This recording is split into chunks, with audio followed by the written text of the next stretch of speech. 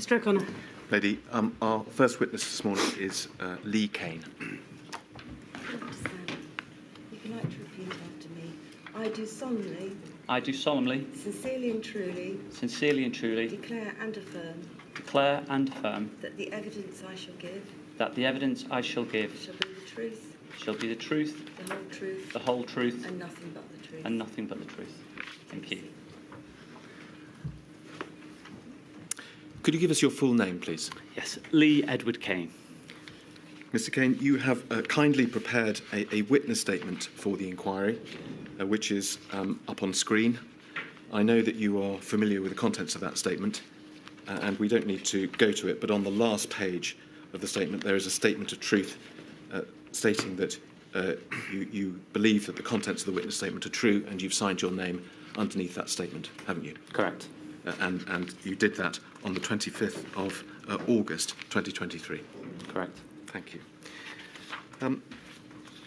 Mr. Cain, it's right, isn't it, that you began your career as a journalist, but subsequently you've worked in communications and public relations?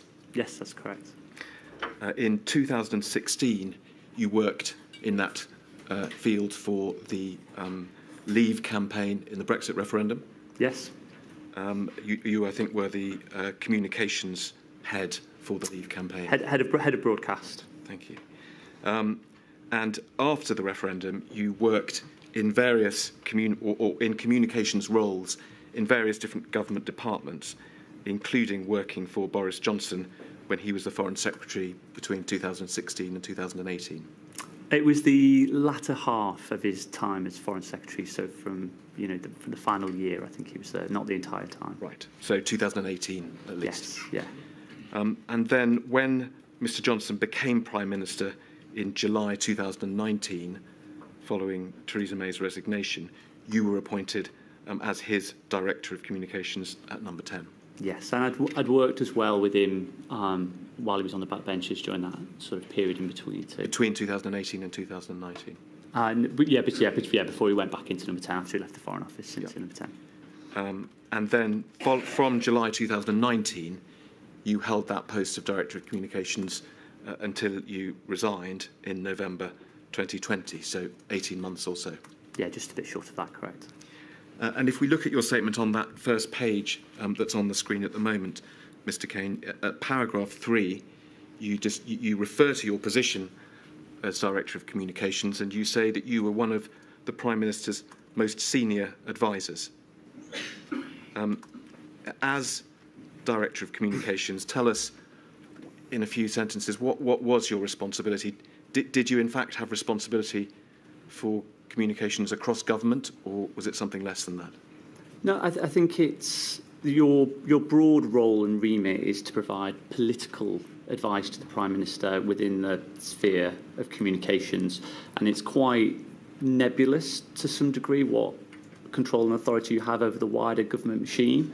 There is an executive director. When I was there, there's a gentleman called Alex Aitken who oversees the GCS, which is the Government Communications Service. So that is all of the departments and the ALBs and the budget and the marketing, all that side of things, and the civil servants would normally report into Alex. And we would work together on various issues, but as a sort of, it's quite unclear who's in control of certain elements, but mine would be more the political, but also more of a sort of counsellor to the Prime Minister as well. Yes, well, you use the word political, and as we'll come to see, your role was certainly not limited to, shall we say, presentational matters. You were advising him on what his strategy should be, not just how it should be presented. That was broadly correct. Give us a sense, Mr. Cain, of your personal relationship with Mr. Johnson in 2020. You say you'd worked with him for some years by then. Was he a friend of yours?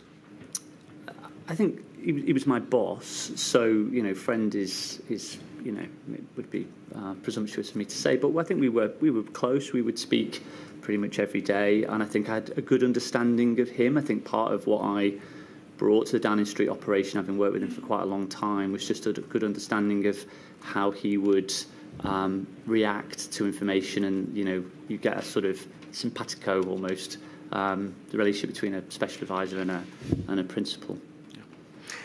I want to, Mr. Cain, to take you through some of the events of 2020 in a reasonably chronological way. And if we can start, please, by looking at page 4 of your statement, starting at paragraph 16. And you make the point here that although, as you say, there was an awareness of COVID-19 early in January of that year, it was only one of many issues discussed inside Downing Street, and you say it was a low priority at that point.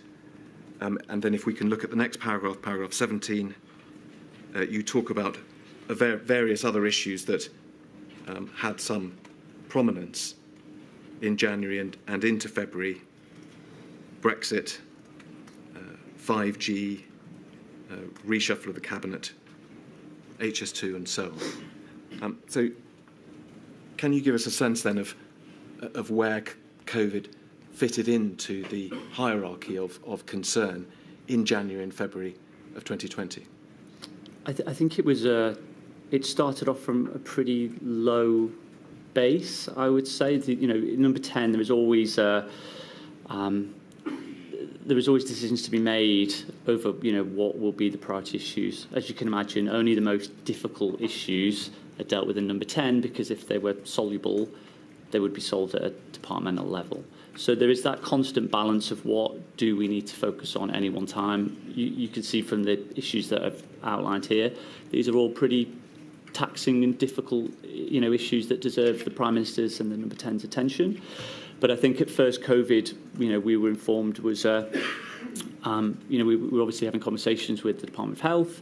The view was the UK was incredibly well prepared. There had been a decade of pre-preparedness, and we were, amongst the best in the world to deal with a pandemic, and it was being monitored closely by officials in the Department of Health. So I think it was quite rational at that point to assume it would be a departmental lead, and they would continue to inform us as and when was required, when it needed more attention.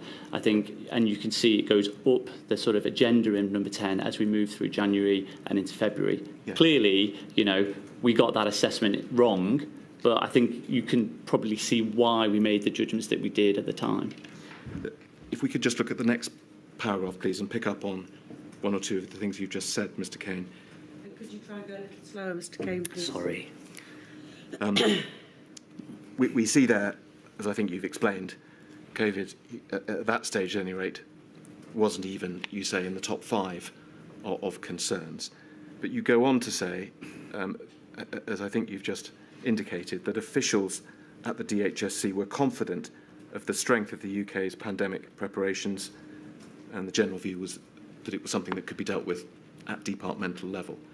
Does it follow that, at least at that stage, January, February, you weren't sort of worried about the priority that was, or rather wasn't, being given to COVID? I think in January, particularly early January, it felt like we were getting the balance right at the time.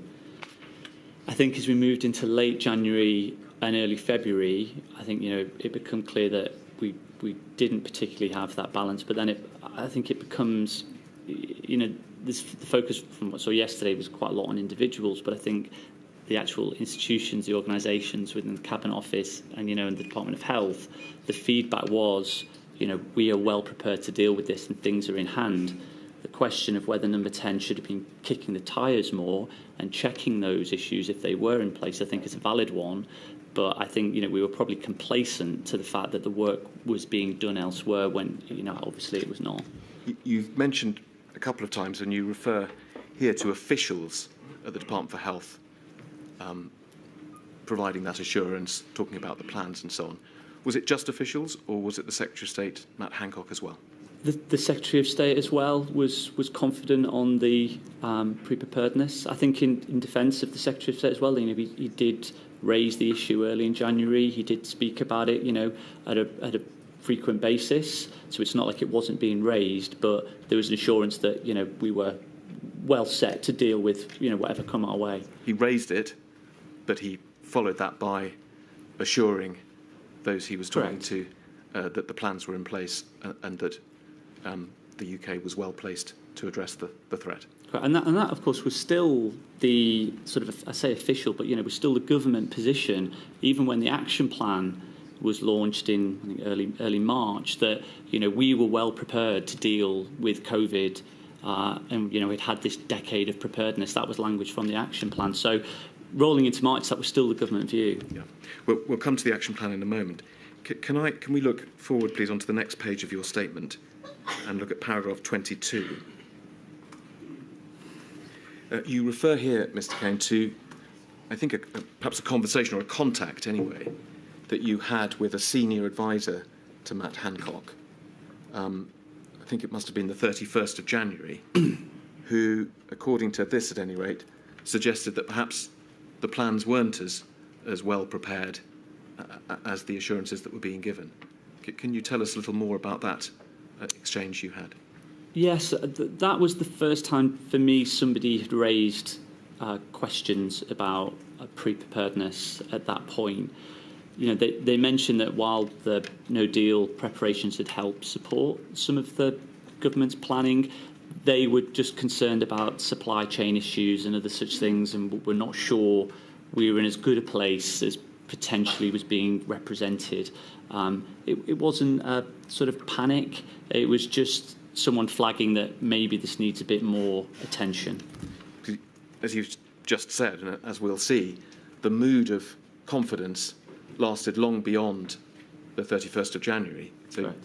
Did you do something about this warning that you've been given, or not? So at that point, and I can't quite remember the beginning dates, I started to host a sort of cross-Whitehall meeting with the communication professionals, which we would invite departmental heads and arms-length body heads like the NHS to come into Number 10 and just raise the sort of issues that they were getting, because I think part of the problem the communicators were feeding into me was we're being asked a lot of questions by the media, and we don't really have any answers to many of these questions. So we tried to begin then a sort of central hub where at least I was getting the information from source, so to speak, and then we try and shake the tyres a little bit, kick tyres, in Number 10. I think soon after, Mr. Cummings as well started a senior team sort of meeting in Number 10, focusing on COVID. I think this was more sort of mid-February, I would suspect. Right. Let me ask you, Mr. Cain, about the Prime Minister, about Boris Johnson's approach at this time. Paragraph 21 of your statement, you refer to the fact, of course, we know that he did not attend or, in fact, chair a whole series of early COBRA meetings. You say that he was focusing his time on the issues outlined. I think you mean those other priorities that we've just mentioned, don't you? And he took a 2-week holiday. But you go on to say that you don't now, I think, criticise the Prime Minister for using his time in that way during that period, because this was a reflection of the prioritisation that we've discussed. Is that right? Correct. And I think, and also in defence of the Prime Minister, and there are certainly things that the Prime Minister got wrong, but I think in this early stage he is receiving assurances that everything actually is being well prepared, and we're in a good situation to handle things, and nobody's sort of setting up the warning flares to him or to the core team. So, his behaviour at this point isn't, irrational to focus on some of the other issues that, we shouldn't forget were large-scale, significant issues at the time. If we could look back, please, at paragraph 18 of your statement, the last sentence or so, you refer to the fact that the Prime Minister at this stage was stressing the importance of not overreacting in the response, something he said often resulted in greater damage than the initial threat, and that he linked or likened COVID to past viruses such as swine flu. Is that something that he said more than once during that period? It was. I think he was alive to the fact that previous health issues that had sort of taken hold, in years gone by, had proved to be sort of not as first anticipated. And I think he was worried about the government being swept up in a sort of media hysteria and overreacting and causing more harm than he would otherwise. And again, I think that, he has a certain colourful phrase of language sometimes, but I think it was right and proper that we were looking to provide challenge to what potential options were at that point. Now this is January or so. As we'll see, it's right, isn't it, that in fact Mr. Johnson carried on stating that he didn't want to overreact to COVID for some considerable time after that, even when perhaps other indicators were that this challenge was going to be more serious. Yes, that's correct. Let's just look, if we can, at INQ 0004813, please.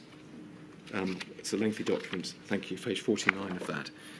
So we see here, this is let's say a month on. It's the end of February, and it's a message from you to a number of people within Number 10, including Boris Johnson. And we see towards the bottom of your message, you're saying the PM should chair a COBRA every Monday with Hancock and officials doing the rest of the week. Can we take it then that some time has passed and you are now saying things are more serious, we've got to move up through the gears? Yes. And we can see Mr. Johnson's response suggesting that he's keen to fall in with that plan. Yes, that's correct. And we know that, in fact, the first time that Mr. Johnson chaired a COBRA was a day or two after this, I think it was the 2nd of March. But if we can then move on, please, to page 68 of this document, and zoom in on the bottom, the green message at the bottom, please.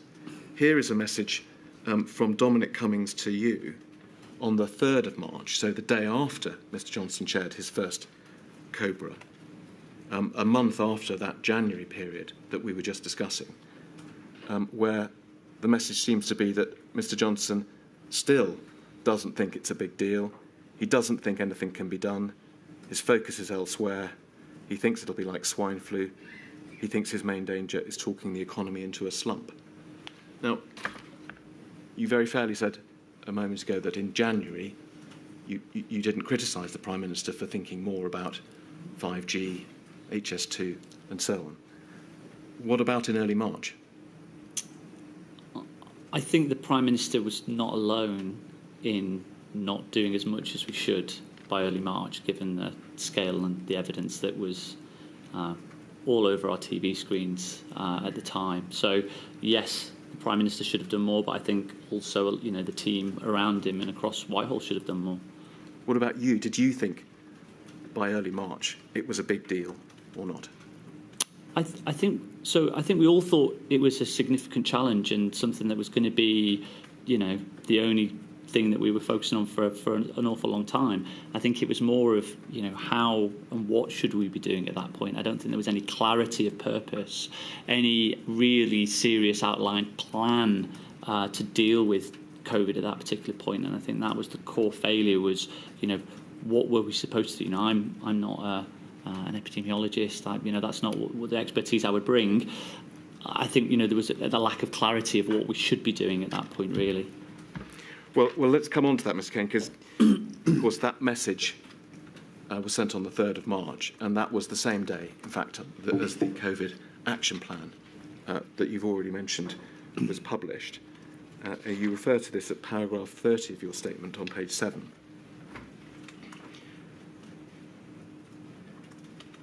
I think it's fair to say you're quite dismissive of this plan in your statement, Mr. Cain.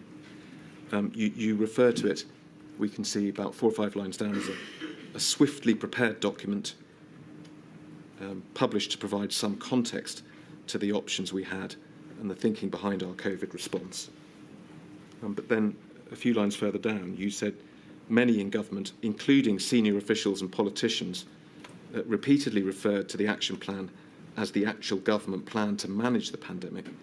This was surprising, as the document had little detail and was clearly only useful as a communications device. Now, you, of course, were the Director of Communications. At the time, in early March 2020, did you see it as just a piece of PR, or did you think that it was actually the plan? I mean, anyone who reads the document, will will see that it's not a plan to deal with COVID. If it is a very thin overview of how we may manage the virus if it progresses. I mean, the first element of it was contain, and even by that point, I think contain was really off the table. So it just felt a strange document for people to be referring to as an actual government plan at that particular time. And I think that was an area when, quite a few people in Number 10 were starting to get concerned, because if this is the plan, then we clearly don't have a plan. Did you take a part in drafting that plan or the document? I'm sure I would have been involved in discussions with it. I can't quite remember the depth of my involvement. Did you have the concerns that you're expressing now at that time? I think I had concerns that we didn't have. I mean, the document itself was not that wasn't the issue. The document itself is fine. The purpose for the document was a concern, and I think that's when there was challenge made of, okay, well, what is our actual plan at this point?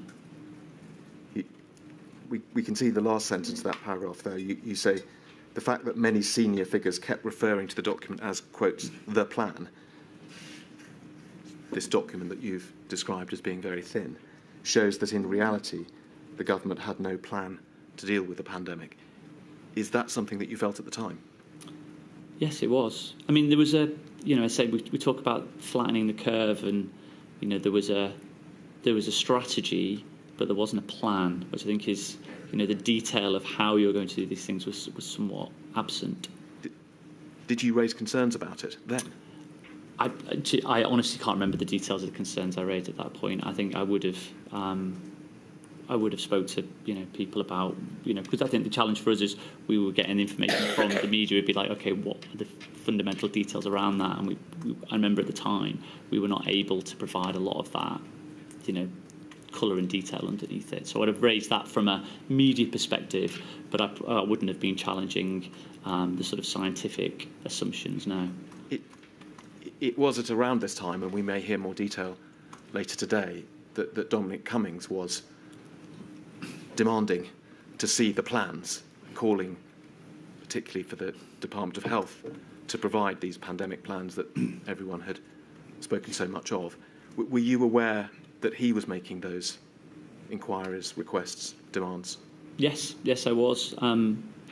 I think at that particular time there was probably only Dominic who was really forcefully being agitated and sort of kicking the tires quite robustly.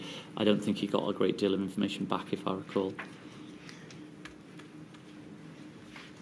Now we know that the week that followed the publication of the action plan, the week starting on Monday the 9th of March, leading up to the 13th, was an action-packed week.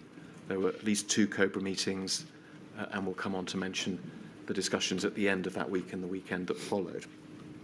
But first I'd like to go back to the earlier 48313 document, please, and look at page 22.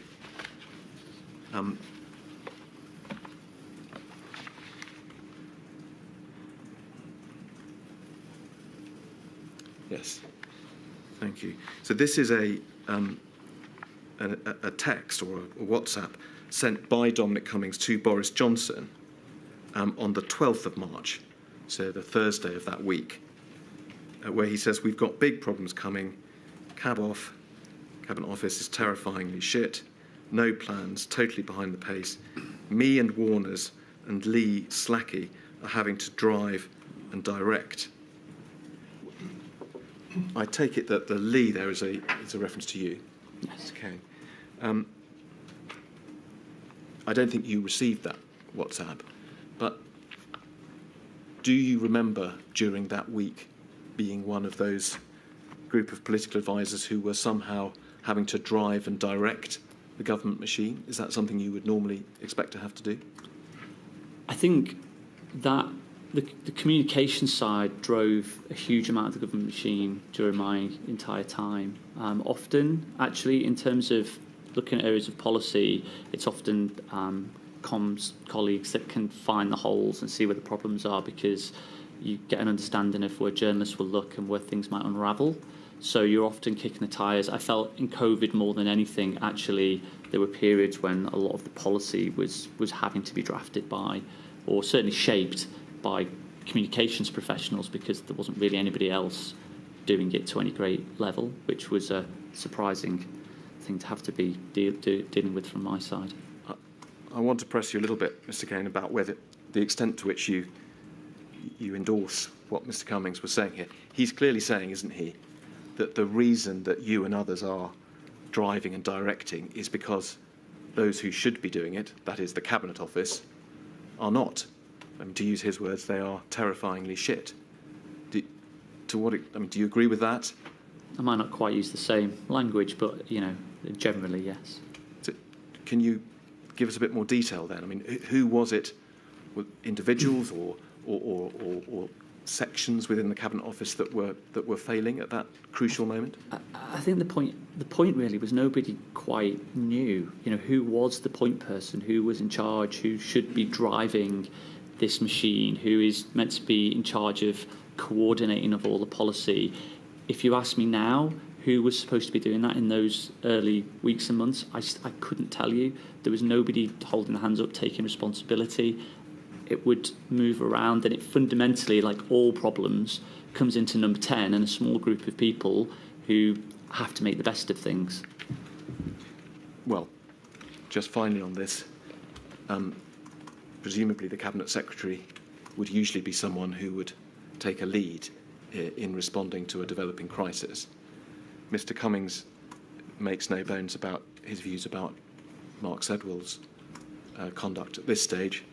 He says he's out to lunch, he hasn't a Scooby what's going on, and his own officials know that. What do you say to that? I was had a good relationship with Lord Sedwell. I think he's incredibly talented official. I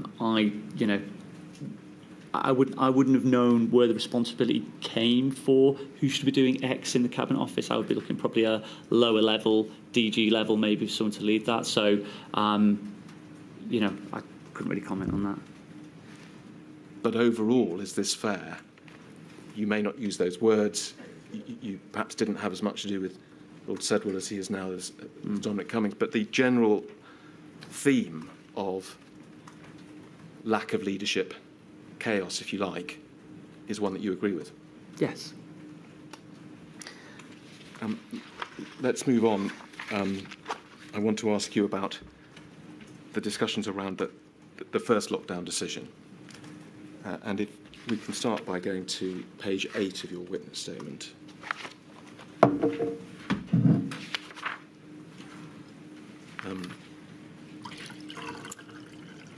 We see there the heading, amended strategy, nationwide lockdown.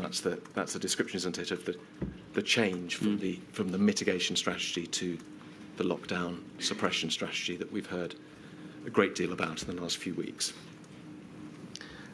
And we've also heard from other witnesses, and we will hear from others, about that series of meetings that took place on Friday, the 13th, and then into the weekend,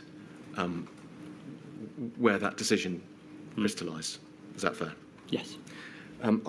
I just want to ask you really about two issues relating to that sequence of events. And the first, if we look at paragraph 33,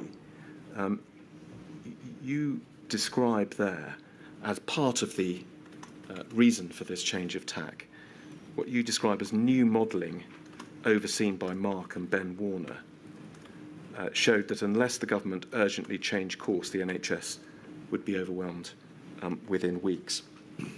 If we just zoom out, again, we can see you make a similar point again at paragraph 34B. We don't need to go to it, but you refer to the new modelling, which I take it you mean the modelling you describe in paragraph 33.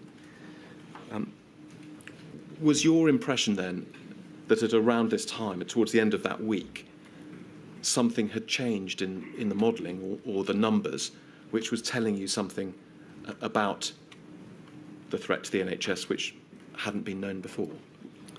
So I think it was our assumptions at this particular time, and what we'd been told in the weeks prior, that a suppression strategy wouldn't work. People could only sort of undergo sort of 12 weeks of this kind of, hard measures. So I think it's important to understand this. So suppression wouldn't work, and if we did suppress, as soon as we unlocked, we would then see a second spike, NHS overwhelmed. So I think it's important initially to say that the reason we didn't even consider or discuss a suppression strategy at that point is because the information was it wouldn't work. Now, at this point, we're obviously on the mitigation sort of strategy, which the core of that was along, the flatten the sombrero, wherever we were. Squash the sombrero. Yeah, that's the one. Which was a long, sort of elongated sort of peak that would stay underneath the capacity levels for the NHS and ensure that, when we did alleviate those measures, there would be a certain amount of herd immunity within the system. Important to reinforce that herd immunity wasn't a goal. We were told that herd immunity was an inevitability. Therefore, but how would we manage that? So that was the plan. I think what this, new modelling, I was first aware of. Mr. Cummings grabbed me on the Friday and said that I wasn't in the actual core meeting. I think that happened that day, dealing with something else. He grabbed me and said, Ben and Mark had gone off and crunched the numbers, and whether it's new modelling, whether it's they looked through, and actually our current plan means that we're going to not just go through the NHS capacity level, we're going to absolutely smash through the NHS capacity level, and we're going to be looking at thousands of additional beds that we don't have, and ventilation and all these other things. So tens of thousands of people are going to die on this particular plan, and the NHS is going to be totally overwhelmed, and it's going to be worse than the scenes that people have seen in Lombardy and elsewhere. So at that point, the only course was an urgent change of plan. So on the Saturday, it was, he said to me, we're going to speak to the Prime Minister with a very select core team, talking through the issues of the three scenarios I've seen. And so on.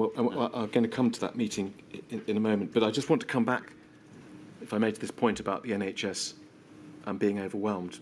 And I think you've explained it very well, which is that you had previously understood that the mitigation strategy, as well as being one that was necessary because suppression wouldn't work, as you've said, but the mitigation strategy could be achieved without overwhelming the NHS, and that this was something new that you were being told in these few days. Yes. That actually that's not right, that the NHS is going to be overwhelmed. Is that Correct. fair? Correct. And I think the lack of data we had at that point is absolutely staggering in terms of, very early on, there was no dashboard, there was no live information flow, no understanding of, we would basically have a meeting where Dominic would ask certain people like Simon Stevens on, how much bed capacity there was, and it'd be jotted down on a whiteboard. There was no use of serious technology and data to try and get a live sort of minute-by-minute update. So we were very much behind the curve on all those sorts of areas. Just sticking with this point about the NHS and Mr. Cain, because the evidence the inquiry has heard is that other people, in particular, for example, on SAGE, the scientists there, it had been apparent to them for some time. For example, Professor Medley said that, in his words, throughout February, it became increasingly clear that NHS capacity in the UK would be overwhelmed, and that's under the mitigation strategy. And others gave evidence to a similar effect. But if that is what they were thinking, and they tell us it was, it seems that wasn't a message that was getting through to you at the heart of Downing Street. No. I mean, obviously, SAGE is a very broad church, and with a lot of different views and a different counterpoints, and we would rely a great deal on Chris Whitty and Patrick Vallance to which I think who did both did an exceptionally good job of broadly giving a sort of coalesced view of that broad church. So we would often take the steers from them, which I think was the right approach. short point, 13th of March, or thereabouts, the warners say, look, under mitigation, the NHS is going to be overwhelmed. That was news to you. That's not something you had heard before. To me at that point. The second point I want to take you to, that takes us back to the meeting on Saturday, the 14th, which you referred to a moment ago. I think there was a late night discussion between advisors on the Friday and then a meeting with the Prime Minister and others. I think probably more than one meeting the next day on the Saturday. Yes. And if we can look, please, at paragraph 35, it's on the screen. You refer to that meeting. We've heard from others about it, and we'll hear from more people still. But if we look 5 or 6 lines down, you say there, the collective agreement in the room was that a full lockdown was the only strategy which could suppress the spread of COVID-19, save the NHS from collapse, and ultimately buy the government more time. Flattening the curve could only really work as an interim measure until full lockdown could be achieved. So is it fair to say, Mr. Cain, that there wasn't a decision made at that meeting to impose a lockdown, but as you put it, there was a collective agreement that really that was inevitable? Yes. And as we know, that lockdown was indeed announced, but not for over a week. It was on Monday the 23rd, so 10 days later that it was in fact announced. Looking back, was that a longer period than you would have anticipated as of the Saturday, the 14th of March? Yes, but I think you also have to consider it's quite a big undertaking to lock down the entire country. There needs to be provisions, there's got to be guidance drafted, there has to be legislation penned, you have to be able to take people with you, the Cabinet have to have agreements, so there's an awful lot that does have to happen in that space. All the communications we had to plan. So while it was longer than we would like, I think there is a justifiable reason as to why it has taken that time. There's a lot to do, and I'm going to bring you to these points in a moment. You've described many of the things that had to be considered, and the wheels of government perhaps don't necessarily turn as fast as you would like.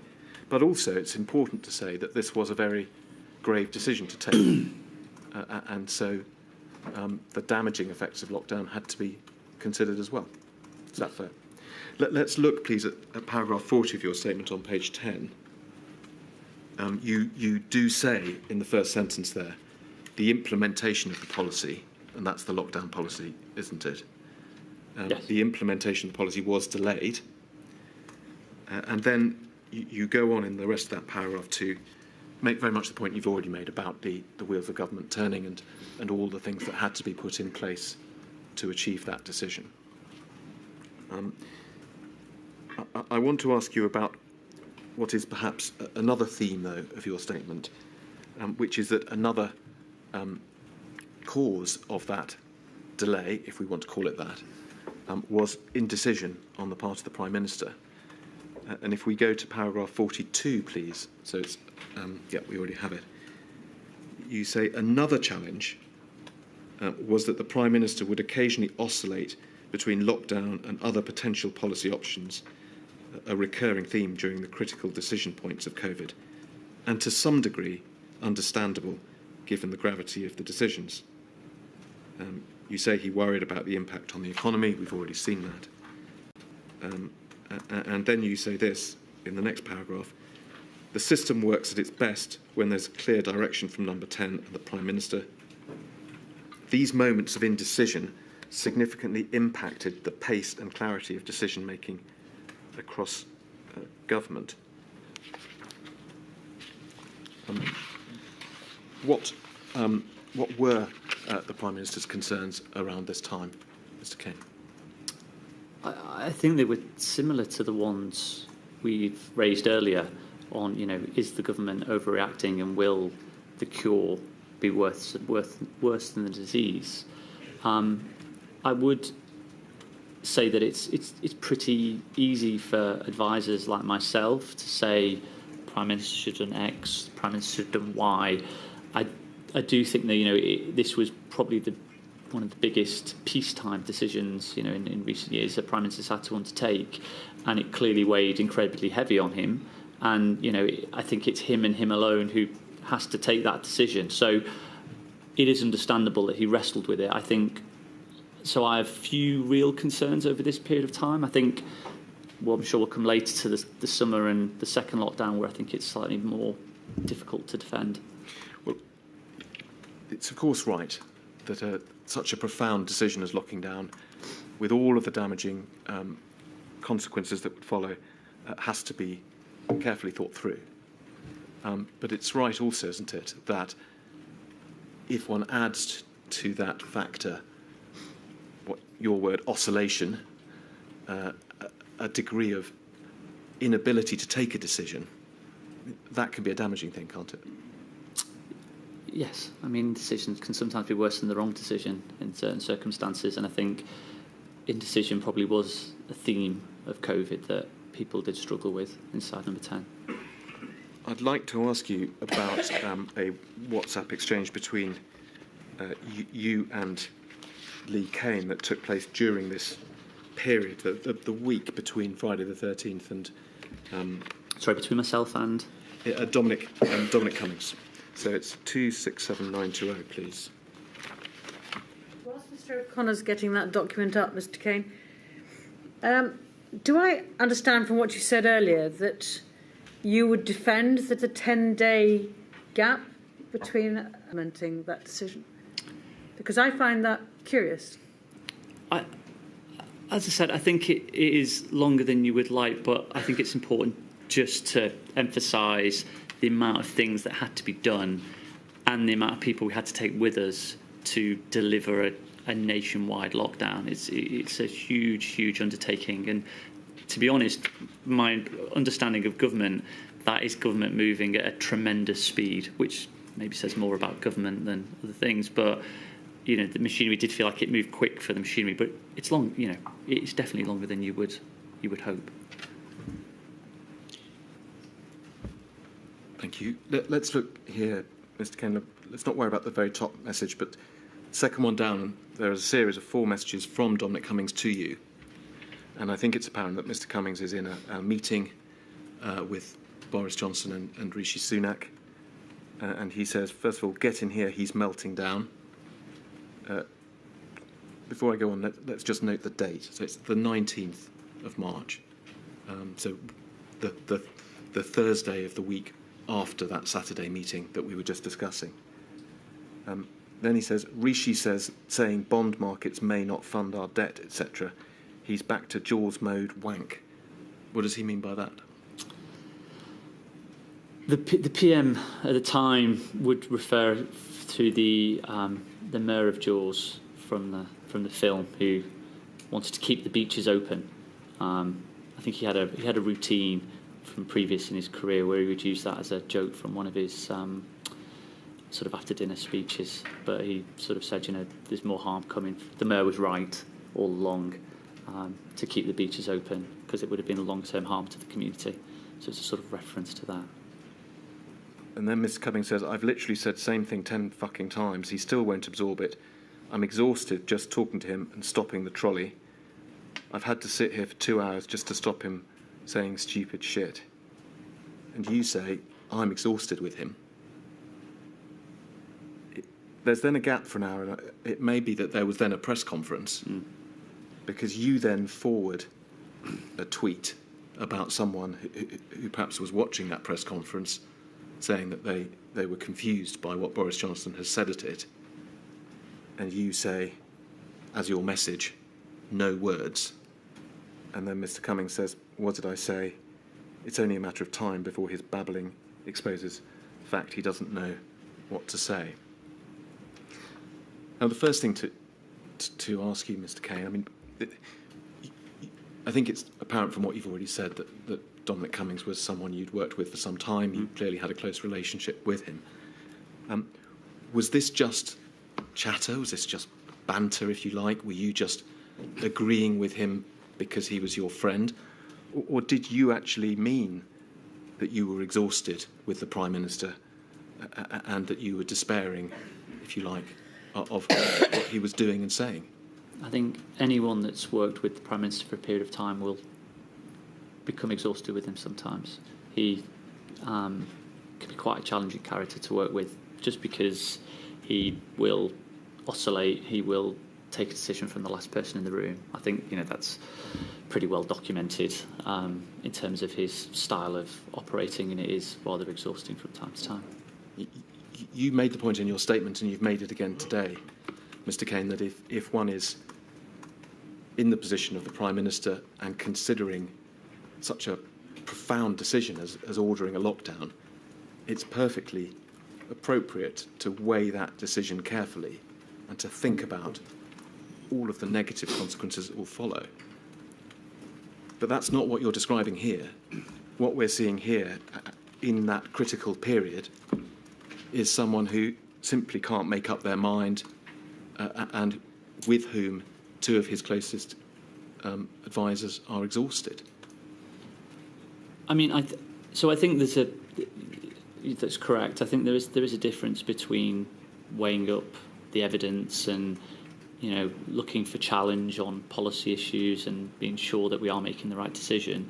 I think issues like if I remember correctly, the tweet there from Steve Swinford was regarding the press conference where I think he announced that we were going to turn the tide within 12 weeks, which we were frustrated by, because I think the whole point of the suppression strategy, Chris and Patrick would be very clear that the suppression strategy would be a long-term endeavour. We were looking at, probably a year where we were going to have to do pretty hard measures, alleviate them a little bit, go back into hard measures again to keep control of the virus until, we were in a situation where a vaccine or another method came online, testing, that would allow us a route out. But we all knew it was a long-term challenge.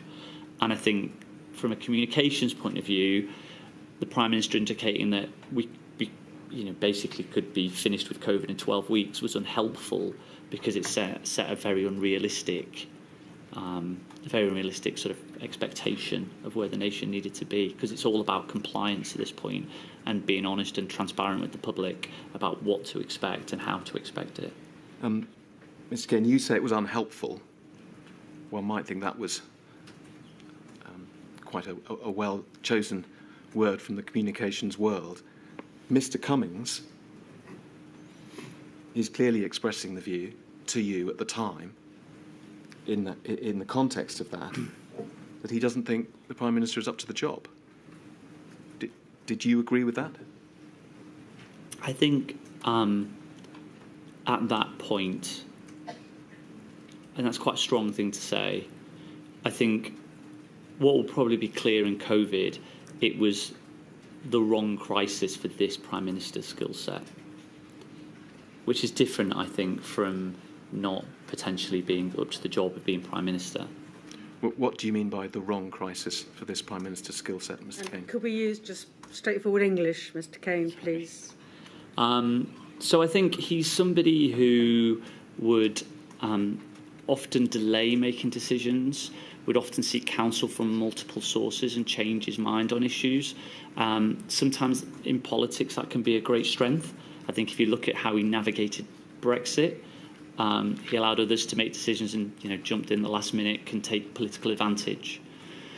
I think if you look at something like COVID, you need quick decisions and you need people to hold the course and have that strength of mind to do that over a sustained period of time and not constantly unpick things, because that's where the problems lie. So I felt it was the wrong challenge for him mostly. Right. Let me move on, Mr. Cain. I want to ask you a few questions about various communications strategies during the pandemic. Just before you do, Mr. O'Connor, I'm just trying to work the meeting on the 14th of March. Everybody at the meeting and the Prime Minister at the time was there. So Boris Johnson was there. The Saturday meeting, I think, was quite in a team. So I can't remember if CMO and CSA were there, but it was more the private office, political advisors. The following day was a wider cast list, if I recall, for a subsequent meeting on it. But it was agreed that we'd have to go into national lockdown. broadly. I mean, it was agreed that we needed to suppress, and we needed to suppress urgently, and then it was a case of how we do that, yes. So what I want to know is, did the message then go out to all government departments? Basically, we're in war mode. You're going to have to start working out how we're going to cope with the national lockdown, how we get it into place. Was that the message that went out, or was there still oscillation in the days that followed as to whether we were going into a national lockdown? Had the decision been taken that weekend or not? The decision can only be taken by Cabinet.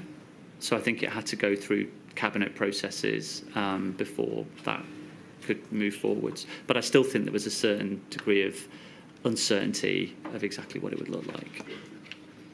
Presumably a Cabinet meeting could be called very quickly in times of emergency? Yeah, I think it could, yes. Was it?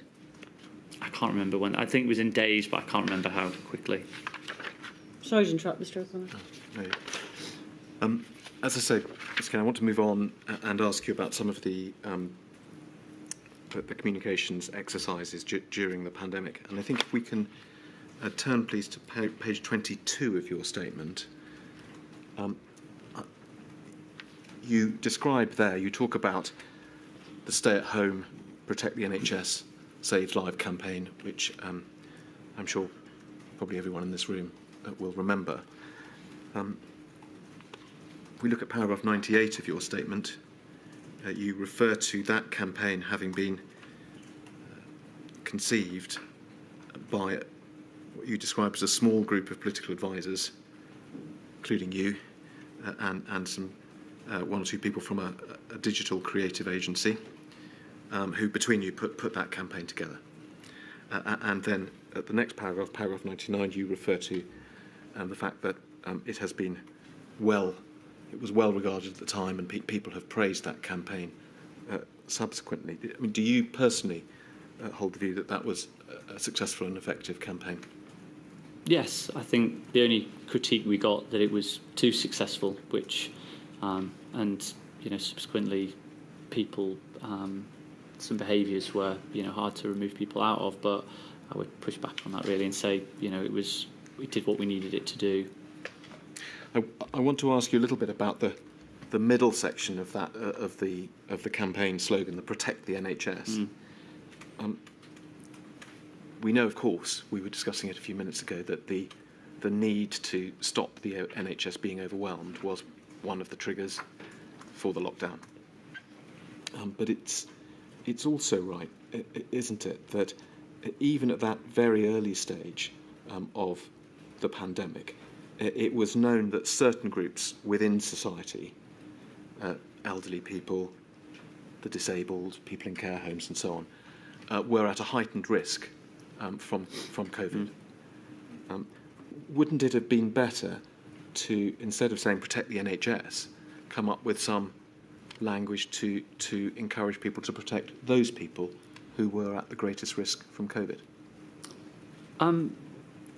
No, I think in all due respect, I don't think so. I think this was about ensuring we had maximum compliance. It was about ensuring that we were stopping the spread of the virus. That is the best way to protect everybody. The NHS has a very sort of special place and significance in in British culture. It's very powerful, and I think the slogans it stands. As I say, we had to be looking at numbers of 94% of the public understood it and taking part, and the compliance rates show that it was very successful. As with anything, there's always things you can do better, but I think as a campaign, as a call to action, delivering what we needed to do, I genuinely don't think it could have been much better. Given that you decided to use the reference to the NHS in the slogan, did you consult with the leadership of the NHS about how they should be referred to and the fact they were going to be included in this slogan?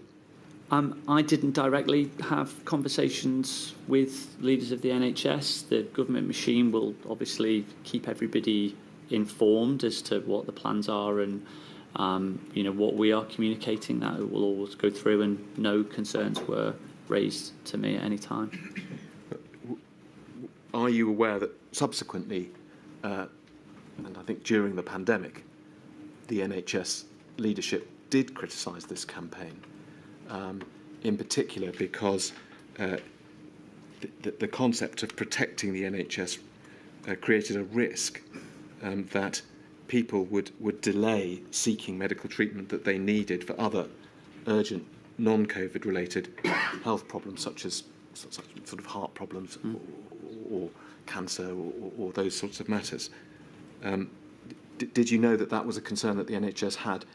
And frankly, I think that their view was that they weren't consulted, using that term. Only after I'd left government, I think that had been brought to my attention. I would strongly stand by the campaign. I think our overarching goal was to protect and save as many lives as possible, and we believed that this was messaging in a campaign that did that.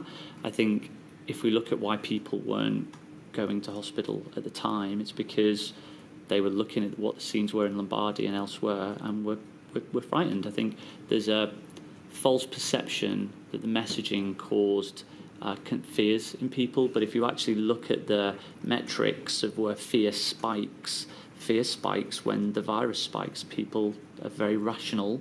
They can see when they're most at risk, and they look to protect themselves in very sensible ways. Mr. Cain, one of the reasons people weren't going to hospitals is because your campaign was telling them to not to use the NHS at that time because it was needed for the COVID pandemic. Isn't that right? No, and I don't think that is what the campaign is telling people to do. And I think we were clear throughout COVID in interviews and other forms of messaging that obviously people with serious health concerns should seek help and go to to whether it's emergency care, wherever it is, as they would previously do so. What we were highlighting that there was a broader need for people to break contact. That was in order to provide care for those who needed it, and that would fundamentally save lives. And I'm very proud of what the team achieved during that period. We have evidence that in fact the NHS were so concerned about the impact of this messaging that they had to develop their own communications campaign, as it were, encouraging people themselves to come back to hospitals with non-COVID related issues. Were you aware of that? It was called the Help Us, Help You campaign. So we would have regular meetings with senior communicators from NHS England and from Department of Health. Never was this issue raised at any time with myself directly, and I say we would have these calls every week, if not multiple times a week. And I would also say that it's of course right and rational that the NHS should look to do sort of micro-targeted campaigns to those who may be at greater risk. That's of course very wise, but our approach, in number 10, is to try and have the maximum benefit as possible and save as many lives as possible. So, if you're looking to move into more nuanced spaces, it obviously breaks down the overarching message, and you could have wider negative contexts of, if we had lower compliance, the negative outcomes overall would be worse. So it's sometimes, not making the perfect the enemy of the good. I'm going to move on just to a related subject, Mr. Cain. We have heard evidence about the SPI-B committee. We heard evidence from Professor Rubin, who was one of the co-chairs of that committee. And we've also seen their terms of reference when they were set up by SAGE, which emphasised the importance of public messaging, and one of, if not the most important part of their role, was to provide the government with behavioural science advice, including in relating to public messaging. To what extent did you, as the Director of Communications during this period, utilise the expertise of SPI-B when formulating government messaging? I think the broad view was slightly questionable of some of the insights of SPI-B, so I didn't have a huge amount of dealings with them at that particular point, and the sort of dealings I did I didn't find particularly helpful. We had a fast research loop that we would do via focus groups, via polling, things that we'd seen, we'd used pretty readily in political campaigning that was incredibly effective. Often they would be slightly different places to where Spy B were, and I would trust the judgment of the campaigners and the messaging people we used, which was some of the best in the world, if not in Western Europe, in terms of building the sort of messaging that we needed. I mean, the evidence that the inquiry has received from Professor Yardley was that Spy B was not consulted about the Stay Home, Protect the NHS, Save Lives campaign, nor about its successor, Stay Alert, Control the Virus, Save Lives, nor about Eat Out to Help Out, nor about the Freedom Day slogan. So is it in fact the case that you simply didn't take their advice on any of these major campaigns during the pandemic? I think some of those slogans were ones that I myself didn't agree with and weren't particularly consulted on. So it's slightly different. But I think on the main government messaging, we, as I say, I've seen the critiques of the stay home messaging, the critiques that we shouldn't use, some of the fear messaging, and they were at odds with the feedback we were getting from our own research, which I think the evidence of compliance and other things would suggest were correct. Mr. Cain, one of the functions of this inquiry is to think about future pandemics. We know that Spy B or a similar committee had existed in I think it was the 2009 swine flu epidemic. SAGE thought it was a useful body to reconstitute in 2020, as I've said, with messaging being one of its most important focuses. I mean, is your evidence to the inquiry that when the next pandemic takes place, we shouldn't bother with seeking advice from behavioural scientists about public communications and messaging? We should just rely on focus groups and experts in the communications field? I think that we should seek advice wherever we can get it, but I think we should also say that the behavioural science isn't always correct. I think there's different kind of messaging challenges. I think I spoke regularly with Chris Whitty and Patrick Vallance throughout this period. I would inform them about a lot of the communications. They would provide feedback. At no point did they say we should be taking on board some of the Spy B advice that was provided. And as I say, the things that I did see, I disagreed with. Now, if I got those things wrong, then that's my responsibility. But I fundamentally believe the messaging and the communications that we had were the right ones. I think the team who were part of those did an exceptionally good job. And I think there is government has some absolutely incredibly talented communicators that I was proud to work alongside. It's still quite a striking thing, though, Mr. Cain. You, as Director of Communications, had at your disposal a committee of scientists, of behavioural scientists, set up to assist with messaging. And I think the evidence you're giving is not that you engaged with them and had discussions with them and in the end perhaps disagreed with them, but that you just cut them out of the loop.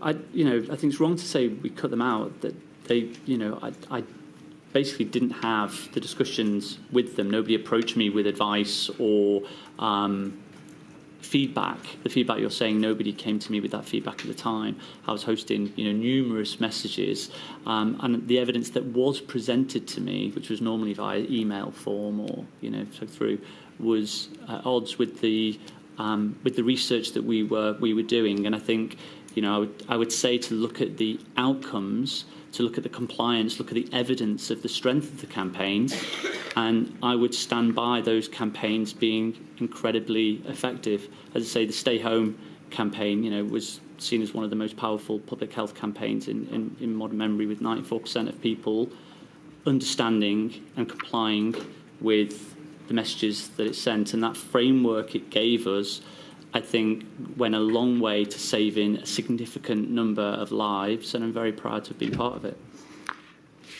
Mr. Cain, I'm going to move on to just a couple more issues around communications. Firstly, I want to ask you about the extent to which you considered communications across the UK as opposed to England. Of course, we're focusing on 2020 and the messaging during the pandemic. Did you regard it as your role to be thinking about communications across the UK or communications in England? Or did you not really think about the difference between those two things?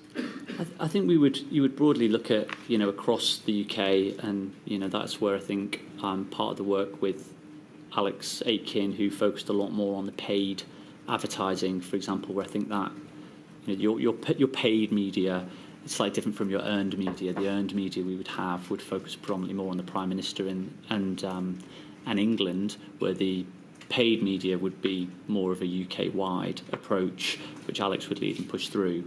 The challenges, I assume, you're moving to actually become more about politics than communications quite often. And I think that's where the challenges in this space really came. Well, let's look at a document, Mr. Cain. It's 214168, please. I know you're familiar with this document. The context is it not, that as the first lockdown was being eased, at least in England, and the stay-at-home message that we were just discussing was being replaced in England by the stay alert message, there was pushback, at least from Scotland and Nicola Sturgeon's government, to say they didn't want that message to be used in Scotland because it didn't, in fact, reflect their public health decisions that they were taking in Scotland. Is that a fair summary? Correct. And what we see here is an email responding, if you like, internally. So it's from Alex Aitken, who you've mentioned, to Martin Reynolds, but we can see you're copied in on the response just above it. Describing this problem, and if we cut down to the headline, which is a point 9 in bold, recommendation, brackets for ourselves, despite the objections from Scotland, run the campaign nationwide and work with the devolved administrations to deliver the most effective campaign and deconflict if necessary. Was that what you understood? Yes. The policy to be? Well, so there's different things. We're talking about the messaging and the policy. This is fundamentally a question of politics and policy, in the sense of the devolved governments are being clear that they want harder measures for a longer period of time, while the PM wants to lift measures and move into a slightly different stage. That is a very difficult conflict, I think, for communicators generally when there's divergence in policy direction. That does make life more difficult, but the crux of it was about politics and about policy.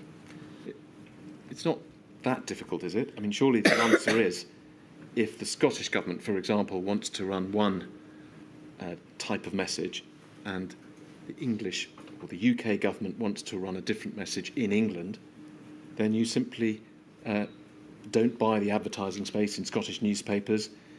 And if Mr. Johnson is giving a press conference that's going to be broadcast throughout the UK, he makes it clear that the message is only one for England. I mean, is that difficult? I agree, and I think that sort of moves broadly into where we ended up with sort of regional spaces. But I think in terms of the PM at the time was concerned about the politics as well of the issue, with a lot of pressure coming from the media at that point that the measures were too hard and they should be alleviated. And I think this was a starting point of some of that conversation. But Alex would have led on the paid campaign work in this sort of space, as you can see from the email. The appearance from point 9 there, Mr. Cain, and you were, as you've said, involved in the politics as well as the communications. The appearance is that the Scottish Government's objections were going to be ignored and that the campaign was simply going to be run and that they would try and smooth around the edges after it had been run, which would seem to be disregarding the views of the Scottish Government in a sphere that they had responsibility for. Well, that's Alex's advice on the piece. Is it advice you agreed with? To be honest, I can't remember what position I took on that at the time. Let me move on, Mr. Cain. Back to your statement, please. Paragraph 78 on page 18. You refer here to the press conferences with the Prime Minister, and as we will all remember, a sort of varied cast of people who appeared on those press conferences, which at least for a time were daily events. And you are here. I think there's a wrong word there. The popularity and impact of the press conferences should not be underestimated, I think you mean. You're saying that they were very important events in the communications cycle. Is that fair? Correct. We've been told, Mr. Cain, by Anne Longfield, who was the Children's Commissioner of England at the time, that she, her words, constantly asked the PM and others to have some form of briefing or press conference, especially for children. It was something, she says, that they had done in many countries, and her view was that it was very important for children to know that politicians were thinking of them. Were you aware of that lobbying that she was doing? And do you know why a special children's press conference or briefing was never held? I was not aware. I think it's a good idea. It's probably something we should have done. I think there are many things we probably should have done, but in the heat of everything, there are, will always be gaps. But I think it's a good idea. If she's right that she was constantly talking to the Prime Minister about it, isn't it something he might have mentioned to you? I don't recall him mentioning it to me.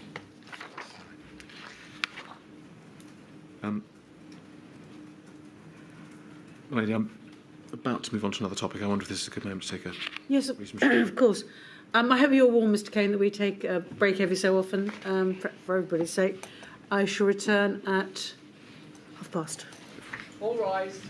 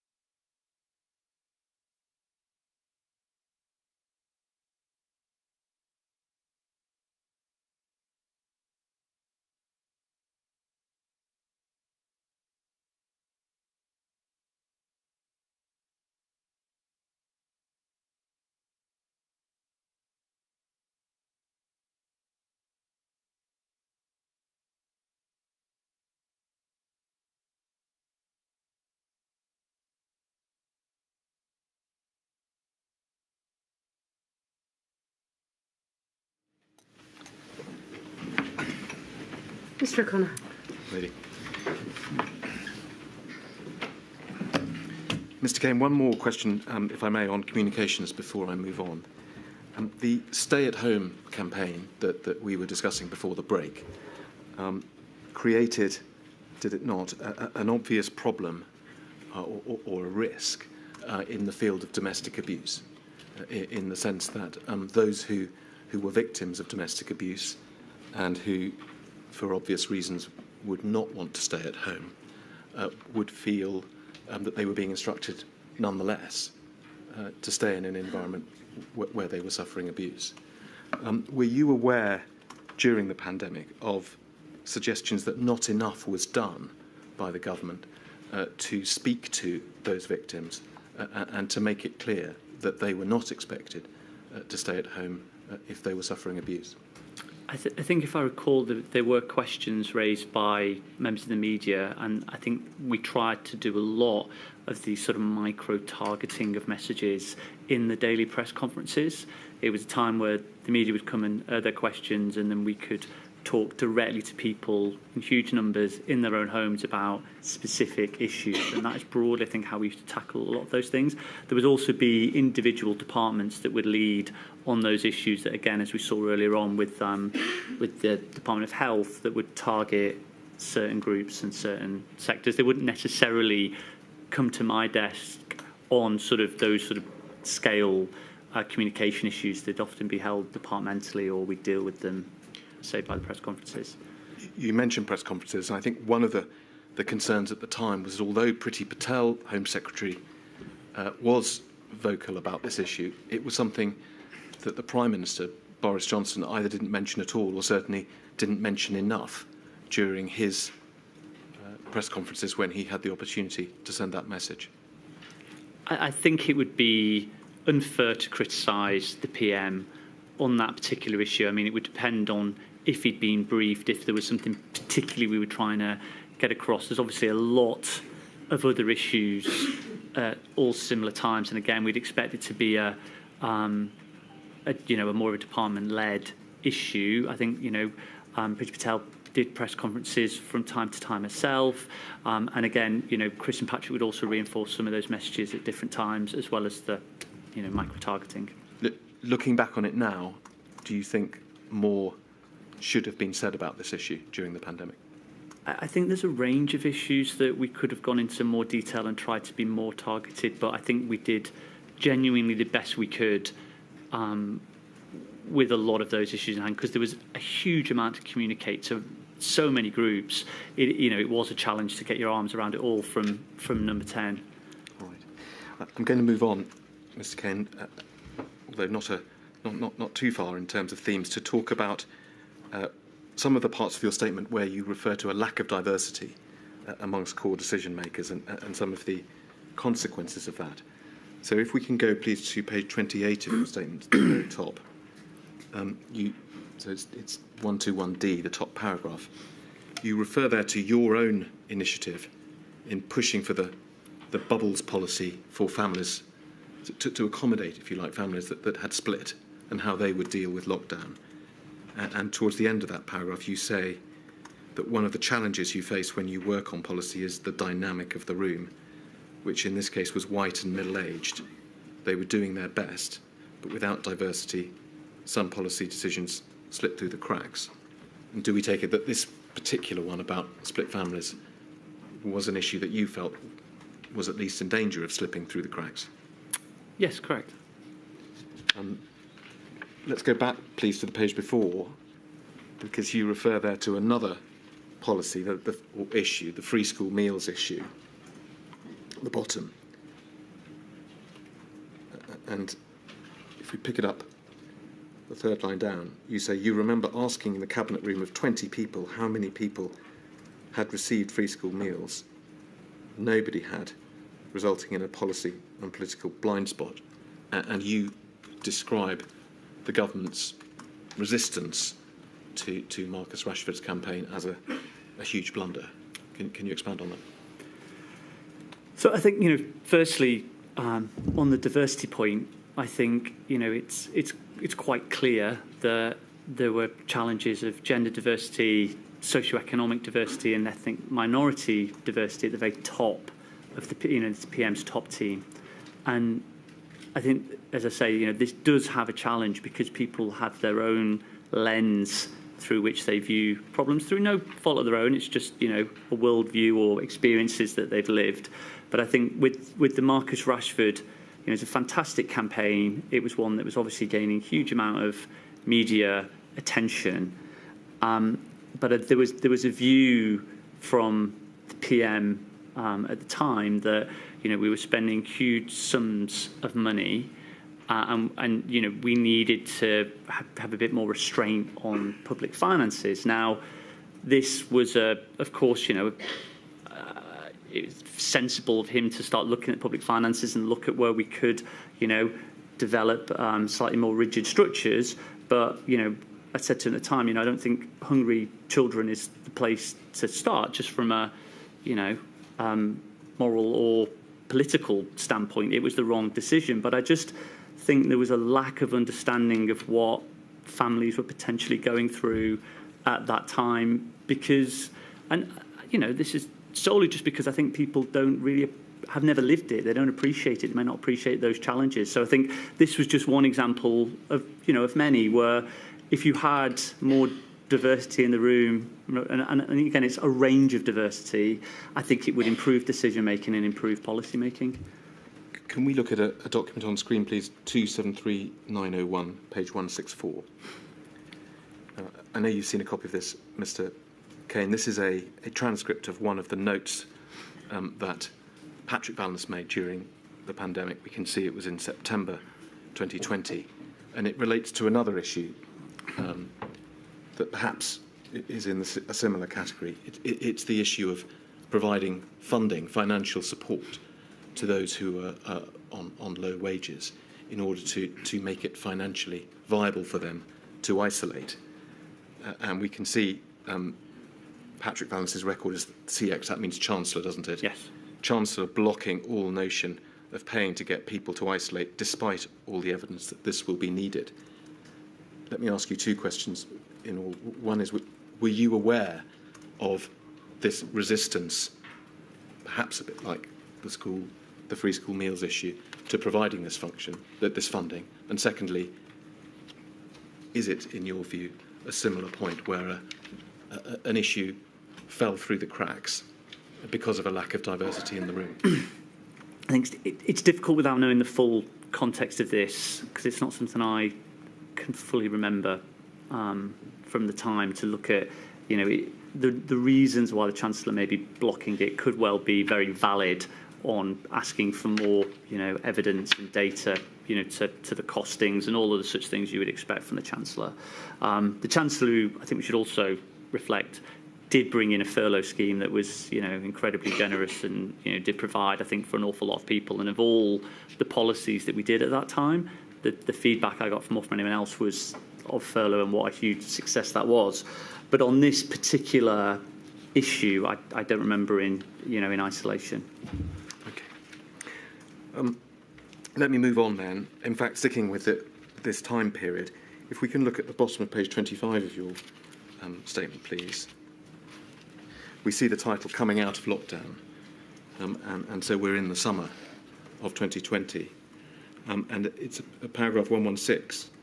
You describe a tension between some advisors, officials and ministers who wanted to take a slow, cautious approach and others who wanted to unlock much more quickly and get back to how life had been before the pandemic had started. And this is a theme in this part of your statement, how those tensions worked out.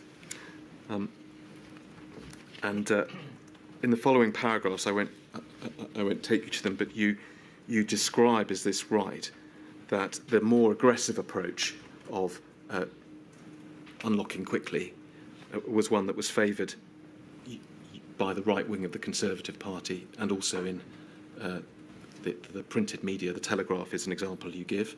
Is that right? Yes.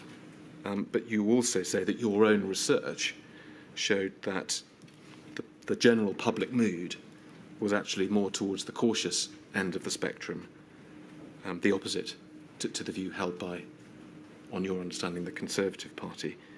And this was all fed into that tension that you describe at the bottom of that page that we're looking at. Is that fair? Yes. And was this one of the factors which underpinned the Prime Minister's indecision later in 2020, September, October time, about whether or not to have a circuit break lockdown? Yes, it was. I think the Prime Minister was torn in this issue. I think if he would have been in his previous role as a journalist, he would probably have been writing articles saying we should open up the beaches and, how we should, get ahead with getting back. And I think he felt torn where the evidence on one side and public opinion and scientific evidence was very much caution, slow. We're almost certainly going to have to do another suppression measure, so we need to have that in mind, to, media opinion and the bulk of, a certain rump of the Tory party was pushing him hard in the direction. So I think that was probably part of the reason for the oscillation, because, the rigid measures were very much against the sort of what's in his sort of political DNA, I guess.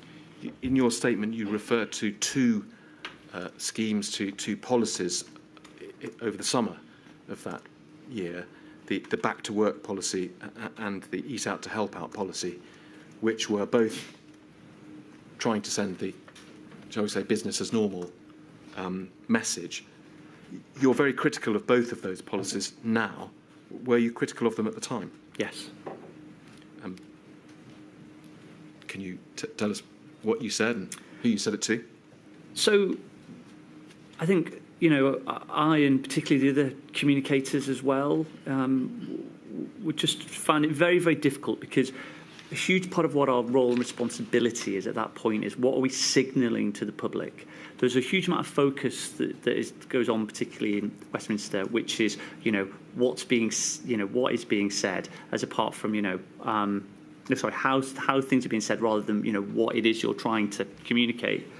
And at this point of developing policy, we are indicating to people that COVID's over, go back out, get back to work, crowd yourself onto trains, go into restaurants and enjoy pizzas with friends and family, really build up that social mixing. Now, that is fine if you are intent on never having to do suppression measures again. But from all of the evidence we're receiving, from all of the advice that we were receiving, it was incredibly clear we were certainly going to have to do suppression measures again. We knew that all the way through. That was the strategy from the start. So to then move forward and say, hey, we're going to get back into work when business wasn't even asking for business, for people to come back into work. In fact, they were encouraging their employees to stay at home still. We developed all of these tools for remote working, but it was government seemed to be on its own demanding people go to work when, the research we had was saying people, were still quite cautious. Business were feeding back they didn't want to do it. The scientific opinion was people didn't, that we were going to have another lockdown. So to me, it made absolutely no sense whatsoever why we were talking about getting everyone back to work, and that was the stories that ended up being on the front pages, which was a cause of great frustration. We know that there were calls for a circuit breaker lockdown from September of that year. Were you a supporter of those calls at the time? I was, yes. We also know that that didn't happen, at least not in the first place, and that instead there were rules around tiering throughout the country and the rule of six and so on. Can we look, please, at 48313, page 54? This is an exchange between you, Simon Case, and Dominic Cummings, Mr. Cain. It's one the inquiry has seen before. It starts with Mr. Cummings talking about discussions with ministers being moronic. They don't understand what they're talking about. Mr. Case agrees, and you say this is embarrassing.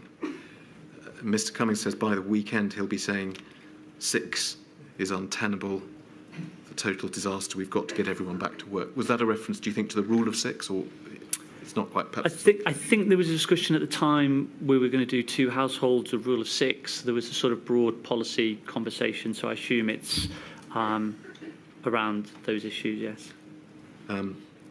Just reading down, we see references then to, in fact, Mr Johnson did change his mind again rather sooner than perhaps had been anticipated. You say, what's his issue? Christmas cancelled stuff. Is this another emergence of the, I think your word was oscillation, but the indecision that we were discussing before the break? Yes, and I think this point was what was probably these sort of months was when it was at its most pronounced, because he did not want to do any harder measures. He didn't want to go back into suppression, but I think most of the advisory team knew that was an inevitability. And I think the crucial thing was, I think you can forgive some of the errors in the first lockdown because things were moving at incredible speed. We were, the sort of building the train tracks as the train was moving in that first period, which meant it was, there was inevitably going to be mistakes. But I think we tried to learn as best we could. I think by the time we moved into this later period, I think the rump of number 10 felt that, okay, well, we've learned all these lessons from the first period of lockdown. Why are we now trying to ignore them again and repeat the exact same mistakes, which will be too slow to act, a denial of the measures that are going to be necessary to control the virus, moving too late, and allowing the R to get, out of control, too much virus, which means a longer lockdown in the end, more harmful to the economy, more harmful to health outcomes. So I think, as you see, there's a real frustration that we weren't just gripping things and putting in the lessons that we'd learned.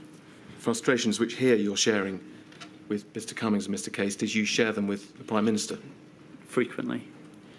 At the bottom of this page, Mr Cain, we see a reference that you make to Matt Hancock. You say Hancock has got to go, joker, and Mr Cummings says, yep, and liar.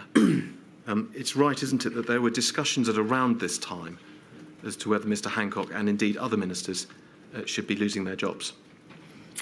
I think there was probably more focus on the Health Secretary than others.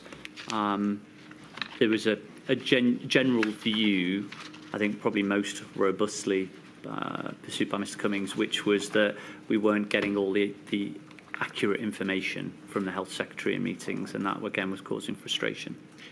Let me ask you to look at another document, please. If we could have up on screen 283369, page 38. Now, this is it's a reasonably lengthy exchange, although I hope to ask you about it fairly quickly, Mr Cain. It's an exchange between you and Mr Cummings and Mr Johnson on the 23rd of August, so a week or two before that WhatsApp that we were just looking at.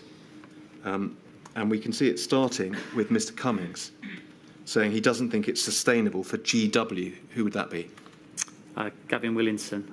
So it's not sustainable for Mr Williamson to stay at the Department for Education. Think Lee needs to brief a reshuffle after his SR summer recess? Spending review. Spending review. Imagine. ASAP, get people in line, focus minds, and so on, talking about a reshuffle. He then repeats another message saying it's going to be turbulent, but we need a path through it. Then a message from Boris Johnson saying he agrees, but it will be fatal to brief the Cabinet about the upcoming reshuffle. And then a longer message from Dominic Cummings emphasising the position, and perhaps I'm going to ask you about this, giving us some clue as to the state of the government at the time. He says, it's a big mistake, not sustainable. If you don't get the Cabinet back into line, you'll have months more of the mayhem, briefing and leaking. This has seriously damaged your authority. You need to get this back. You need to read the Riot Act to the Cabinet and SW1. Should know there's a reshuffle coming between the spending review and Christmas. At the moment the bubble thinks you've taken your eye off the ball, you're happy to have useless fuckpigs in charge. They think that a vast amount of the chaotic news on the front pages is coming from number 10, when in fact it's coming from the Cabinet, who are feral, and so on. And then in the last paragraph, I also must stress, I think leaving Hancock in post is a big mistake. He's a proven liar who nobody believes or should believe on anything. And we face going into autumn crisis with the cunt still in charge of the NHS still.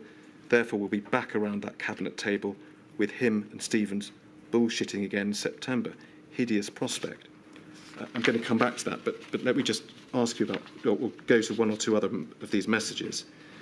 Just going on, there's a series of responses from Mr. Johnson talking about whether sacking people really solves things, quite what the timing of this reshuffle should be. And then if you can look at the top of page 40, please.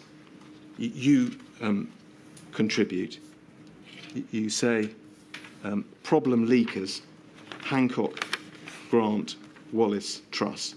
There are other second-order ones, but these four have caused real problems this year. And then you say that you agree with the domestic policy agenda. We do need to up the firepower in key areas. Whenever we do a reshuffle, it should be bold and filled with those you're convinced will deliver for you. So 2 questions, Mr. Cain. The impression created is of a number of key cabinet ministers, whether because they're leakers or because Mr. Cummings has expressed such strong views about them, who weren't trusted as part of the government. Choose your adjective. Is it chaos? Is it dysfunction? Help us understand whether things were really as bad as are painted in these messages. I think, it's obviously a time of significant stress, and, the challenges that we were dealing with are greater probably than any since, 1945, which should, it's important to highlight that context. I think government has a huge problem with leaking. I think, and it was really pronounced during COVID. You're having conversations, daily on potential options, and you would read about them in the next day in various newspapers. And that, I think, from a messaging point of view on public health, caused huge problems because people then want answers. Okay, what does this mean for me, my family, my lives? And you're then you haven't got a policy developed, and you're trying to sort of mop that up. And that was all the time. We couldn't have a single conversation. And I think that's because the sort of politics and the sort of knockabout view of sort of almost like politics as entertainment is now so entrenched in the relationship between the media and with the government. It's hard to stop it. And I think, it's something you deal with as part of politics during normal days. I think in a crisis like this, it was one of the most difficult issues we faced was the constant leaking of stories. Second question. Reading through it, of course, these are private exchanges, and we must remember that. But the language that is used repeatedly about colleagues is rude, it is dismissive, it is aggressive. We will hear evidence of a so-called macho culture in Downing Street at the time.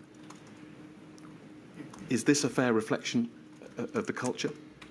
So first, I'd like to point out it's not, not my language or what I would have used. I would say that, as I mentioned earlier, there is a problem within Mr. Johnson's sort of senior team that there was a lack of diversity, and that was to say in gender, in socioeconomic and in ethnic minority. And I think if you lack that diversity within a team, you create problems in decision making, policy development and culture. So I think that's all part of the equation. But I think fundamentally any number 10 is a direct reflection of the principle. And I think that's probably the case here. Right. And finally, Mr. Cain, I want to just ask you one or two questions back on the question of the circuit breaker lockdown. And you describe in your statement, I won't take you to it, the meeting that happened on the 20th of September where Professor Hennigan, Professor Gupta and others were brought in virtually to Downing Street to discuss. And you, in your statement, make it clear that you regarded at that stage it as essential that a lockdown should take place, but that the Prime Minister disagreed and emphasised the economic arguments.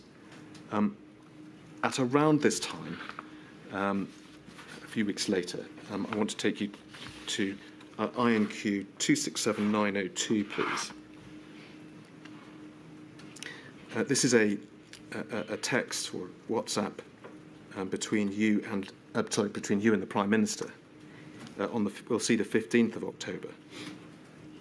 He says, "I must say I've been slightly rocked by some of the data on COVID fatalities. The median age is 82 to 81 for men, 85 for women. That's above life expectancy, so get COVID and live longer. Hardly anyone under 60 goes into hospital. I no longer buy all this NHS overwhelmed stuff. Folks, I think we may need to recalibrate." And you say, all understood, but how does this change the policy? Still not politically viable to change course. He says it shows we don't go for nationwide lockdown. Now, previously we've talked about the economic arguments against lockdown. This seems to be introducing a slightly different theme. And I want to show you very briefly some other entries in Patrick Ballance's diaries from around this time. So could we look at them sequentially, please? First of all, it's 273901. First of all, page 150.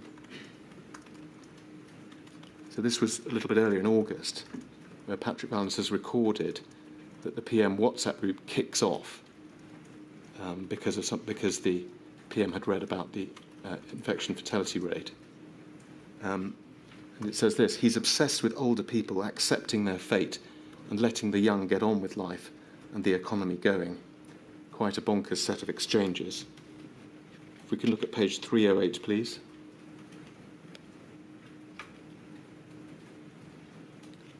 On a similar theme, picking it up a couple of lines down, PM says, "His party thinks the whole thing is pathetic and COVID is just nature's way of dealing with old people, and I'm not entirely sure I disagree with them.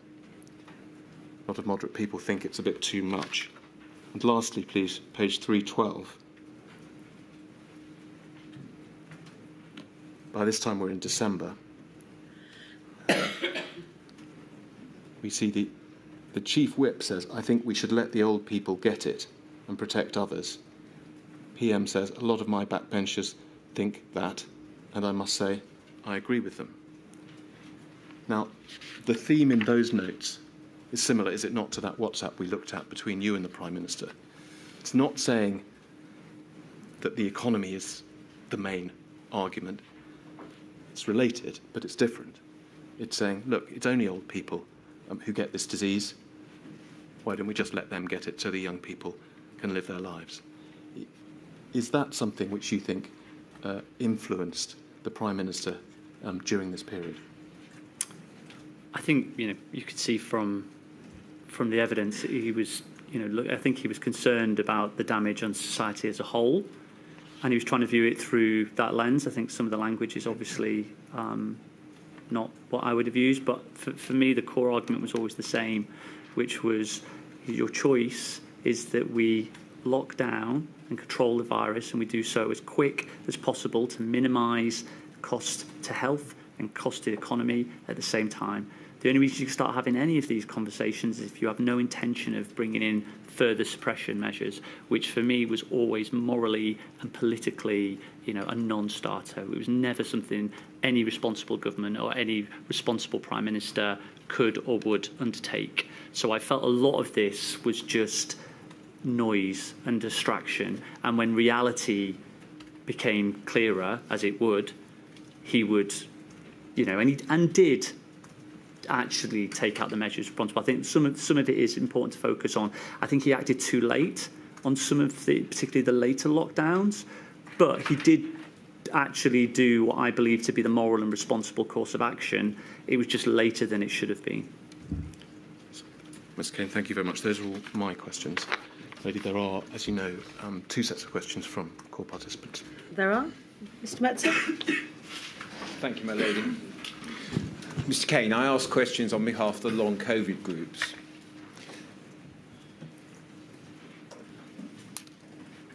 I don't think we need to go to it, but if you need to, let me know.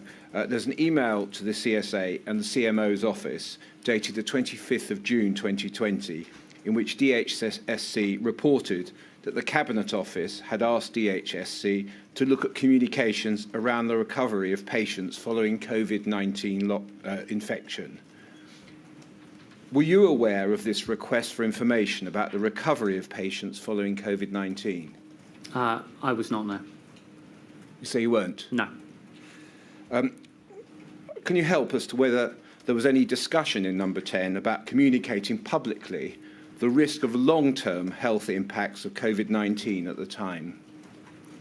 I think initially the understanding around long COVID was minimal. In number 10, I think we were still, gathering evidence for much of my time, which, obviously I left in the November of 2020. So during my time, I think we were still quite unclear on some of it, but it was becoming more pronounced. But I don't recall any specific campaigns to it at that point. I think, again, it would have been the sort of press conferences where we'd have discussed it. But I think at the time I was there, the evidence maybe wasn't as advanced as it, later became. That's right through till November 2020, you say? Yes. I see. I might come back to that in a moment. Can we put up 283370, please?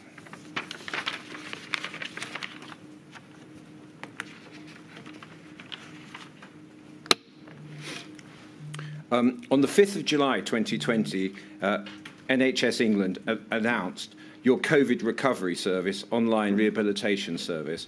And Sir Simon Stevens said the service would benefit, in quotes, and it's there, tens of thousands of people who are suffering long-term effects of coronavirus.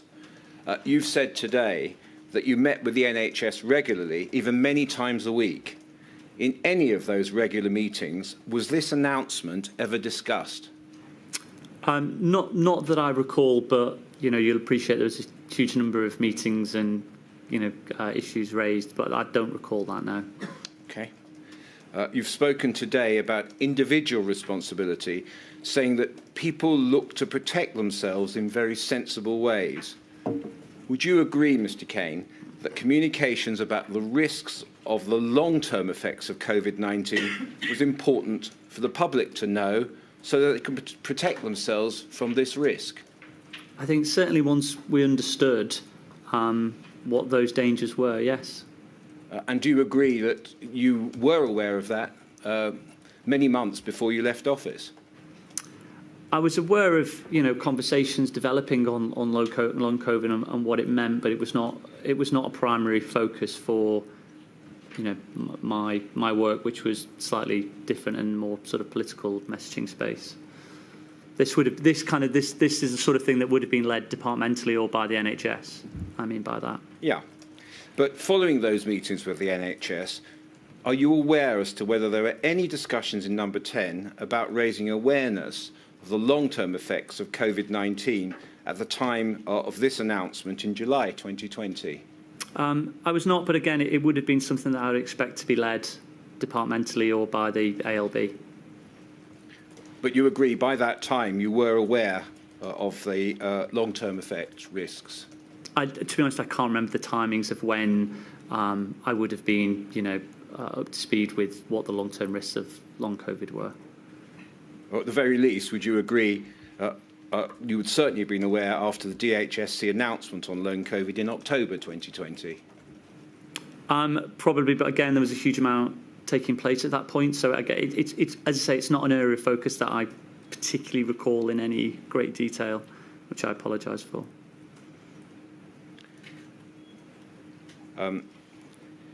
At paragraph 89, page 20 of your witness statement, you said at the beginning of the COVID response, vital public health messages were distributed via a mixture of Department of Health, Department of Transport, or the Cabinet Office digital channels.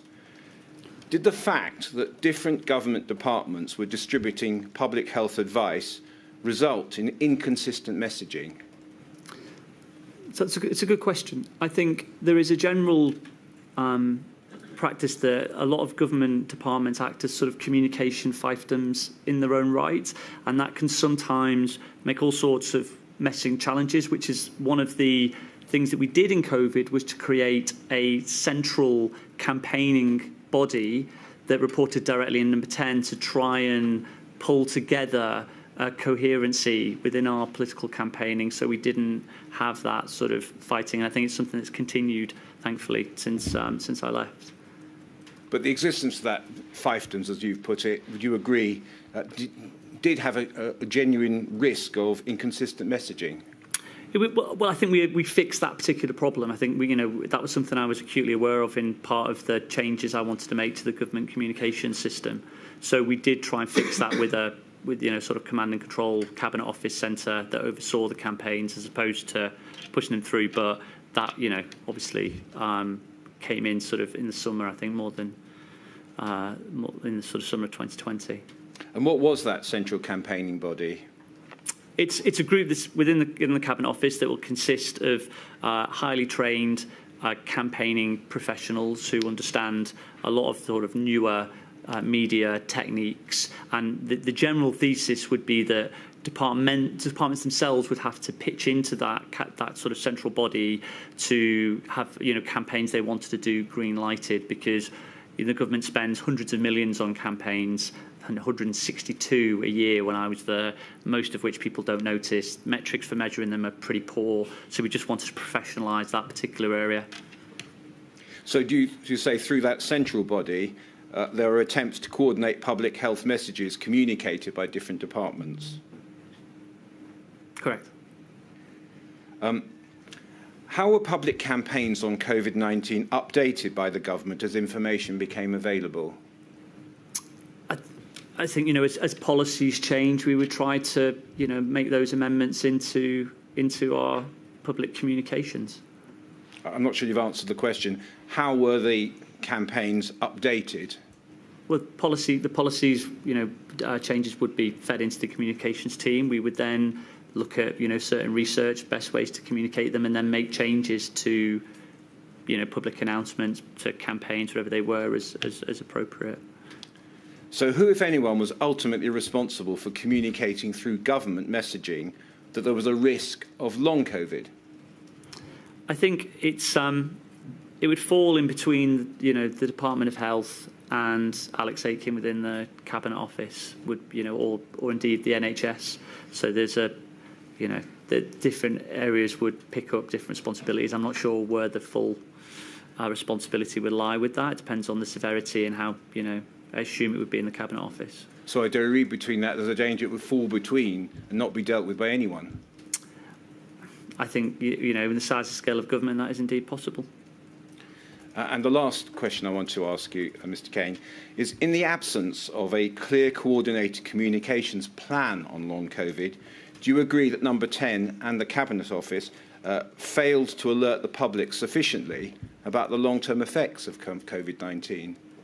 I can only really comment during my own time, and I think part of the problem was just, developing the evidence stream, I think at the time, and the focus was on the live issue of dealing with the immediate response during my time. I think, I'm not sure how that subsequently changed as, I departed and the pandemic itself changed and our understanding changed. Well, certainly, would you agree then, by the time, until you left in November 2020, as you've said, you would agree that there was a insufficient failure to alert the public about the long-term effects? Again, from the evidence that we knew and had, I think we probably acted responsibly. But I think you can't communicate what you're unaware of, and I think in a lot of those early stages we weren't overly aware of the dangers. But I think we did discuss them. We did talk about them. They were raised within the press conferences. I think it was something that and those press conferences alone, we're looking at 10 million people watching every single evening, huge numbers. So these were issues that were raised. All right. Thank you, Mr. Cain. Thank you, Mr. Metzer. Mr. Weatherby. Thank you. Mr. Cain, I'm going to ask you just about a couple of topics on behalf of the COVID Bereaved Families for Justice UK, which represents many bereaved families from across the UK. Both of the topics have been touched on by Mr. O'Connor, so I'll be I'll cut to the chase if I may. At paragraph 118 of your statement, you write this. At this time, and you're talking about 6 or 7 weeks into lockdown, the Prime Minister was becoming increasingly concerned about the impact of lockdowns on the economy and the political impact it was having on the right wing of the Conservative Party and the coverage of the right-leaning media. For example, on May the 8th, 2020, the Daily Telegraph, a newspaper that had been robustly anti-lockdown, printed its front page on a favourable interview with the Leader of the Opposition. The Prime Minister called me that evening and expressed significant concern, stating our policies were causing us to lose the backing of generally supportive elements of the media, and he felt they may well be right. And then you add in brackets, a position that conflicted with all the evidence available, close brackets. Yes? Yes. So just for clarity, what you are expressing there is a frustration that Mr. Johnson's prioritisation of media views, he was prioritising that over the actual evidence, over the views of advisers such as yourself, and over public opinion at that time. Is that right? So I think it's slightly more complex in the sense that he, I think, was unsure about the policy that we were taking forward. So I think it was people reinforcing some of his own concerns. You know, I think he probably would have, as I said before, been writing these sorts of leaders in the Telegraph himself. This isn't a criticism of the Telegraph, which is, you know, shining a light on where they thought the issues were. But I think, you know, the Prime Minister himself, this was part of his sort of oscillation and concerns over policy development. The point I'm trying to get you to clarify really is that the point in the brackets that you seem to need to make clear that it conflicted with all of the evidence. So he's preferring the views of the right wing of his party and the Daily Telegraph over the actual evidence and his advice. That's what you're conveying, isn't it? That's correct. The second topic, again, it's been touched upon, so I'll be brief, and it's about diversity. And Mr. O'Connor took you to deal with the lack of focus or consideration at all of split families and the Marcus Rashford issues. But you say in your statement, and again, I'm not going to put it up, but it's at paragraph 121D, that some policy decisions slip through the cracks due to this lack of diversity. And you've already referred to middle-aged and white people only in the room, and that's the problem. What other, apart from the ones you've already mentioned, what other policy decisions slip through the cracks because of this lack of diversity? I think part of the problem is, I can't really sort of recall the specifics off the top of my head, but I think part of the problem is just very much having a situation where people's own lived experience isn't in the room. So, you know, if you have predominantly middle-aged white men, you're going to miss out on a whole load of different areas of expertise and lived experience that will, you know. So again, like the Marcus Rashford was obviously a huge part of that. You know, some of the bubble sections, there'd be the sort of things that I would highlight. Okay, so for example, the disproportionate effects of the pandemic on people from ethnic minorities, that's something that slipped through the cracks? I think that was something that was discussed. I think that's part of the challenge. I think these issues will be discussed, but are they given the weight necessary without some of the lived experience? I think I don't know the answer to some of that. Yeah. It felt to me that sometimes we missed things or didn't give enough attention that we could have done. But I genuinely don't know if, you know, how much that would have impacted. Well, what steps, if any, were taken to address this diversity gap, which presumably was obvious at the time? So, you know, it's not, unfortunately for me, to pick the Prime Minister's senior team. I think, you know, I can only control the elements of the remit which I control, and I think we had a very diverse, particularly gender diverse, but we had a very diverse team within the Number 10 press office. And they were incredible individuals to work with. And okay, but bearing in mind that diversity and the lack of diversity you've pointed up at paragraph 121D, did you advise the Prime Minister or anybody else that this was a problem that needed to be addressed? I think it was something that was frequently raised. I think particularly by many female members of Number 10 who, I think it really sort of shone a light, because within COVID, what tends to happen is there was a small core room, often in the cabinet room, where the individuals would be around the table. Now, in non-COVID times, there'd be a lot more people in that room, so it would sort of mask some of these issues. During COVID, the sort of secondary cast, if you will, would be outside watching on a Zoom. And what became very clear is it was predominantly women in the building who were outside watching on a Zoom, and predominantly white middle-aged men around the table.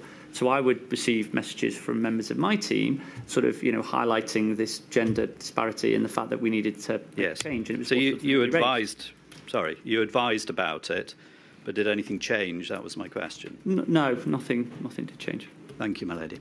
Thank you, Mr. Weatherby.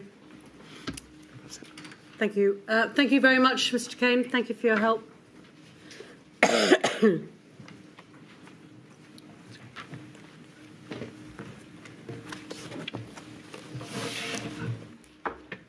Just so people understand, we'll probably have a shortened lunch because I think we've overrun a little with Mr. Cain. Thank you, my lady. That would be very helpful.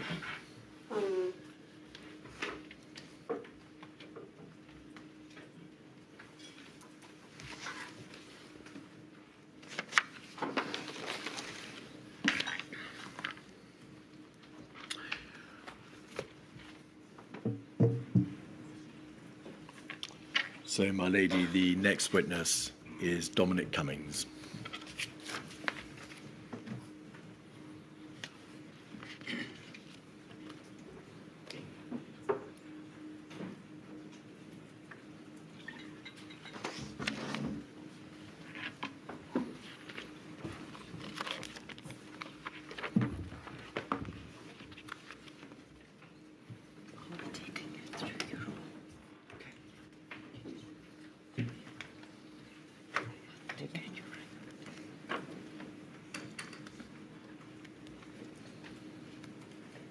I swear by Almighty God I swear by Almighty God that the evidence I shall give that the evidence I shall give shall be the truth, shall be the truth, the whole truth, the whole truth, and nothing but the truth. and nothing but the truth.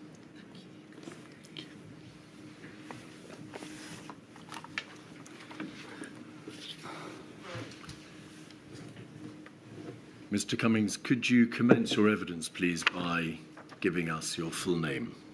Dominic Mackenzie Cummings. Mr. Cummings, you have provided the inquiry with a lengthy witness statement dated the 12th of October, to which you have appended a declaration of truth.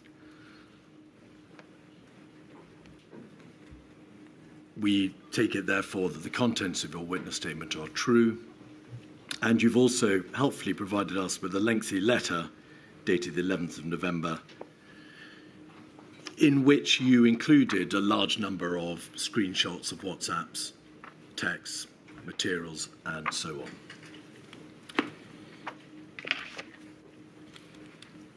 Could we commence, please, with your career? The inquiry understands that from 2007 to 2014,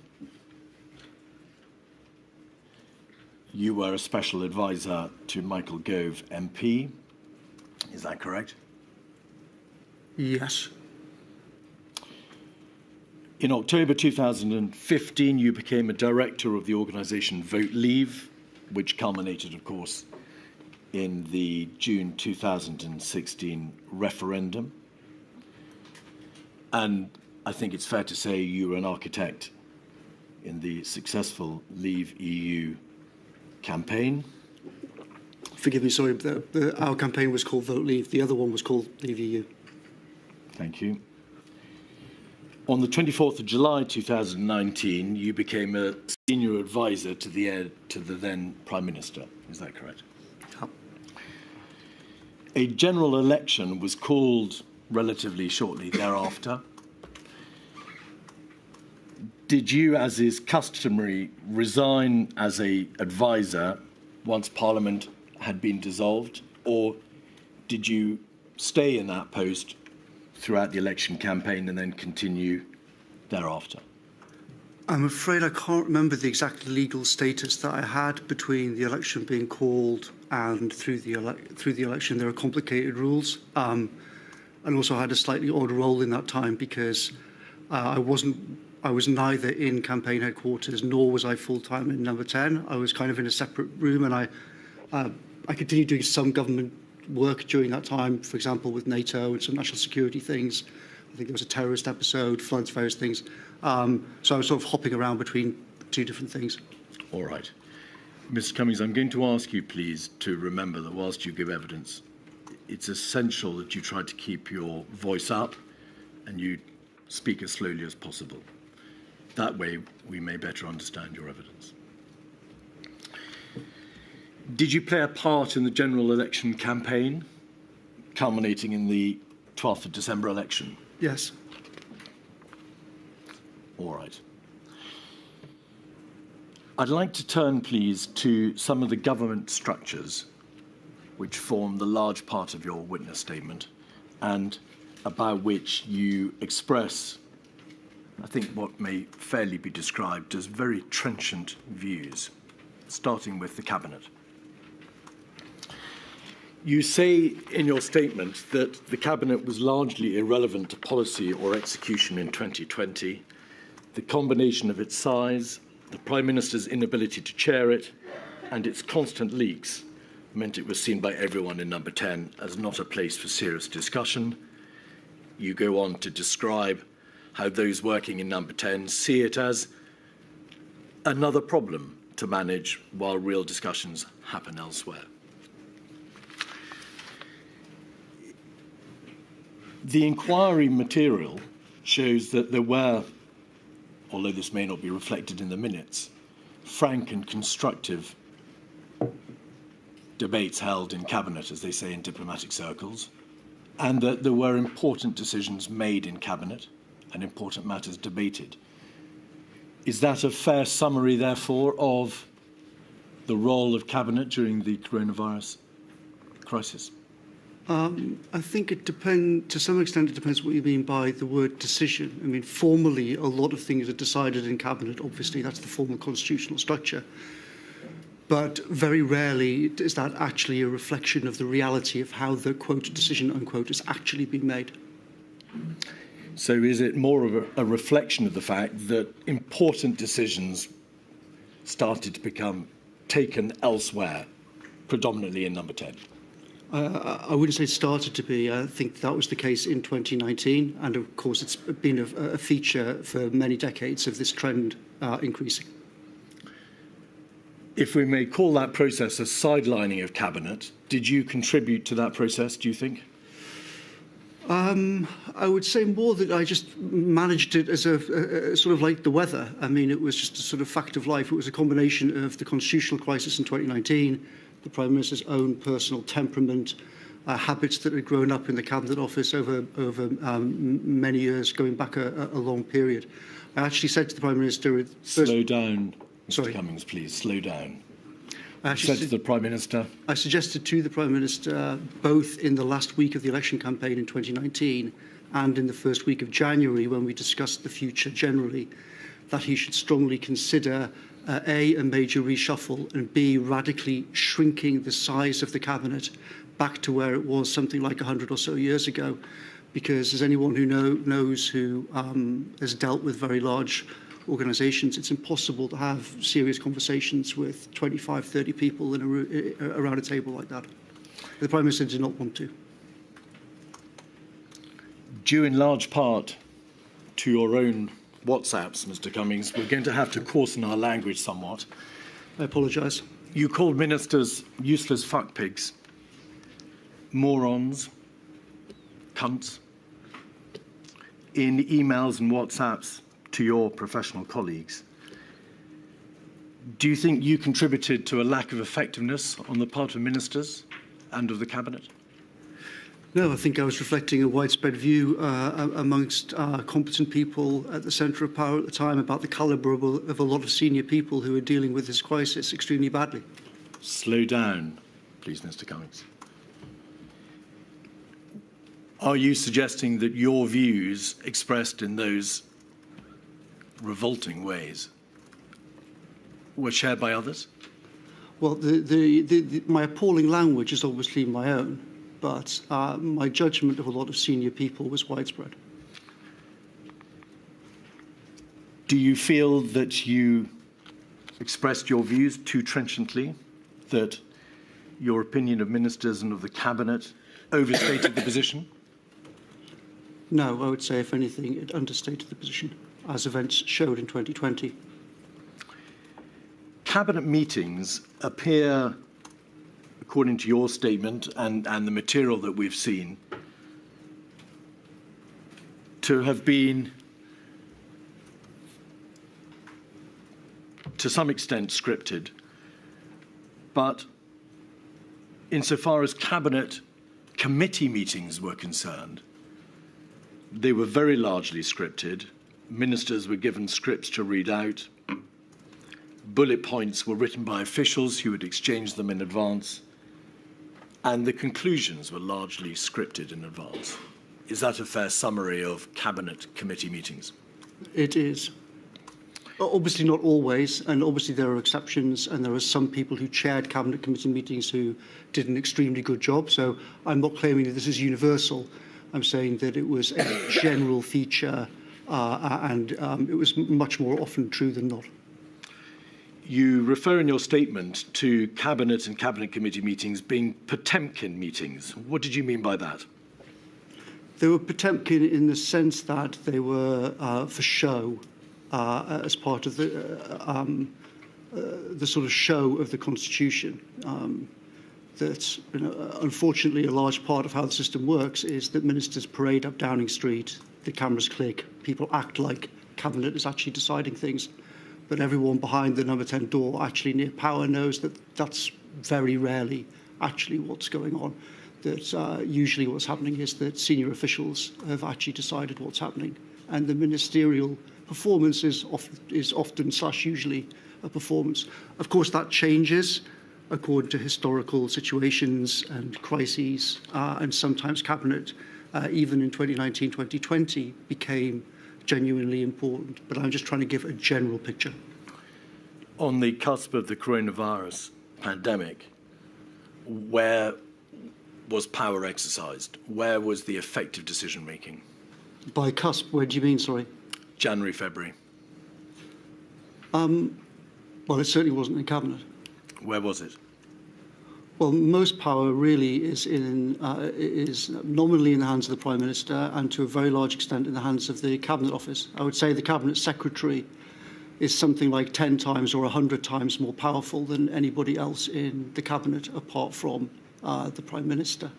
All sorts of elements of real power actually now in our system answer to him, but a large part of the performance and the media coverage is aimed at trying to cover up this fact and to try and portray the ministers as actually in charge.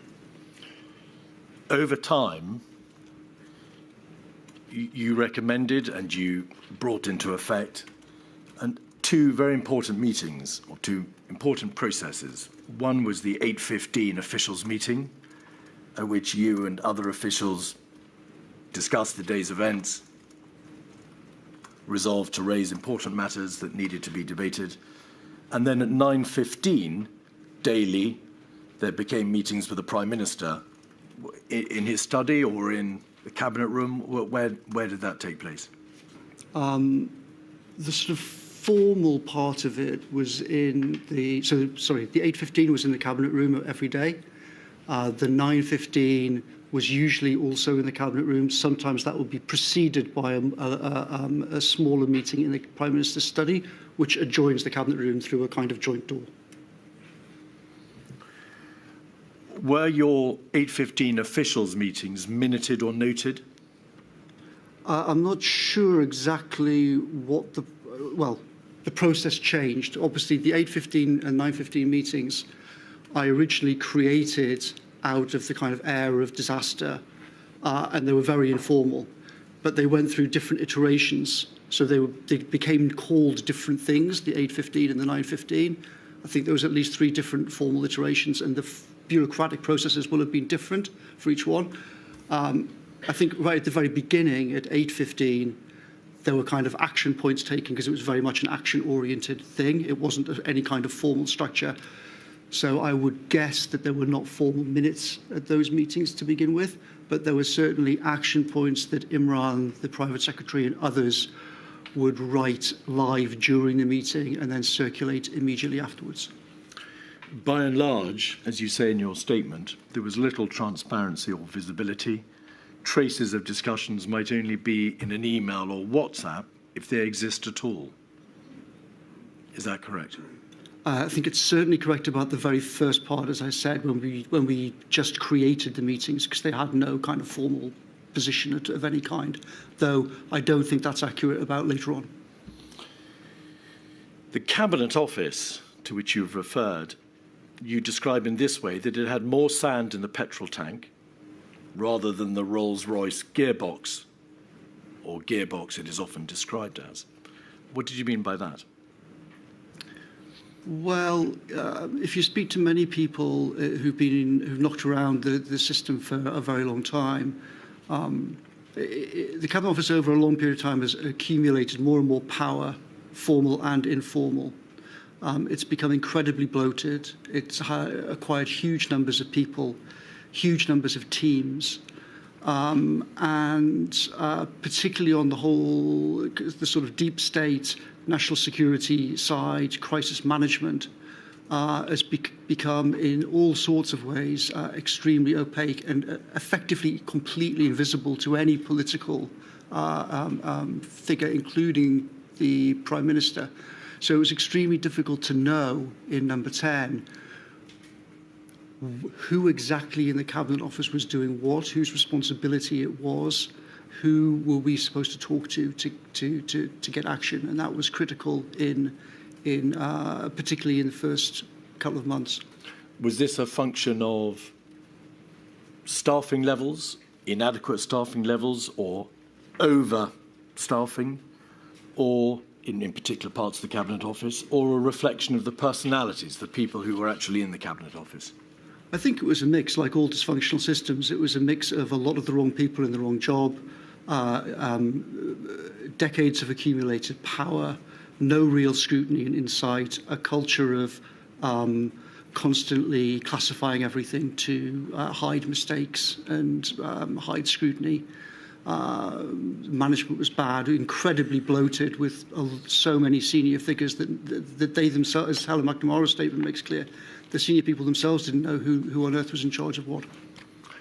In your statement to the inquiry, you say that in 2020, a handful of senior officials were the wrong people for the posts. And this is in the context of your views on government generally, so not just the Cabinet Office, but number 10. This meant they were unable to replace other people who were wrong for their posts. However, it's the Prime Minister who is responsible for the wrong people remaining in crucial jobs. Were, in your opinion, the wrong people in those crucial jobs in the Cabinet Office? Yes, I think that there clearly were some people in the Cabinet Office who were in the wrong jobs. The Cabinet Secretary and I had quite a few frank discussions about some of these problems going back into 2019. He actually removed some of the people at my request and moved them on to other things, though, of course, Whitehall being Whitehall, they were often promoted rather than actually removed. So, yes, there were... I agree with the thrust of your question. Who else did you have in mind by that observation, that there were the wrong people in those jobs? Well, I think the Cabinet Secretary at the time himself said to me that he had never sought that job. And he had serious doubts about the wisdom of combining the Cabinet Secretary's job and the National Security Advisor job. I think that was correct. Mark was a very able diplomat. He had enormous skills in all sorts of ways. But the way in which the Cabinet Office has evolved. So, if we take it. Well, perhaps we'll pause there. We'll just stay on the issue of the Cabinet Secretary. Okay. That Cabinet Secretary, Mark Sedwell, now Lord Sedwell, whom you've described as a talented and able diplomat in all sorts of ways, you denigrated and insulted by your WhatsApps and text messages, did you not? I guess so. I'm not sure exactly what you're referring to, but it's certainly the case that I came to the view that he did not have visibility of the fundamental disasters that were unfolding inside the Cabinet Office. You used obscenities to describe him, and then in a series of texts and WhatsApps you said he was off the pace. His staff knew he was off the pace. He was unable, essentially, to function at all as the head of the Cabinet Office. I don't think I actually said that he was unable to function at all, but the rest of what you said is correct. And this was not just my view. Part of what I was expressing to the Prime Minister was that other people in the Cabinet Office and crucial people in officials, not political people, in the Prime Minister's office had said to me, we fear that both the Cabinet Office has gone dreadfully wrong and that Mark doesn't understand just how badly wrong this has all gone. You were unimpressed by the Principal Private Secretary. You believed that he deferred too much to the Prime Minister. He didn't force him to face up to hard choices. Is that correct? Yes, I think that one of the that role is highly underrated, I think, in understanding how government really works.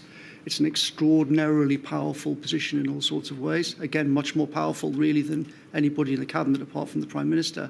It's a critical role. My view was that a role like that in a country like ours should be filled by one of the absolutely most able people that we can possibly muster in our country. And I made that argument to the Prime Minister before January, during the election, actually, about making a change in January. I lost the argument. Slow down, please, Mr. Cummings. Slow down. You lost that argument. I lost the argument. I made it again after the first wave, and I lost the argument again. Your views on the Secretary of State for the Department of Health and Social Care are very well known, and we'll be looking at some of your remarks about him in due course. But overall, the tenor of your statement, it's the effect, and this is, to use your words, that senior ministers, senior officials, and senior advisors like yourself fell disastrously short of the standards that the public had to expect. Is that a view you adhere to still? It is. I also think there were many exceptional people, as I've tried to also explain in my statement, but they were all enmeshed in a fundamentally dysfunctional structure, and that meant that even the great people were often unable to do great work. You also say that it is completely crackers that someone like you should have been in number 10. Is that a view you still maintain? For sure. Ultimately, who bears the responsibility, Mr. Cummings, for appointing the individuals whom you have described in these terms? Well, lots of them obviously were appointed. Lots of the critical Cabinet Office roles were appointed before me and the Prime Minister arrived. The Prime Minister obviously bears responsibility for the Cabinet. He appointed the Cabinet in summer 2019. Contrary to all the media reports, I had zero involvement with that. I tried to get him to change it in January and failed. Tried to get him to change it in February and almost completely failed. Who appointed you, Mr. Cummings? Prime Minister. The inquiry has heard evidence that the Cabinet Office plays a vital role in government as the coordinating centre. It liaises with other government departments, it brokers issues, it resolves debates and issues between line departments. It is the hub of government. On your arrival in Downing Street in July of 2019, did you believe that the Cabinet Office was effectively performing that role? No.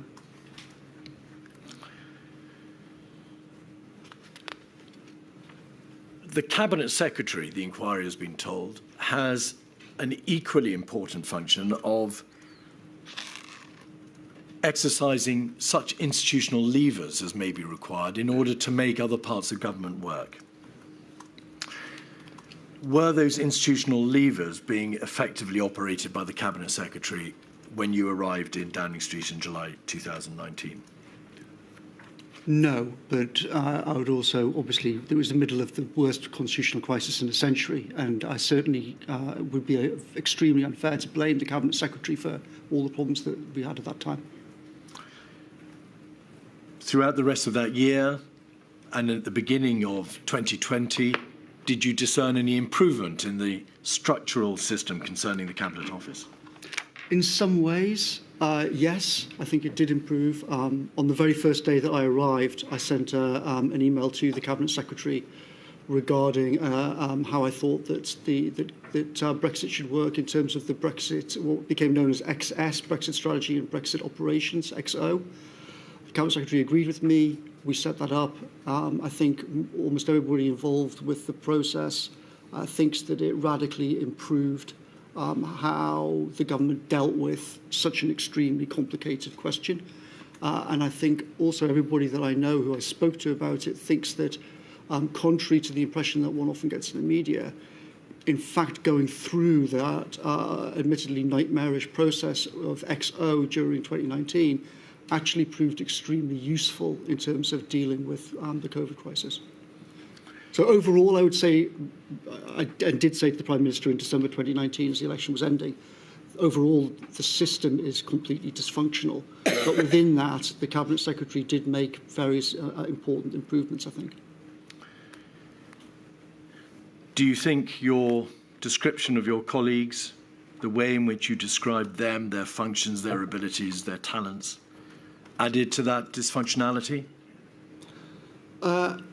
No, I think the opposite. I think my job, a huge part of the problem of the culture of Westminster and Whitehall that was so disastrous in COVID is people not speaking out about core problems. And I regarded my job as, I'm not a very smart person, I'm not a specialist in all sorts of ways, but I had built very effective teams.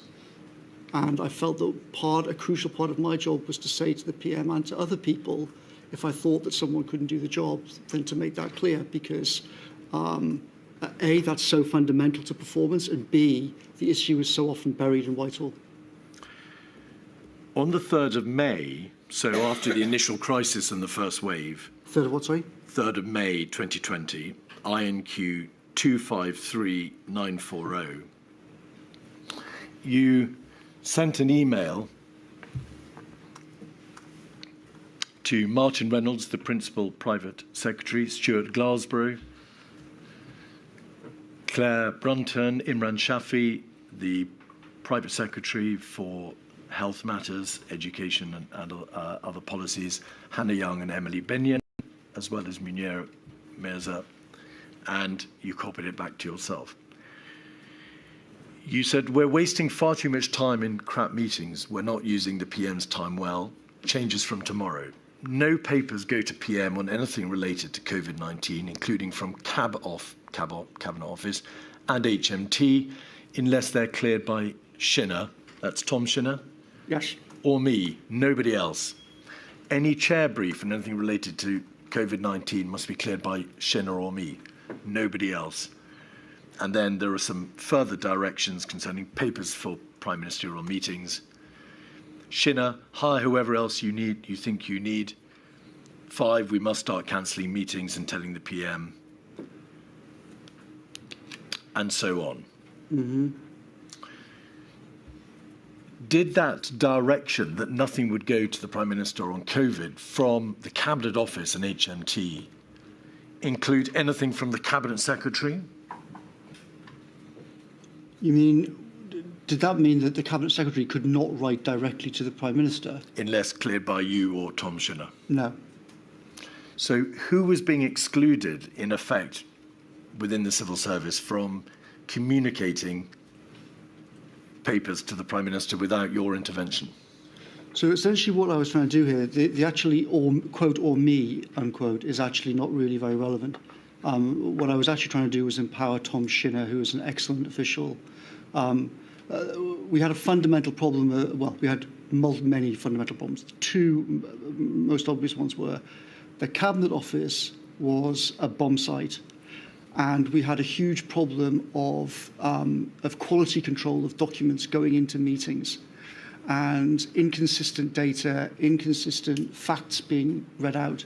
And many officials had come to me and said, this is causing chaos. There has to be some a formalised system to actually grip this. Because the Cabinet Office was a dumpster fire and Shinner was extremely able, essentially what I was trying to do here was say, there has to be someone who actually takes responsibility for saying that they and a team have checked the information and are certifying that it's accurate, so that we would get away from these nightmare meetings that we'd had all the way through the previous few weeks of documents coming up, people then saying this is wrong, this is out of date, everyone looking at each other like the Spider-Man meme, not being clear who's actually responsible.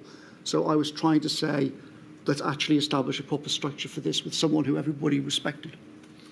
Tom Shinner was, like you, an advisor with the civil service to the Prime Minister. With respect, he was not really like me, no. He was an advisor insofar as he was not a member of the civil service. He was an advisor to the Prime Minister. No, with respect, that's not correct. What was he? He had been an official. He then left. He then came back in as an official. I think he was, well, to begin with, his exact status was slightly unclear, obviously for the first few days, because he arrived on the 16th of March. Did you bring him in? He was a civil servant, not an advisor. Did you bring him in, Mr. Cummings? I did. Was it wise, in hindsight, to concentrate this degree of control in yourself and Mr. Shinner? I think bringing Tom in and empowering him the way I did was one of the probably handful of best decisions I made in the whole nightmare. And by the way, the Cabinet Secretary strongly agreed with me. I think he'd worked with Tom Shinner on a lot of Brexit issues and with Jeremy Hayward a few years earlier. So it wasn't like I was imposing this on them. I actually spoke to Mark and said, here's my idea. Are you happy with it? And he said, yeah, it sounds great, sounds great. On the 15th of May, according to your statement, you had a long discussion with the private office in Downing Street to review what had gone wrong with the Cabinet Office. You raised issues about lack of coordination across Whitehall, the duplication of requests, in essence, a failure to grip whatever issues or problems confronted the Cabinet Office. What was your view of the private office within Downing Street with whom you were having those conversations? I think the private office, as I made clear in my statement, was in all sorts of ways absolutely excellent, and I think it had some of the finest public servants in the whole system. I think the country was lucky to have them. I think, though, that there was, I would say that there was one very obvious problem, which was that apart from the leadership of the private office, he was a notable exception. But there was a core problem, which is that private secretaries in the Prime Minister's office are generally quite junior officials. Quite a few of them are young women. And at that meeting on the 15th of May and on other occasions, some of the young women in the private office said to me that they thought that there was a serious problem with senior people in the Cabinet Office not paying attention to what they were saying, talking over them, generally just a bad culture of a lot of the senior male leadership in the Cabinet Office, which was something which I agreed with. Well, we'll be looking in due course at some of your emails and texts to other members of the team. Is it fair to say that you were critical also of the private office, that you sent emails and texts saying the private office is systemically flawed in certain regards, as well as the Cabinet Office? So I think there's two separate things. I was generally highly impressed by the private secretaries in the private office, who I thought did an absolutely extraordinary job. But I thought that the overall structure in which the private office operated clearly didn't work. And, you had a relatively tiny number of people with, as I say, relatively junior people suddenly being completely swamped by being asked to solve huge numbers of problems from all across the system. So when I say the private office didn't work, it wasn't that, this is not a criticism of most of the people in it, it's that it was swamped by the broader dysfunction of the Cabinet Office. Could we have, please, the letter that you sent to the inquiry, 48313 at page 56. This, I think, is if we go back to the previous page, thank you very much. We can see this as an email you sent on Monday, the 13th of July, right at the bottom of the page. It's a lengthy email, isn't it, Mr. Cummings, in which you set out your views on a number of different parts of the government machine. Yes. There had been for some time, you'd raised the issue in January of the overall structure of the government. You'd raised it again in May. You had repeatedly returned to this subject, and you returned to it in July. Over the page, on page 57, there are references to the Cabinet Office not working for anyone in the second paragraph. Yeah.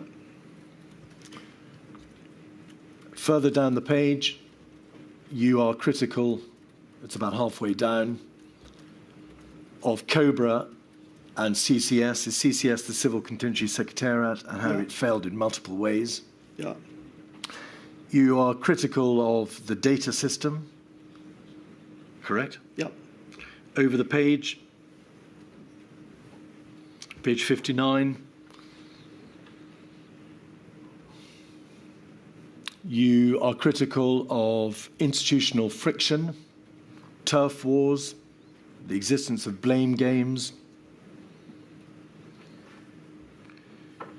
Page 60,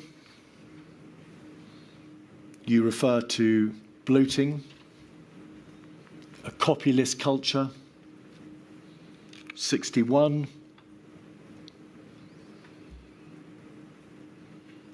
we've experienced disaster, the PM has said sort it out. We're still a low-performing entity while dealing with the next phase of COVID and economic horror. We need a timetable for key actions. Simon and Tom should informally scout out possible key people for this now. Was there any part of the government machine, Mr. Cummings, in which you did not find fault?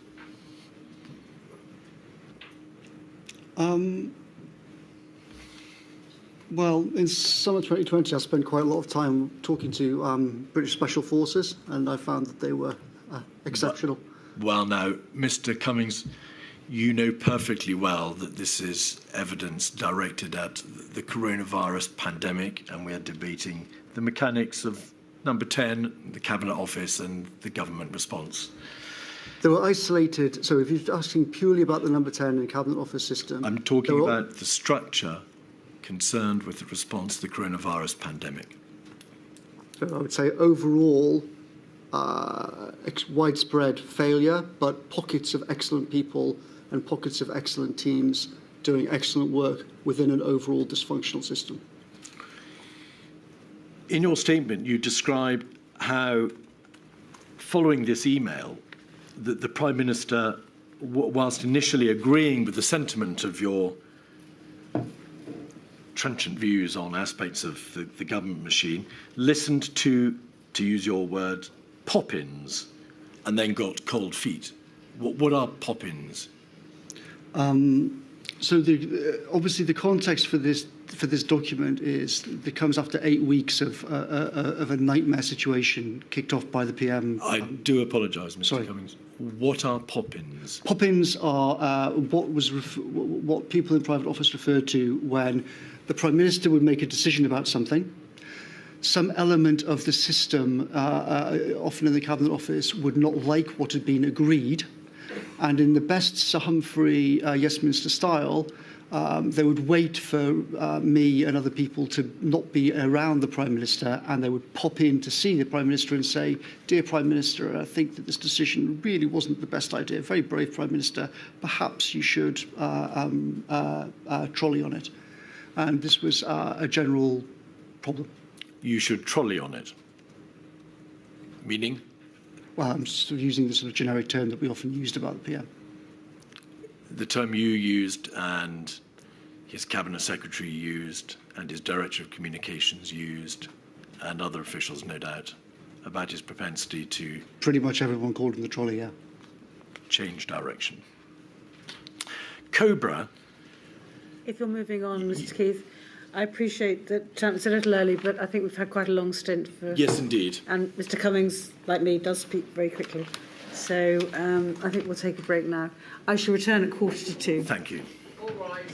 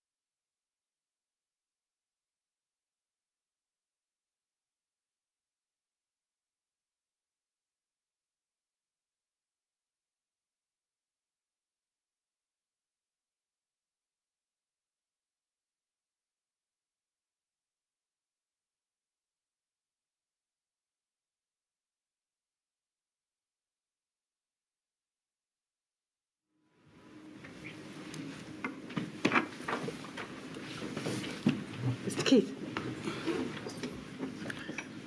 Mr. Cummings, Cobra. In your statement, you say Cobra works well where the crisis is not too big.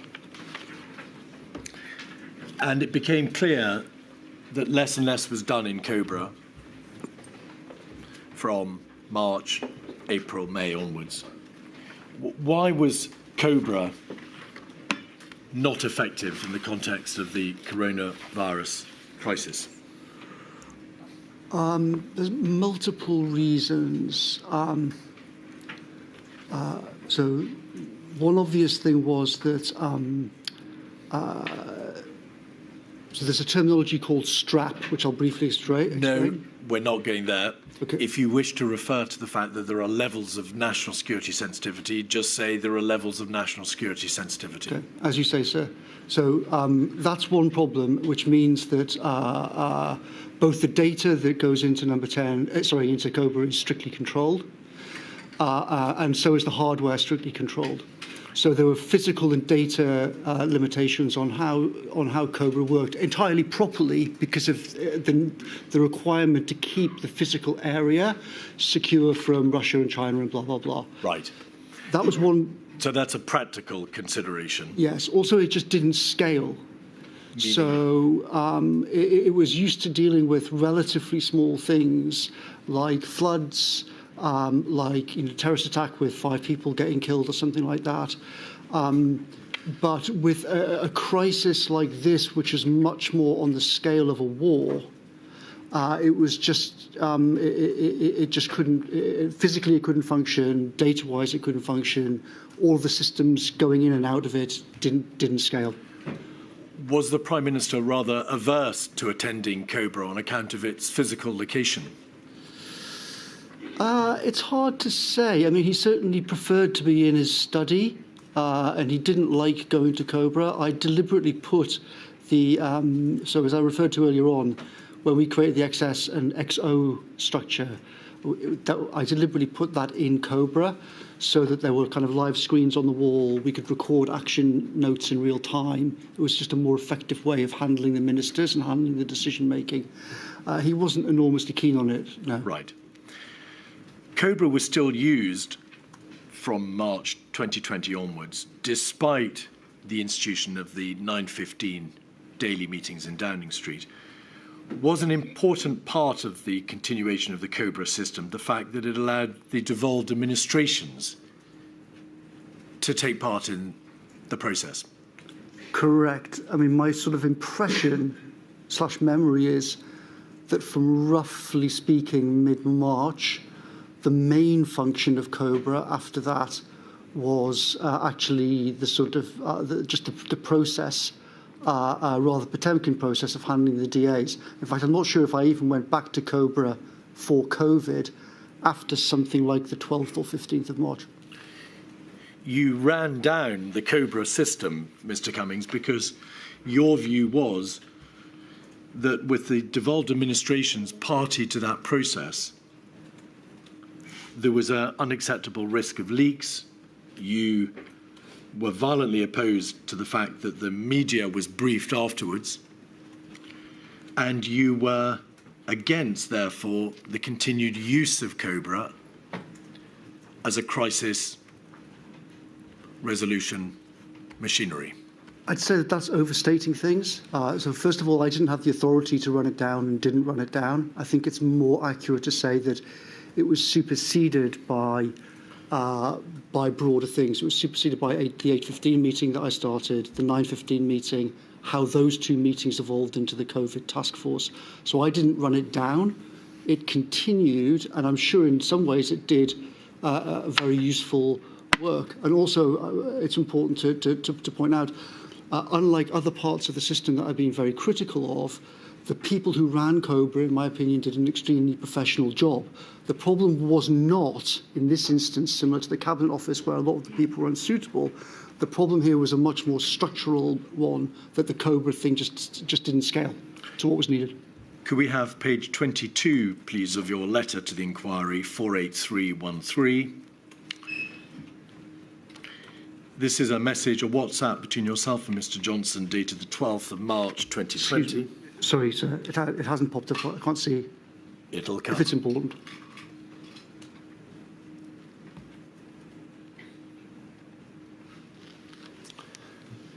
March 12th 2020. You need to chair daily meetings in the Cabinet Room, not Cobra. On this from tomorrow, I'm going to tell the system this, not capital letters with the DAs on the fucking phone all the time either, so people can't tell you the truth. Well, you did run down the Cobra system, Mr. Cummings. You thought that if the Cobra system continued, people either wouldn't tell the truth or the devolved administrations would leak to the media or brief the media thereafter.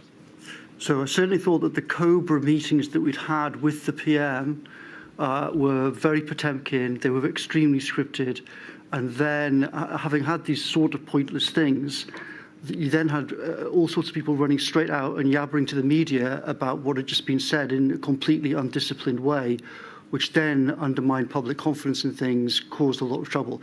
But with respect, I wouldn't say this is running down the Cobra system. The Cobra system continued. What I was saying was that it was clearly completely unable to cope with the scale of the crisis and that a different system needed to be created. Just one very simple thing. We literally couldn't show the PM crucial data in the Cobra room because it couldn't be piped through because of the strap restrictions. You're going back now to the practical considerations and the practical difficulties of which you spoke earlier.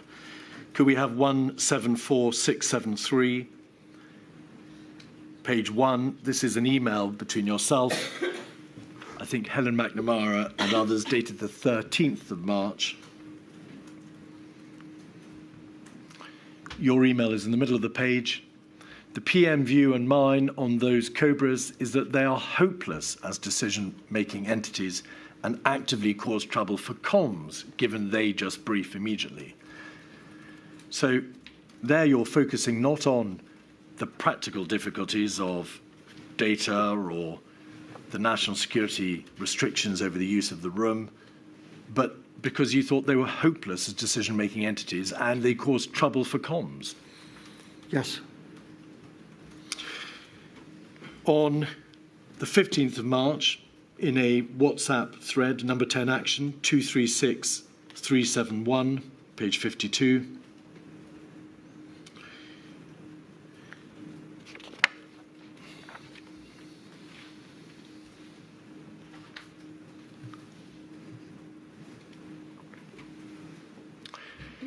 This is a WhatsApp sent after Mark Sedwell, now Lord Sedwell, the Cabinet Secretary, had produced a note to the Prime Minister concerning the committee structure moving forward, the institution of something called ministerial implementation groups and the 9:15 meetings. PM, it would be good if you could sign off the note from Mark Sedwell on moving to the next phase, structures, etc., ideally before the meeting this PM, so we could get things moving on that. Dominic Cummings, can you send on WhatsApp my work computer battery flat? I can't recharge for an hour. The draft I saw looked okay, as it was basically drafted by us. Who is us? I'm not sure exactly, but some combination, I think, of me, Imran, Ben Warner. Except it's still too keen on Cobras with DAs. The PM daily meetings must be in the Cabinet Room with spider phones and screens, not in Cobra where nobody can take laptops and phones. So there is a clear reference to the practical considerations, but also you were not keen on the devolved administrations being concerned in and attending Cobra. No, that's not. They're different issues. If you're having meetings to actually figure out the truth, then meetings like that have to be conducted in a very different way. They can't be one of these things with 50 people on a video conference with the DAs when things immediately... Those DA meetings were not meetings to try to figure out the truth about hard issues. They were meetings as part of the kind of performance and coordination and the constitutional function. And my concern was that even at this late stage in the crisis, a lot of people in the Cabinet Office were still fixated on the kind of Potemkin, maintaining the Potemkin aspects rather than actually getting to the heart of things. And we couldn't get to the heart of things in that room because you literally couldn't take in the information and show it to the PM and have a proper discussion about it. Why did you want Michael Gove to be in charge of regular devolved administration updates and not the Prime Minister? I thought Gove would handle it 10 times better. Handle what 10 times better? Handle the process of dealing with the DAs. And also, bear in mind that as I said before, the whole XSXO structure, Michael Gove had more experience of anybody. Slow down, please, Mr. Cummings. Michael Gove had more experience of anybody in that room, the Cobra briefing room, because he was in there literally daily from July, August, September, etc., all the way through 2019. So I knew that he understood the whole rhythm, the process, the structure, the staff, and it just seemed like an obvious sort of way of divvying up responsibilities. Mr. Gove was the Chancellor of the Duchy of Lancaster, was he not? Yeah. Was he the Prime Minister? Was he what, sorry? Was he the Prime Minister? Obviously not. No. Did you not want the Prime Minister to be in a meeting room with the devolved administrations, the constituent parts of the United Kingdom? I thought it preferable to have the Prime Minister actually focused on the impending catastrophe that we faced on that day. And I thought that, generally speaking, him talking to the DAs did not advance any cause. The devolved administrations had an entitlement, surely, to be able to confer with the Prime Minister of the United Kingdom in the face of this unprecedented crisis. They did, and they did confer, but generally speaking, it was better for them to confer either with officials or with Michael Gove than with the PM. Was number 10 any better? You describe it as a hopeless structure for dealing with a major crisis. What did you mean by that? I mean, I don't know how much detail you want me to go into. Well, be succinct, please, Mr. Cummings. Why was it a hopeless structure? Well, number 10 is not configured to be the nerve centre of a national crisis like COVID. Because of the absence of personnel or the absence of structure that allows people in number 10 to liaise with all the other parts of government? In every way. Physically, in terms of in terms of the physical layout, and the lack of the proper rooms that you would have for a crisis centre, in terms of the personnel, in terms of the power, as I've tried to explain. Real power on these things is almost entirely in the Cabinet Office, not in number 10. So number 10 was just completely unsuitable for this. That's why I tried to change it in January and try to change it again in the summer. In paragraph 301, you say, as with the Cabinet Office, its problems and lack of specialist skills combined with its responsibility for human resources and recruitment, there were problems with the number 10 structure. You brought in friends or colleagues, Tom Shinner, who may have been a member of the civil service, but he was also an advisor, Mark and Ben Warner, Demis Hassabis. Why didn't you approach the relevant parts of the Cabinet Office and number 10 and say, we need other people taken from other parts of government and brought into number 10? Why was it necessary to have your friends, your colleagues, put into number 10? Well, I did do exactly what you just asked. What you said, why didn't I do that? I literally did do that at scale. I spoke to the Cabinet Secretary about it, the Deputy Cabinet Secretary, multiple other people in the Cabinet Office. Part of the whole point of bringing Tom Shinner in was that I knew that he had been involved in the Cabinet Office with the whole Brexit no-deal preparations, which was as close as anybody had had, probably since World War II, to actually managing an extremely large-scale, very, very complex set of operational and logistical questions. I knew also that Tom had because of this, and also because of some other aspects of his career, which I won't go into, extensive networks across the system, into the military, into all sorts of things. So he was much better placed than me or anybody else really in number 10 to know oh, we should call General so-and-so and get him to help with this. We should get so-and-so in to help with that. So that was the logic behind bringing Tom in. Was Mark Warner a member of the civil service?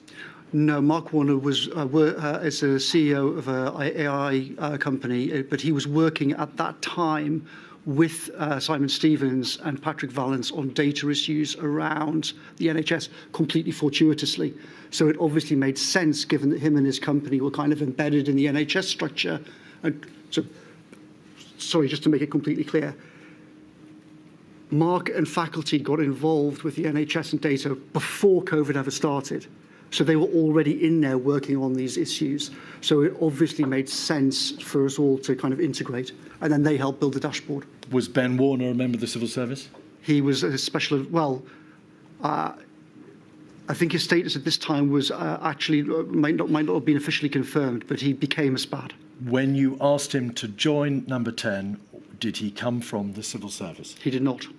Did Demis Hassabis come from the civil service when you asked him to attend SAGE and to assist you in your hour of need? He was CEO of DeepMind. He was a very different category of person. Was he a member of the civil service? Of course not. No. Neither was Tim Gowers. He was Professor of Maths at Cambridge.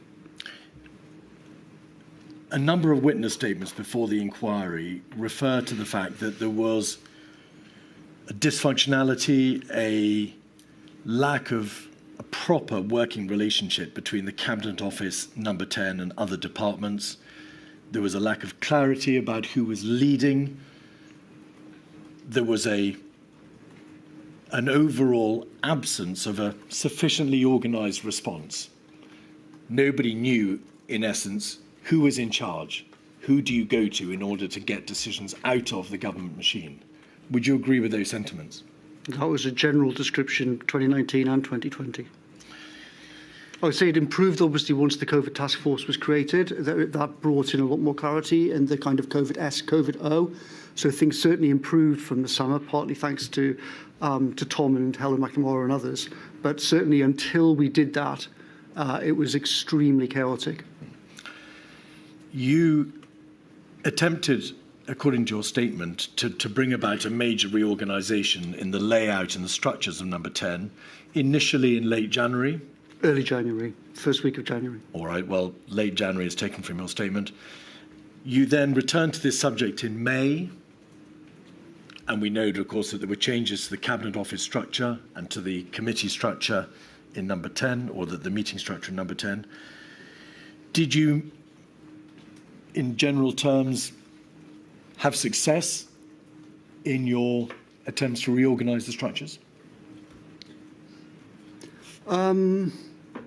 I would say generally failure with pockets of success. So I think we managed to create the Number 10 data science team, which I started working on in the first week of January. It was obviously interrupted by the COVID first wave nightmare, but we created that, and that proved really critical. It brought in crucial different skills, crucial different people with a very different mentality to the civil service. So that was a I would say a rare success. Sorry, but if you're asking, just pause there, please, Mr. Cummings. So in relation to the establishment of a proper data science team and a process, a system for getting in data and disseminating it around Number 10, yeah, that broadly worked. And we know, of course, there was a dashboard and there was a 10DS team set up.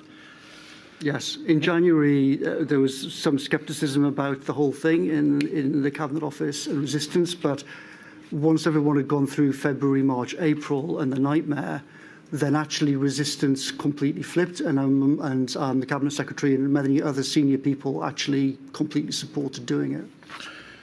Were there substantive changes to the personnel in Number 10 or the Cabinet Office? The human resource side? Yeah, there were huge changes in the Cabinet Office, and core teams that were put in charge of COVID were repeatedly created, repeatedly dissolved. We were repeatedly told in Number 10 that they'd had burned out from stress and they'd gone. So, yes, there was, I would say until by September, that was a little bit more stable. The task force structure existed. People had a much better sense of what their job was. It was still dysfunctional in various ways, but it was much different than it had been in May. What about the Department of Health and Social Care as the lead government department?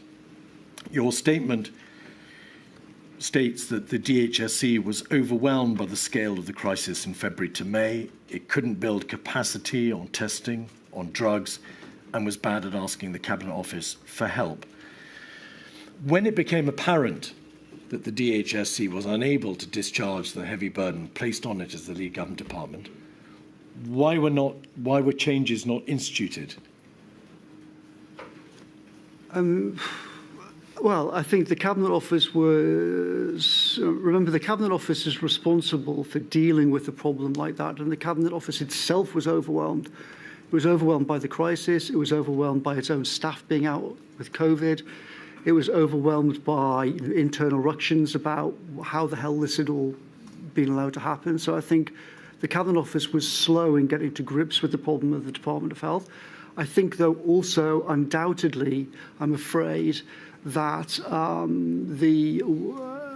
the story that the Secretary of State for Health kept telling us around the Cabinet table contributed to that. As the Cabinet Secretary himself said, Hancock has not been clear in asking us for the help he needs, and that's contributed to the problem. So I think, as they say in Moscow, everyone's white and everyone's unhappy. This was one of those examples that the Cabinet Office had serious problems, the Department of Health had serious problems. The coordinating mechanism to solve that itself had crumbled under the pressure. It is very obvious that there were a large number of criticisms made by you of the Secretary of State for Health and Social Care, Matt Hancock. We'll look at some of those observations later. Where did you or Number 10, however, suggest structural changes to the lead government department, to the DHSC, changes in the way in which it operated in order to ensure a better service in the face of this crisis? Where is that debate? Where were those changes proposed? So also bear in mind, in April, when we really started to discuss this, I discussed it with the Cabinet Secretary. Of course, the PM had just nearly died and was off in Chequers. So discussing it was inevitably very tricky. But I talked to the Cabinet Secretary in April about these issues. We discussed the possibility of splitting up the Department of Health in various ways. Formally, informally, we discussed creating various task forces to take critical work away. And of course, we actually did that. In an ironically odd way, the scale of the nightmare in March, April actually made it much easier for us to make such a monumental decision as taking vaccines out of the Department of Health and creating a separate task force. Similarly on testing. To pause you there, I'm going to ask you please to try to keep your answers a little more concise. I appreciate it's difficult. So the way in which task forces were set up was a reflection, if you like, of the understanding that the DHSC was not performing. So you had a test and trace task force, you had a vaccine task force, PPE task force, and so on. Yes. Is that correct? Correct. But to be fair, not just that they were that they were performing poorly. It was a once-a-century event, and they were clearly overwhelmed. And I think even if you imagined everything had been working 10 times better, there would still have been very powerful arguments for having specific task forces aimed at specific things. All right. The inquiry's heard a great deal of evidence about the workings of SAGE, and the majority of that evidence has been received from members of SAGE, its constituent parts. From the viewpoint of Number 10, did the SAGE government liaison, the process by which the government received advice from SAGE, work well? So I think SAGE did a brilliant job at coordinating scientific expertise. I think Patrick Vallance did a brilliant job in chairing it and organising it. But I think that the mechanism whereby SAGE's thought processes were conveyed to Number 10 could be radically improved, because they were fundamentally oral briefings from Patrick Vallance and Chris Whitty on the one hand, and the consensus minutes on the other hand, and then often very confused interpretations of what they had heard by officials in the Cabinet Office who did not necessarily have the skills and background and technical understanding to be able to explain those things well to Number 10. Pausing there, just to split those answers up, please, Mr. Cummings, in relation to the reporting system through the Chief Medical Officer and the government's Chief Scientific Advisor, were those briefings by them to government recorded or were they oral? What do you mean by recorded? Do you mean minuted? Well, were they minuted? Did they produce papers in support of everything they said? Or was this funnel of communication largely an oral one? It was largely an oral one, though, of course, the private secretary would record notes from the meeting and then issue action points and other things in the normal way from the private office. The SAGE minutes were, as you've described them, consensus documents, and others have described them similarly. Did Number 10 get a proper understanding of the width of debate that had taken place before SAGE and of the nuance of these extremely difficult and complex issues? In my opinion, obviously not. I mean, there's no substitute for actually listening to these conversations oneself and interrogating people. I'm not saying by that the SAGE minutes themselves were a bad product. I think they were a good product and a useful product. But if you're asking about the nature of a crisis like this involving the Prime Minister having to make extraordinary decisions, he obviously needed much richer information than the SAGE minutes could provide. You are critical in your statement of the way in which the Cabinet Office commissioned work from SAGE, and you say, on occasion, the wrong questions were asked of SAGE. Mm-hmm. You, and we know, I think, Demis Hassabis, your friend, attended SAGE. Why did no one say to SAGE bluntly and plainly, we want you to indicate much more clearly what your recommendations are. We need a much clearer understanding of what you suggest. And this is the government strategy, so that you know to what you should direct your advice. Well, with respect, it wasn't my job to try and commandeer SAGE and start giving them orders about how they should operate. I spoke privately to Patrick Vallance about things. I suggested, for example, getting some external people like Gowers and Hassabis to attend and listen and review the papers. But it wasn't for a political advisor to start giving SAGE orders about how it should operate. Well, if you'll allow me to suggest, Mr. Cummings, you weren't just a political advisor. You were in a position to exercise a significant degree of control and power at the heart of Number 10. If you saw there was a problem in terms of the route of advice and the communications that you were receiving, why was this not publicly raised? Well, as you know from the various evidence, I sent Ben Warner to attend the meetings and discuss them. I listened to some of them myself. Also, from the beginning of January, I had at least weekly meetings, sometimes 2 or 3 times a week with Patrick, where I would talk to him myself about all sorts of things about science, but also, obviously, as time went on, increasingly about COVID. So I did push on these things, and I did probe, and I did talk to Patrick about them all. My criticism is not of Patrick. I think the fundamental problem was the interface between SAGE, DHSC, and the Cabinet Office. And my point that you refer to in my evidence is, this is not I'm not a technical person, so this is not my expertise I'm reflecting. The data people who were extremely smart and able, who came in to help us, they said to me, the Cabinet Office is asking the wrong questions and misinterpreting the answers. And that was a problem both before the first wave and as we emerged out of the first wave. You asked your friend Ben Warner to attend SAGE. I did. You spoke privately to the government's Chief Scientific Advisor, Sir Patrick Vallance.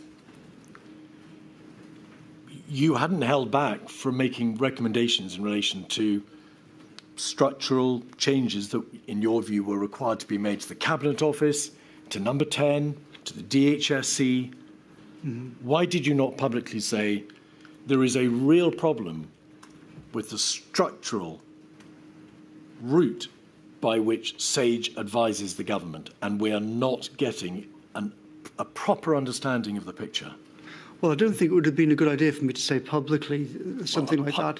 But I did to your colleagues in government. I did say that to colleagues in government. I also spoke to Patrick about making the SAGE. I also had a very strong view that the SAGE minutes and other documentation should be made public in February for scrutiny. And actually, Patrick was very good about that, and Patrick completely agreed.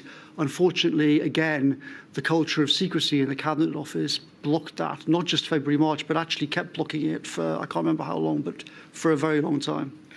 In your statement, in relation to the issue of the substantive advice you received from SAGE, or rather the advice that the government received from SAGE, you say that it was represented to the government that SAGE was broadly in agreement with the strategy of mitigation, and we'll come back in a moment to look at that in more detail, or Plan A, as you call it. Yeah. But that subsequently you were told that SAGE members on the SAGE committee, denied that they had been generally in support of a mitigation strategy. Yes. When were you told that that representation of SAGE's position was inaccurate? I'm not sure exactly, but you could start to see it in what they themselves said after the first lockdown happened. From that point on, a lot of people around SAGE started to talk as if they'd been recommending this for a long time, whereas, as you can all see from the evidence, they weren't even recommending it in the week of the 9th of March. That was obviously an extremely serious problem. The government's sole scientific advisory group for emergencies was not, it would seem to you, and what you were told, accurately giving you a proper reflection of the debate in that committee. Well, I wouldn't put it like that. I think actually I would say the problem in lots of ways was actually worse than that. All right. That it was represented to us, even in the week of the 9th of March, that that SAGE collectively agreed with the DH plan of single peak herd immunity by September. And indeed, as you can see from the public record on YouTube, many people from SAGE actually gave interviews that week articulating that Plan A strategy. So, at least after the first wave, Mr. Cummings, it was obvious to you that the information that you had received from SAGE on behalf of the government was to some extent inaccurate. It hadn't been a fair reflection on what you've said of the views of its members. SAGE, you say in your statement, had not made plain that there was a viable alternative to mitigation. They had not made plain, at least until quite late in the day, that the numbers of deaths and hospital cases would be massive. Sorry, the last sentence is not accurate. Until quite late in the day. When did SAGE tell you that they had concerns that the infection fatality rate and the infection hospitalisation rate would mean an inevitable wave of death and hospital cases? I don't remember the exact date, but if you look at multiple graphs from COBRA that went through SAGE, you can see that people were envisaging a scale of death that would overwhelm the NHS, certainly in February. Late February, wasn't it, Mr. Cummings? I would say early February. Well, we'll have a look and you can tell us where those documents are. Did SAGE tell you that effectively there was no means of controlling the virus once it had reached the United Kingdom? I wouldn't say that SAGE told us that. I would say that Number 10 was told that was the consensus view of CCS in the Cabinet Office and Department of Health and SAGE, that fundamentally, Number 10 was told in January and February that the most significant danger that we faced was a second wave happening later in 2020. And that was what everyone was trying to avoid. And that's why the single peak single major peak by September approach was taken. We'll come back to that doctrinal debate and strategy. But I'm asking you, Mr. Cummings, why, if it had become apparent to you that you had not been able to understand accurately what SAGE believed, or you had not received a fair reflection on what SAGE was debating and what it thought, why, after the first wave, did you not bring about changes to the SAGE structure and the advisory structure in the way that you had advocated for the Cabinet Office, the DHSC, Number 10, the Civil Contingency Secretariat, and so on? Well, I literally did. I mean, we created the data science team, and part of the whole point of the data science team was that you had actual, very deep technical experts that could red team and explore what SAGE was saying and give the Prime Minister advice on what was coming from SAGE, how to interpret it, potential problems with the advice that was coming from SAGE, etc. And that team actually did that job. Excuse me, that was data within Downing Street. You set up the 10DS, the 10 data system, or 10 Downing Street data system. Mm-hmm.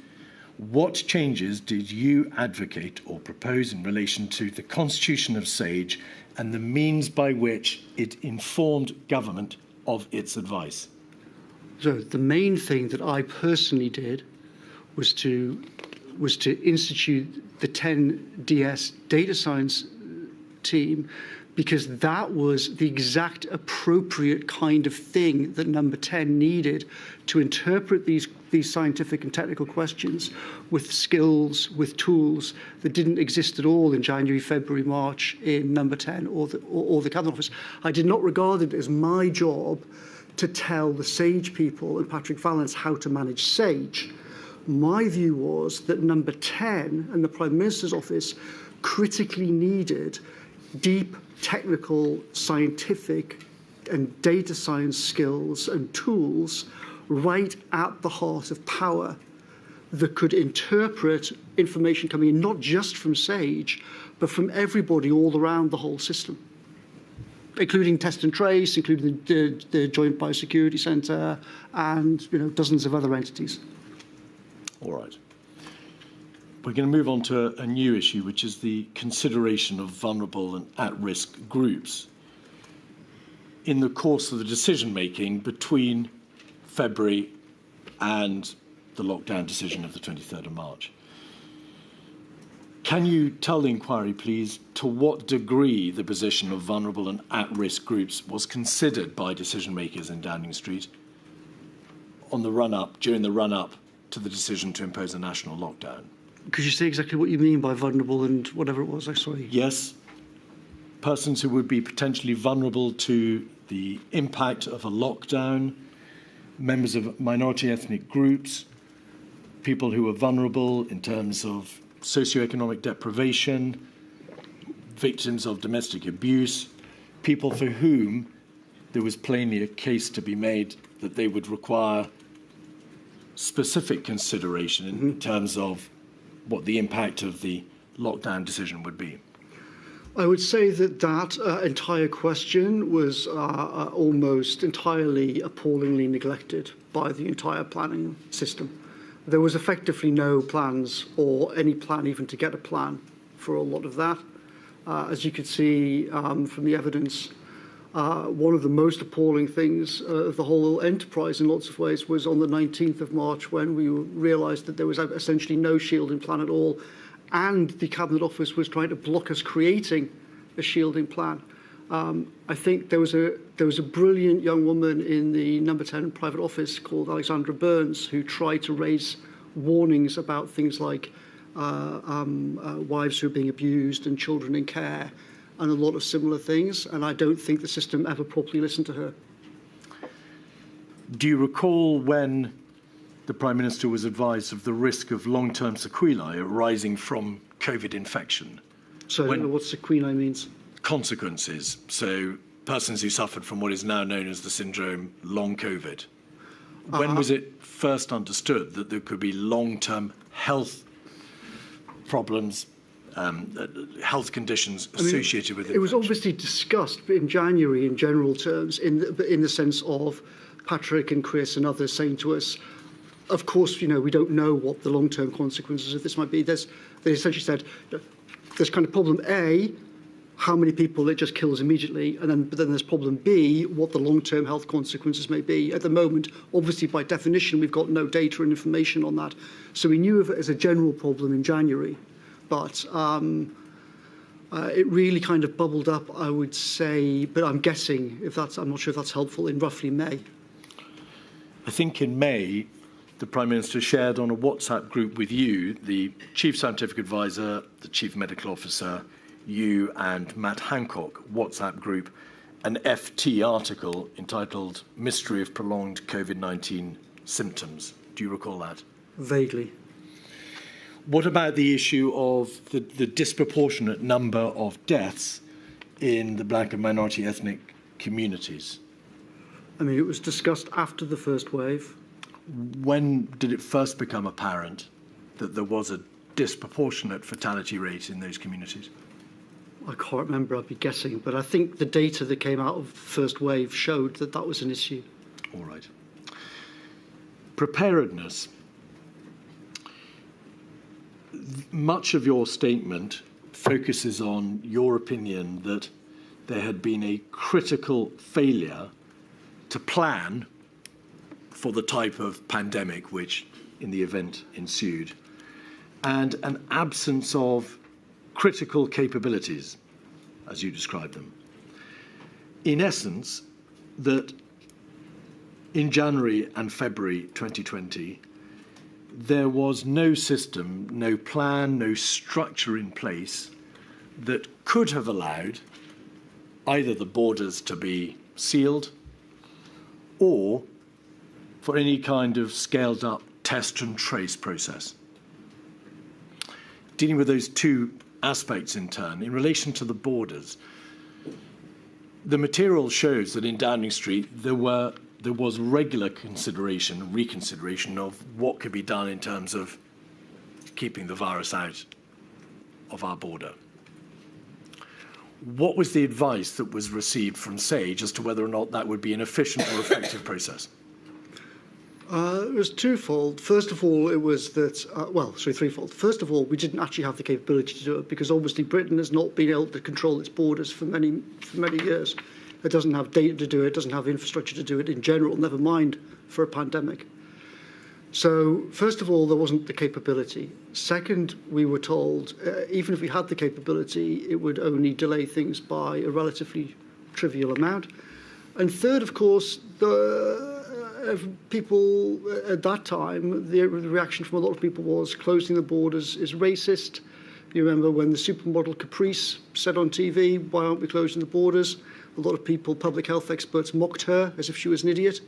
That was the prevailing conventional wisdom from the public health system and was reflected, the dismissal of Caprice, I would say, was reflected in number 10 by the public health system. And of course, if you're going for a single wave herd immunity by September fundamental strategy, then faffing around at the borders wasn't regarded as relevant or coherent with such a strategy. By that, do you mean if the strategy of the government was to accept that by mitigating the worst severity of that first wave of the virus and thereby allowing a proportion of the population to become infected nevertheless, there was no point in trying to shut our borders because part of that strategy entailed allowing part of the population to become infected. Is that correct? That's what the Prime Minister and I were told. Yeah. But SAGE and NERVTAG specifically advised the government against border screening because they took the view that it would be ineffective. You can't test in the absence of a testing system for asymptomatic patients. You can conceal your symptoms. You may even become infected on a plane and no symptoms will show until after you've arrived. So did the government not appreciate that in practical terms, such a step would be extremely difficult to put into practice? Well, yes, we would sort of, I'm not sure if I've misunderstood, but one of us has misunderstood. We were told that it was impossible. We were told the British state couldn't do it in January. We didn't have the infrastructure to do it. They didn't have the tests to do it. Didn't have any of the things that you need to do it to control the border. But at the same time, it wasn't regarded as a big problem, given that people didn't want to control the border anyway. Is that fair, Mr. Cummings? Sage and NervTag produced papers which were sent to the government and which you presumably saw, setting out why in practice screening, restrictions, or even an elemental quarantine system would not work in practice. It wasn't a doctrinal position, was it? No, well, I think that obviously if you're just saying, do you actually control the borders, does that solve the problem? Of course the answer is no. And if you're looking at just at the specific issue of what the effect of controlling the borders would be, then of course the answer is clear, and what Sage and NervTag said makes sense. But that's obviously not the real question. The real question is, should you have the capabilities like Singapore or Taiwan to combine actual serious border control with a domestic test and trace regime and the data to support it and all the other things you need to support it, and then roll out mass testing? If you had the capability to do that, which I very strongly suggest this country ought to acquire, then obviously controlling the borders is a critical issue. Mr. Cummings, without a scaled-up test, trace, contact, isolate system, shutting the borders will not suffice on Correct. itself. So the problem here was not that there was a doctrinal decision not to consider shutting the borders. It was that in practice it would do no good, and without a test, trace, contact, isolate system, and there was none, it would never work. Correct. Is that the nub of the issue? It's half of the nub of the issue, but the other half of the nub is that if you regard the whole thing in a fatalistic way anyway, which DH and the Cabinet Office and Sage did at the beginning, and you think that there is no effective alternative to herd immunity, if you say that at an overall conceptual level, there's either A, shape a curve towards herd immunity, or B, try to build your way out of the problem. The entire system in January, February, early March thought that the only plausible approach to this was to shape the curve of herd immunity. No one thought it was really practical to build our way out of the problem. The fundamental U-turn that we shifted to was to try and build our way out of it instead of fatalistically accepting. The material shows that you spent a great deal of time in April, May, June, trying to get on top of the test problem. Yeah. At what point in January and February, or indeed even March, did the penny drop in the government that the absence of a scaled up or significant test and trace system effectively meant there was no means of controlling the virus once it had reached the United Kingdom? Well, of course, until the week of the 9th of March, the entire system was just sort of rolling along the single peak strategy by September. And there were conversations and references before that week to, we've obviously got to do more testing. But that wasn't that was more just sort of, we need more tests for the NHS and maybe a few thousand and blah, blah, blah. It wasn't conceived, testing wasn't conceived at the end of February, beginning of March, in the context that it would be seen in April, May, June, i.e. scaling to hundreds of thousands, then millions, then potentially tens of millions. I think what really brought it home, certainly to me in the PM, was when we were suddenly told in that week of the 9th, and it was one of the things that involved pennies dropping, that essentially testing had been stopped. 12th of March. Yes, if you say so. I mean, it was around then. And so that we can understand the importance of this issue, is it your position that if there had been a sophisticated, competent system for test, trace, isolate in existence or brought into existence in January, February, March, and other countries, the inquiry is aware, did precisely that. South Korea is a very good example. It may not have been necessary to go the whole hog and to mandate the imposition of a national lockdown, because the means of controlling the virus would have been at hand with the test and trace system, and therefore no need to control it with a lockdown.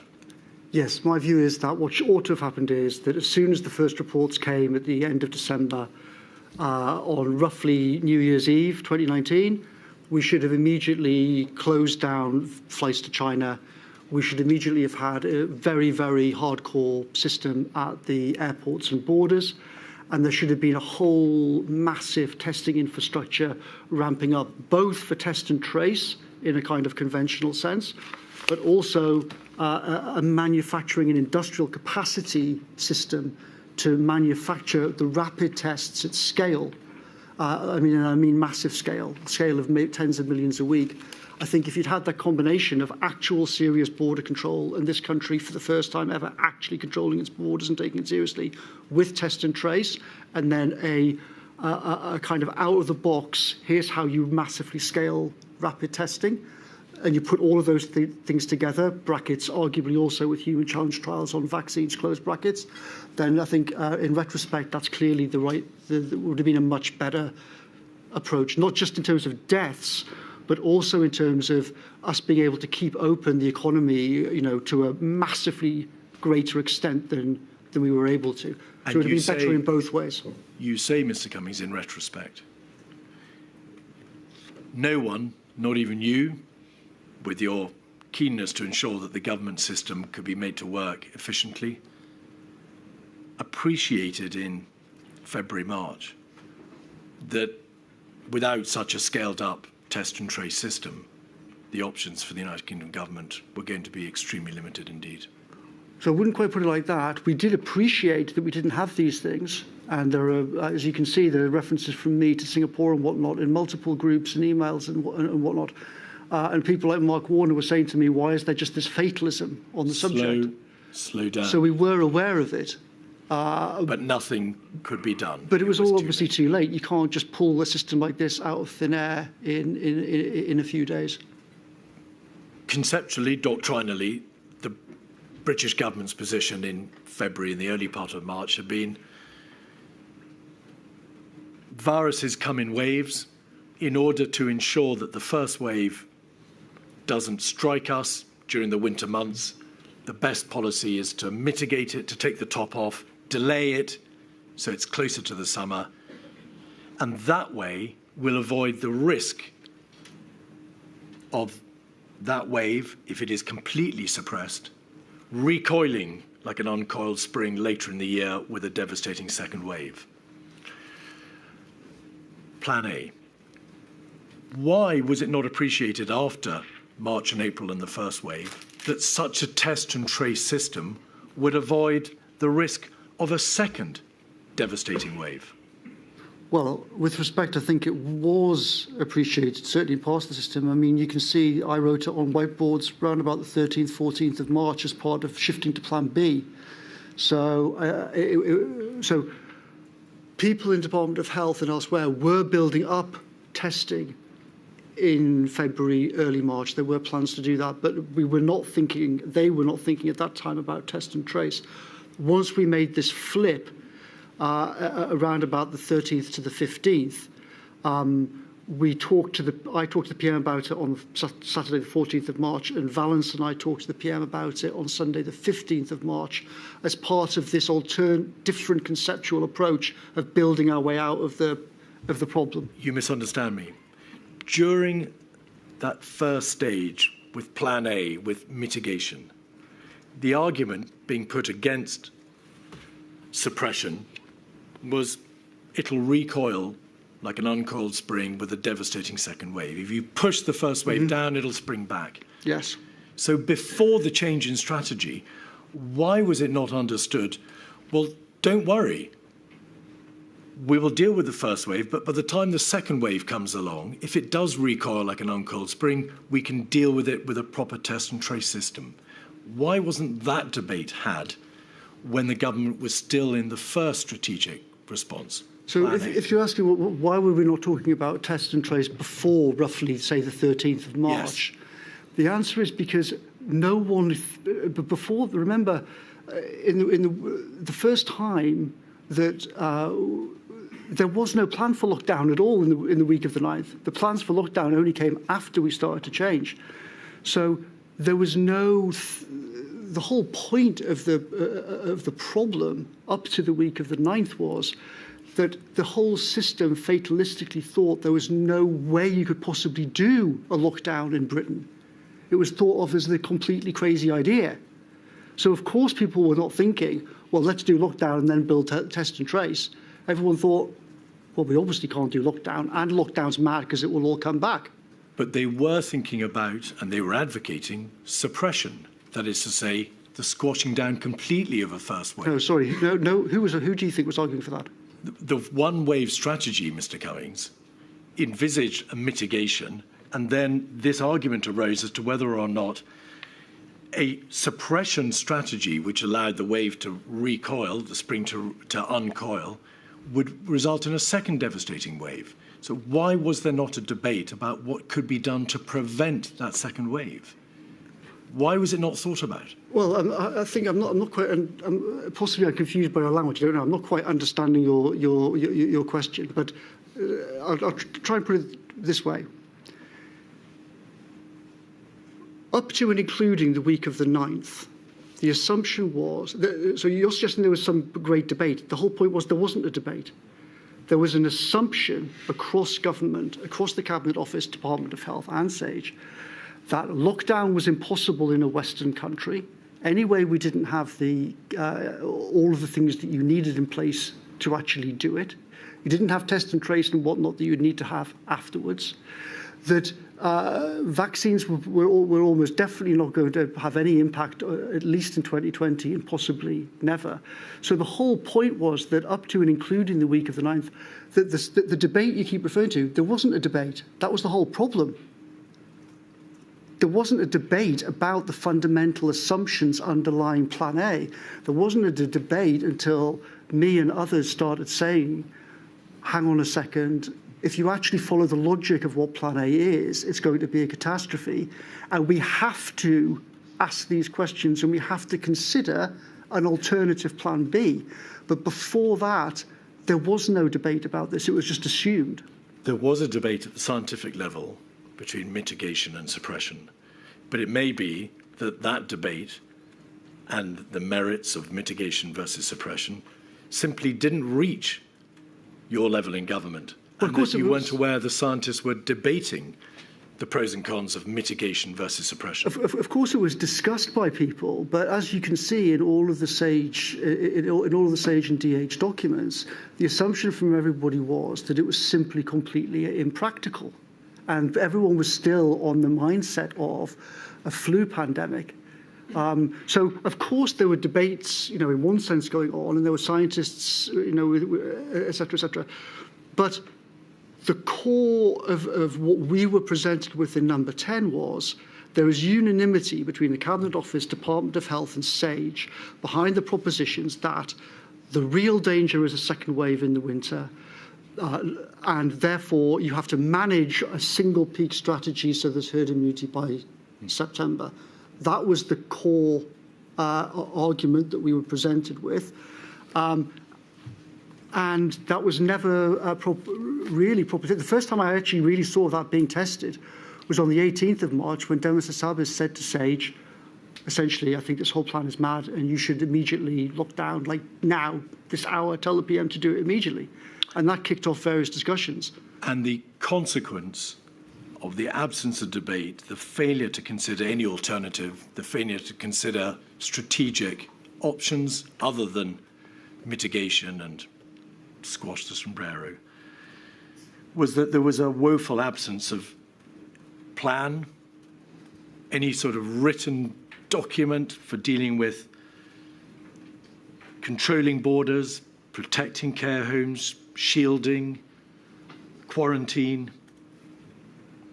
Correct. I mean, I would say it's actually worse than that, and sort of doubly ironic, because if Plan A had been what ended up being Plan B, i.e., we'd actually got on top of it and controlled it, and you had a test and trace infrastructure and everything else, then there would actually be a much stronger argument for saying, well, a lot of the shielding stuff we don't need, a lot of this we don't need, a lot of that we don't need, because we've actually controlled the virus. Mr. Cummings, please slow down.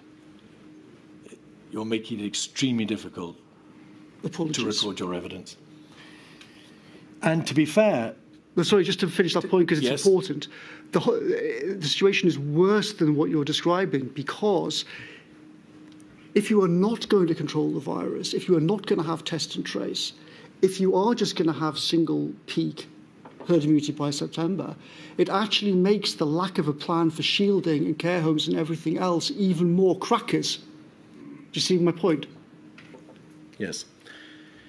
And to be fair, you texted Mr. Hancock on the 23rd of January about the existence, the whereabouts of pandemic plans and preparations. I think you asked to what extent have you investigated preparations for something terrible like Ebola or flu pandemic, and you were reassured that there were full plans up to and including pandemic levels prepped and refreshed.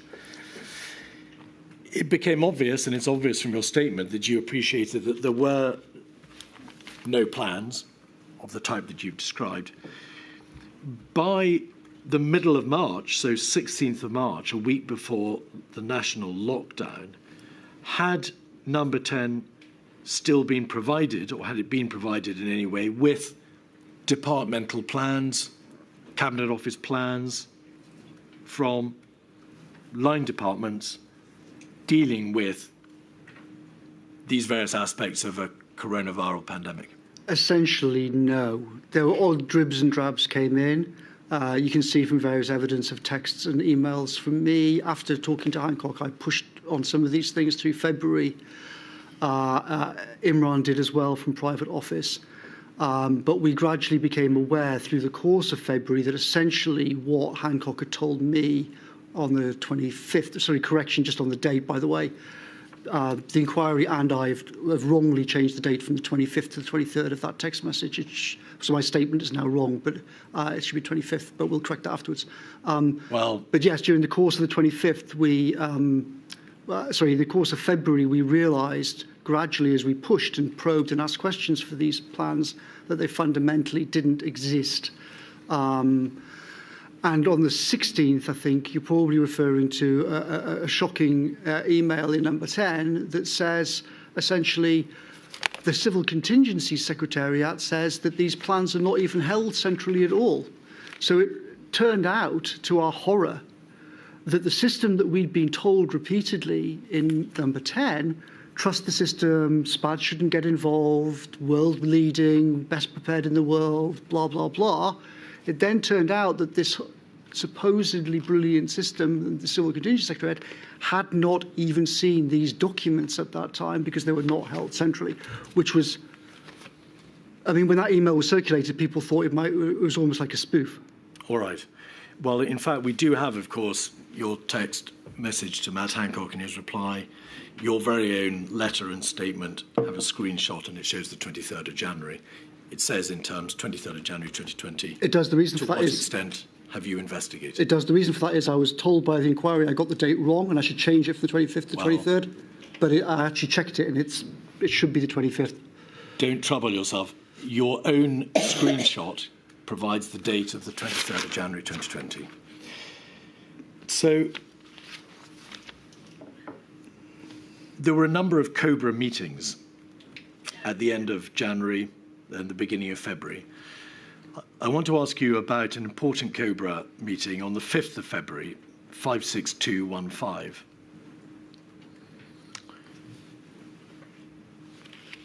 Page 1 sets out the ministers who attended. Page 2, the officials and those who dialed in. And we can see that on behalf of number 10, Imran Shafi attended, along with Sir Ed Lister. Page 3, the attendees in terms of the chief medical officers. page 5, paragraph 2, the CMO provides an update to COBRA, providing information about the number of individuals who had died and how long they had been in hospital before they died. This is all to do, of course, with cases abroad, and particularly China. The two most high-risk groups appear to be the elderly and those with pre-existing illnesses. If you could scroll back out, page 6, between paragraphs 9 and 11, there was a debate about planning for a reasonable worst-case scenario. And the director of the Civil Contingency Secretariat sets out the planning priorities for the work underway to develop planning assumptions for the pandemic flu reasonable worst-case scenario. There is then a debate about communication strategy, an emergency bill, and work with local resilience forums. On this day, or the day after, you sent a text to a WhatsApp group, the Number 10 Action WhatsApp group, saying, the chief scientist told me today it's probably out of control now and will sweep world. Were you aware of the tenor of the debate and what was being discussed in COBRA on the 5th of February? Probably. I mean, I don't remember that particular. All of these meetings now, I'm afraid, blur into one another. Had you seen this minute of the 5th of February COBRA, you would immediately have understood that the thinking expressed in this meeting was not that which you had been told, which was to the effect that the virus was probably out of control now and will sweep the world. Did that not concern you? Yes. What did you do around the 5th and 6th of February to say this COBRA appears to be proceeding on an incomplete, inaccurate basis? It isn't reflecting what I understand to be the reality, which is that the virus is probably out of control and will sweep the world. So I can't remember exact. Obviously now it's 3 years ago. I can't remember the exact days and whatnot, but around this time, so I spoke to Patrick before obviously that text was sent. I spoke to Patrick again. I probably spoke to him each day, actually, 5th, 6th, 7th. We had a conversation about this and about the briefing of the PM. Patrick and I agreed that we thought the PM had not been sufficiently briefed on a lot of this, on these questions, and we were concerned about it. And we agreed that I would fix up for there to be a meeting as soon as possible with the PM in his office, and that meeting happened on. I mean, it'll be in the documents. I can't remember exactly when, but very, very shortly after this. I think Patrick said to me something like, this needs to happen straight away. It's possible that was the Friday, and I think I organised it for the Monday, but my recollection of the exact dates could be a bit off. There was a meeting on the 10th of February. Is that the Monday? 10:45 and 11:15. That could possibly be a Monday or maybe a Tuesday, so that would fit with what you've said. There was another COBRA meeting on the 18th of February, 56227, pages 1 to 3 give us the attendees, and page 5 gives us a sense of what was being discussed. Repatriation of British nationals, and then over the page, legislation, a debate about the drawing up of a bill to be employed in a reasonable worst-case scenario, and then over the page, please, page 7, planning for a reasonable worst-case scenario, next phase. The Civil Contingency Secretariat said there was work to be done to create a clear plan of activity from the moment of sustained transmission to its estimated peak. Was there an understanding in number 10 that a debate about repatriation and the drawing up of appropriate legislation and the drawing up of plans to deal with a reasonable worst-case scenario did not really reflect what needed to be done in response to the information that was then available? Certainly by some of us in Number 10 at that time, there was, yes. But remember, an awful lot of the senior people in the centre of Whitehall were off on holiday at this time.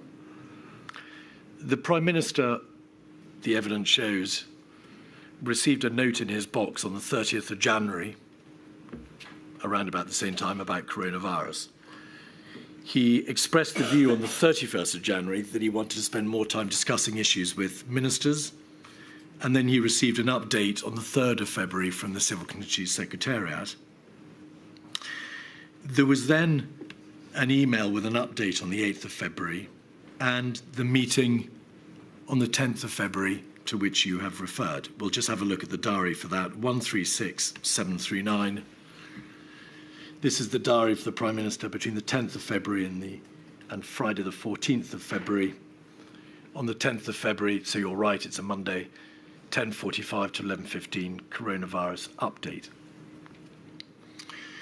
Before he went to Cheveney, which he did on the 14th of February, he received a note in his box, 136743,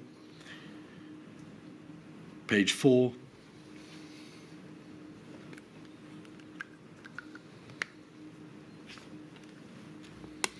Coronavirus international response. Containment of the virus in China is a key part of preventing the spread of the outbreak to the United Kingdom.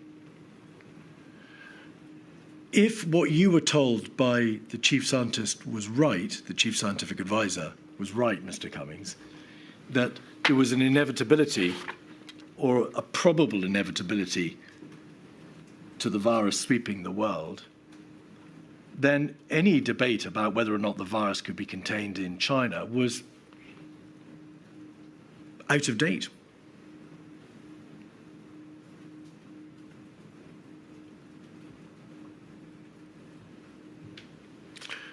Why was the Prime Minister not told? Evidence is now emerging that this virus is out of control and will likely sweep the world, and debate about international repatriation and drafting of legislation and doctrinal identification of reasonable worst-case scenarios is behind us. We need to deal with that loss of control. Well, I think there was still an awful lot of. So at the meeting that Patrick and I asked for on the 10th, from memory, these things were discussed. But remember, at that point, it was still not at all seen in Whitehall like this is going to be. Nobody really in Whitehall thought that a month from now we're going to be in the biggest crisis the country's seen since 1945. The view was much more that if this is really going to happen, it's not going to happen for months. And you can see repeated references in documents to Number 10 and the Prime Minister that refer to, well, if there is sustained community transmission in Britain, then the crisis will come sort of 2 or 3 months after, which is repeated in various documents. I remember at this point, although there was, in fact, we now know, sustained transmission in this country at that time, that was not known then. So the whole system was, at this point, and not just now, but 3 weeks after this point, still thinking of this as something that was going to land on people in May, June, not something that was going to overwhelm everybody in mid-March. You had sent a text to the Number 10 Action WhatsApp group on the 6th of February saying, the chief scientist told me today it's probably out of control now and will sweep the world. Mm-hmm. You plainly told the other communicants to that WhatsApp group of what you had been told by the chief scientist. Yeah. But during this next week, before the Prime Minister departed for Cheveney, why was that message not being recommunicated to him in notes that were sent to him? Why was he not being told in this note, well, the chief scientist's view is probably going to sweep the world. It's coming. Well, I think it was just part of the general view from the Department of Health and the Cabinet Office that this was all still, murky and in the future. They weren't banging alarm bells at this point. Far from it. They were going skiing. Why weren't you, though, Mr. Cummings? You are the one who had spoken to the chief scientist, or received a text from him. Well, as you can see, I spoke to the chief scientist on multiple occasions, and I organised a meeting for him and Whitty to come in and talk to the PM and as they requested. In the notes that went to the Prime Minister around the same time, why did you, as his advisor, perhaps chief advisor, not tell him, my information is containment has failed, the virus is coming? Well, I did tell him that. It's not here. Well, the fact that things are not written down doesn't mean that they weren't communicated. Obviously, I was talking to the Prime Minister about all sorts of things all the time. And things that as I said, I was having repeated conversations with Patrick, many of which are not actually recorded in diaries from early January onwards. So lots of things like this I passed on. But overall, as you can see, the system was not in emergency mode at this time. Do you accept that there is no formal communication to the Prime Minister from anybody at this stage saying the information from the Chief Scientist is to the effect that containment has likely failed? I mean, you have the documents, not me, so I'm sure if you say so, I'm sure that's right. And then the Prime Minister went to Cheveney. If you're moving Yes. on, Mr. Keith, I think probably time The for lady a of break. course. Sorry to interrupt. 3:15, please. All rise.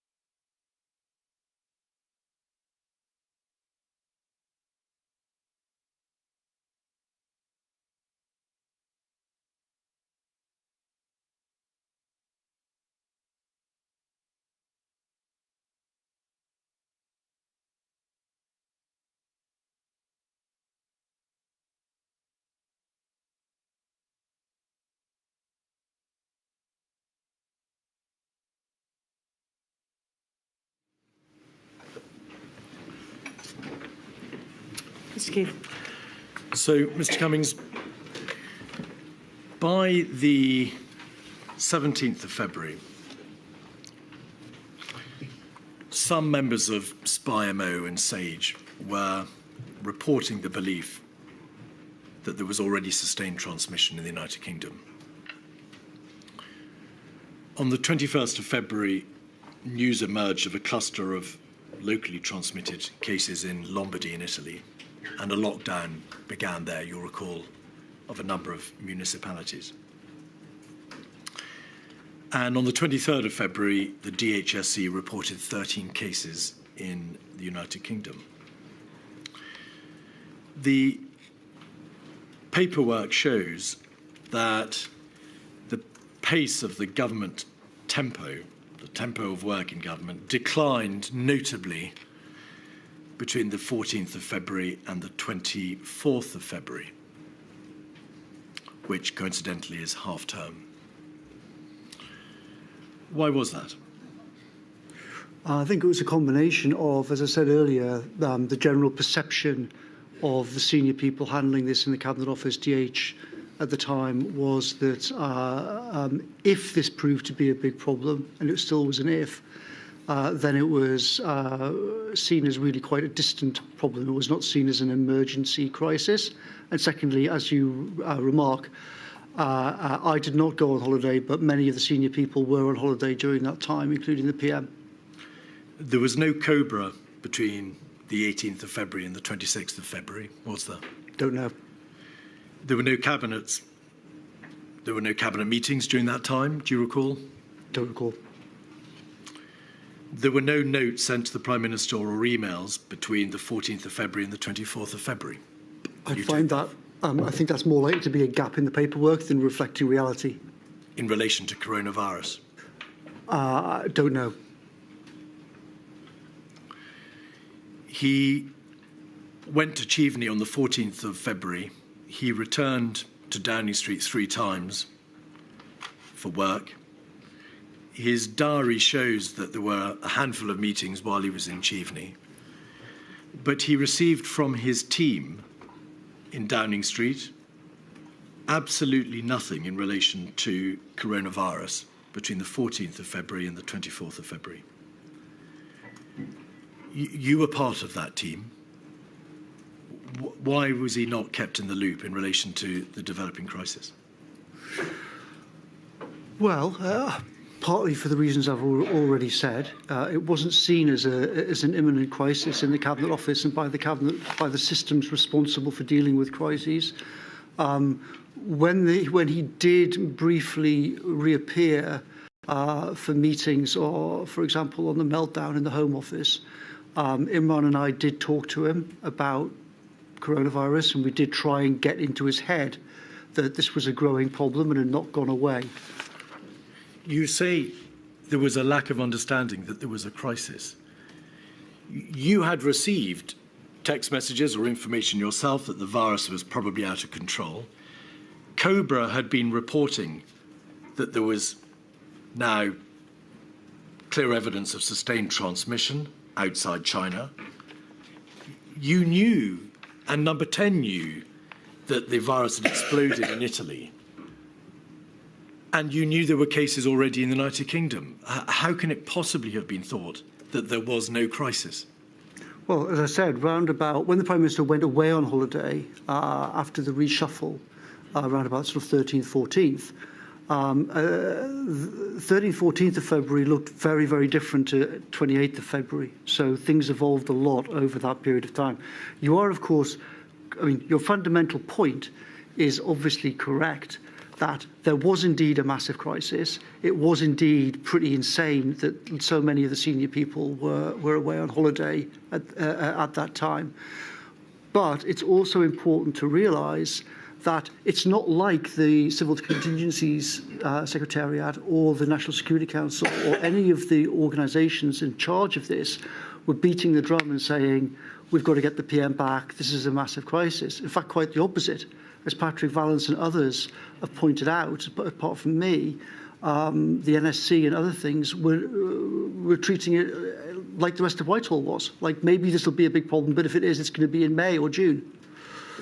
If it was insane, as you've described it, for them to be away, to be on holiday, or whatever everybody was doing, and for there to be a complete absence of administrative push in relation to coronavirus during that 10-day period, why weren't you banging on the metaphorical door of Cheveney saying, you've got to come back? We have a crisis. This virus is about to overrun us. Well, I was talking to all sorts of people in that period. I was not on holiday, and I was pushing and talking to Patrick and other people. But I did not regard, and neither did other people, we did not think that asking the PM to come back and talk to Cobra or Whitehall in general at that point would have been productive. In fact, I thought it would have been counterproductive, because I thought he would have said to everybody what he thought at the time, which was, this is another swine flu, it's all another rubbish media hoax, nothing will happen, blah, blah, blah, blah, blah. The real danger is the economy getting talked into a slump. I thought that if he came back from Cheveney and said that to Cobra or to any other part of government, it would be counterproductive rather than helpful. So are you saying you did actively consider the possibility of asking him to come back and talk to Cobra or Whitehall? Yes, it was discussed while he was away. With who?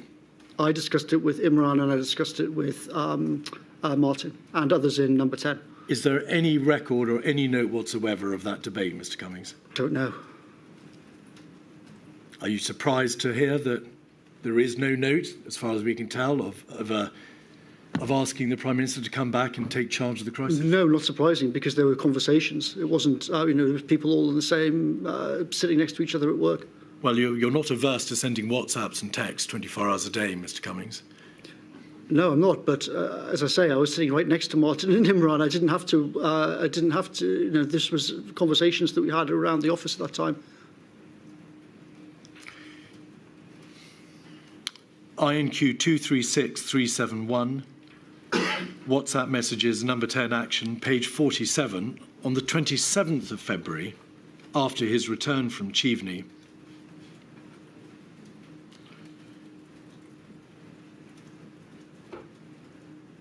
Mr. Johnson said, in response to a suggestion from Lee Cain, I think a Monday coronavirus Cobra meeting with the Prime Minister as chair, very important to show grip, suggested to Martin Reynolds earlier, so think he's handling. Dominic Cummings, we should pencil in an interview early next week on this too. We've got to sort stuff out over the next few days, but Monday must be a new level. And Mr. Johnson says at the end of this particular thread, not sure if it can wait till Monday. There's no reference there to the possibility that he'd been asked to come back earlier, or that there should be a Cobra while he was in Cheveney. Is there? No. And he asked, or he said, I'm not convinced we're showing grip on Corona. We need to have a Cobra. Not sure it can wait until Monday. There had been 4 Cobras already, had there not? I don't know how many there'd been. Well, you know that there were 4 or 5 Cobras up to that point. Yes, something like that. But he had hitherto not shown any inclination to take a grip by chairing a Cobra himself. Correct.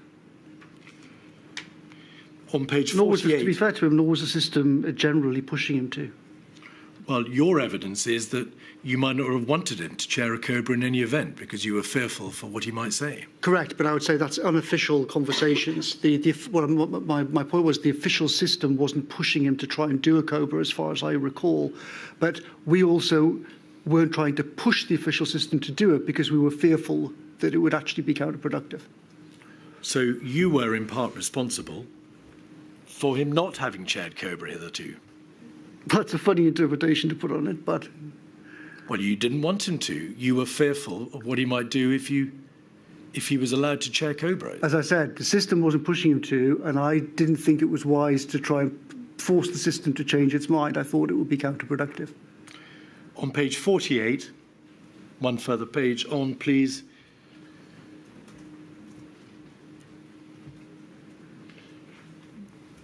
You return to your usual theme of Mr. Hancock. is a know-nothing on comms, and he's totally failed with the Corona comms team.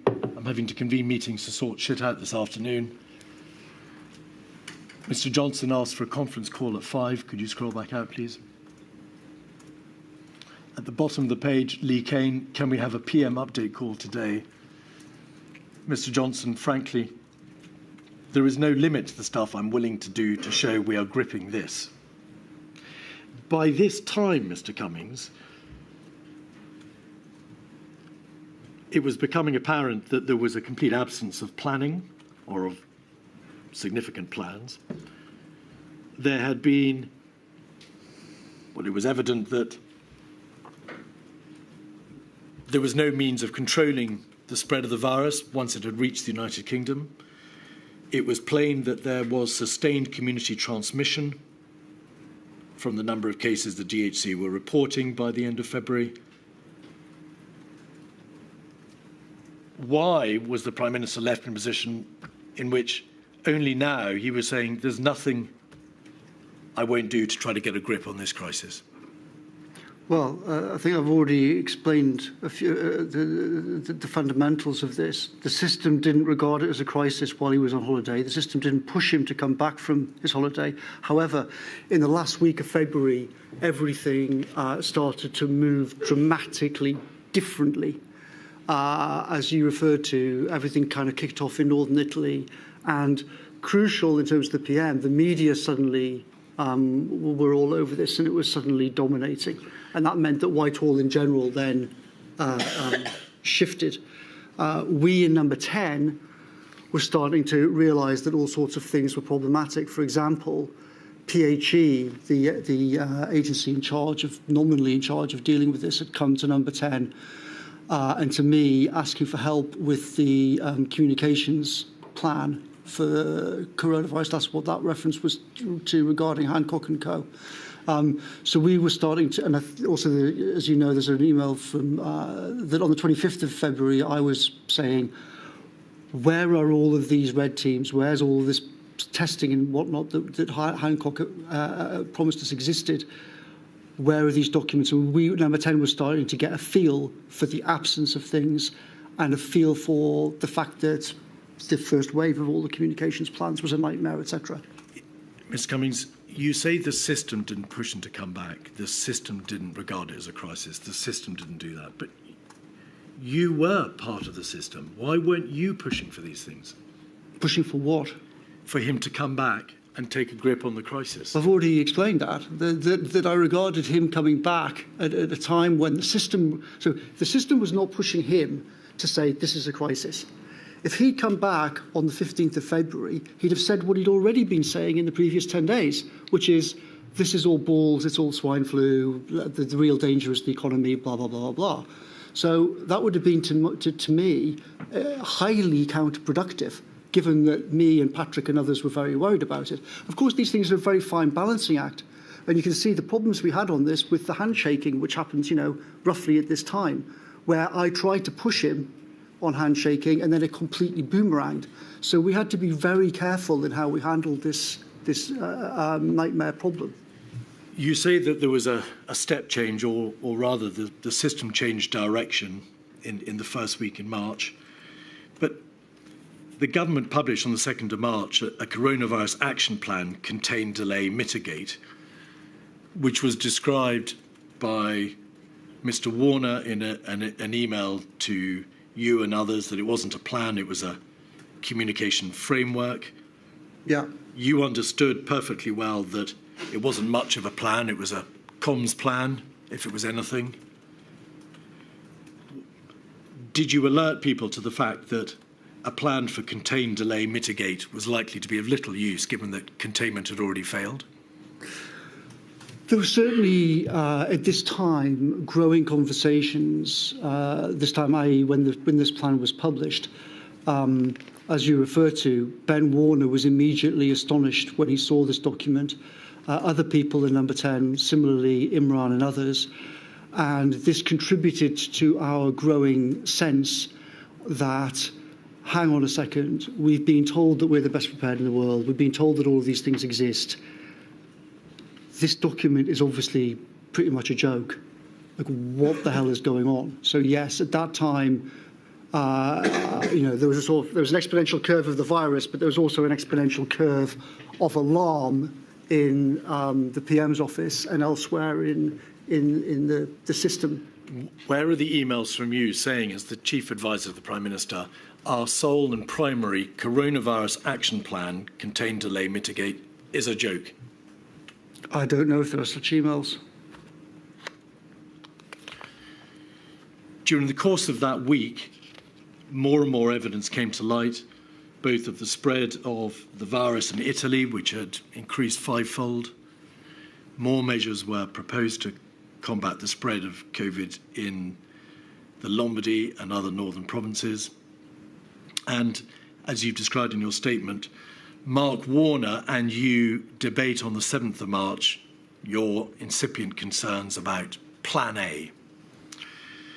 On the 10th of March, so a matter of days after your concern had started to emerge about the whole strategic direction that the government had embarked upon, the Civil Contingency Secretariat prepared a note, 49583, in which the director of the CCS stated in paragraph 1, COVID-19 looks increasingly likely to become a global pandemic, although this is not yet fully certain. The note sets out the views of the CCS as to the need to have fast-track legislation to effectively manage the outbreak. It deals with excess death management and the need for plans to be drawn up. Did you or anybody else push back against this document and say, it is absurd to believe that a COVID-19 global pandemic is not yet fully certain, given the concerns that you were beginning to have? Yes, throughout this 9th of March is the Monday. Throughout this week, as you say, having spoken to Mark and others over the weekend and over the previous week, as you can see from multiple messages from this day onwards, I was very concerned, and this document also was one of many documents that appeared at that time that seemed to some of us in Number 10 to make clear that the system was miles off the pace. Because they no longer, they simply didn't reflect the change in thinking or the emerging understanding as to how far the virus had spread and the absence of means to control it. Also, I think a really crucial and underrated aspect is the speed. One of the things that's very striking looking back, preparing for this, is how even when you go forward a week to the 16th, and indeed even if you go forward another week to the 23rd, the week of the lockdown, there are still documents repeatedly coming through from CCS and COBRA and the Cabinet Office showing the crisis peaking in end of May, beginning of June. And I think this is really critical to understand. The fact that that was still on graphs in the week of the 26th is genuinely astonishing in retrospect, because of course it's completely false. A critical thing at this point on the 9th was that partly because Mark Warner, at this point, he had his data team embedded with the NHS, and they were getting better and better data out of the NHS. This is the period when we in Number 10, to some extent, started to short-circuit the Cabinet Office system and CCS, because we were getting information directly from the NHS. And we started to realise, hang on, there is a fundamental mismatch between the shape of the curve that's coming out of these graphs coming from COBRA and the Cabinet Office, peaking at the end of May, June, and the information that we're getting from the NHS, which is showing that the crisis is almost upon us. So this was increasingly alarming all the way through this. On the 9th, I think it was, I asked Imran, again, this was not supposed to be a job for SPADS and it was not supposed to be a job for Number 10. And I said to Imran, please get in touch with Simon Stevens' office and get data directly from Stevens' office to here so that we can see what they're talking about. You can also see chatter between Warner and Patrick on this exact subject. Pause there. It's a very long answer. I'm going to ask you about Ben Warner. He received an email from Professor Neil Ferguson on the 10th of March in which Professor Ferguson asked him to show or to distribute to the Prime Minister and Cabinet documents relating to the surge demand and daily number of deaths that were likely. So that was another source of information coming into number 10 at that time. Yeah. On the 10th of March, the Cheltenham Festival commenced. And on the same day, Public Health England data presented at SAGE suggested that the true number of cases in the United Kingdom, what was to be measured in the tens of thousands. Professor Ferguson challenged number 10 officials at that SAGE meeting and asked them, do you know what an epidemic with 4,000 to 6,000 deaths per day would feel like? What was the reaction in number 10 when that information was relayed back to you? Well, it contributed to our growing sense that something had gone horrifically wrong in the communication between SAGE, DHSC, and the Cabinet Office about not just the scale of the problem, but the speed of the problem. Was there then a reconsideration of the wisdom of allowing mass gatherings to continue? It was discussed in the context of the Cheltenham event, but again, the PM was advised at the time that banning mass events would. So what the PM was actually told at that time was, if you ban mass events, PM, then people will just go to pubs instead, and that will be even worse. Of course, now the obvious question is, but why are they all going to pubs? But remember, there was no plan for lockdown on the 9th and the 10th of March. There was no plan for stopping all of these things. So if you're not going, then you can see the kind of twisted logic of, well, don't stop things like Cheltenham or football matches and everything else. On the 11th of March, you sent a WhatsApp message, 102697, page 17,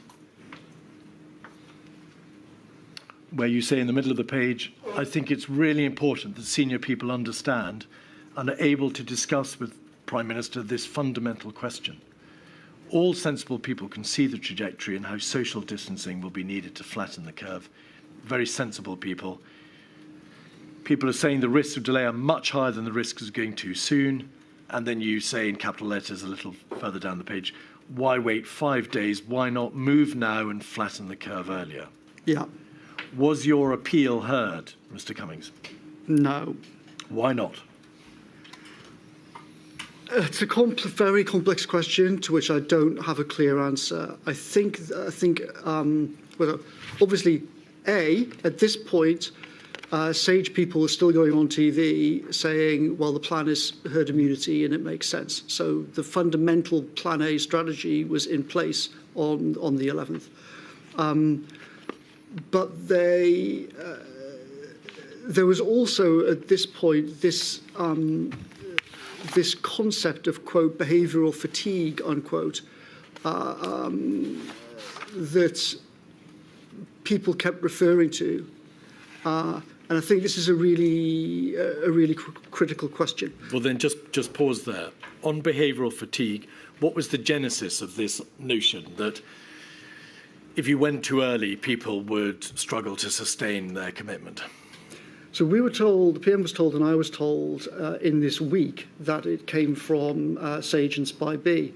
However, obviously, since then, SAGE and Spy B people have all rushed to try and claim that it was not me. So I don't think it's actually been, I don't know what the answer to this is. What I do know is that Patrick and Chris talked about this concept in this week, and this was another red flag for some of us in number 10, because, of course, some of us had worked on political campaigns, and we knew that an awful lot of stuff coming from so-called, quote, behavioural scientists, unquote, turned out to be dodgy science and dodgy papers and dodgy concepts.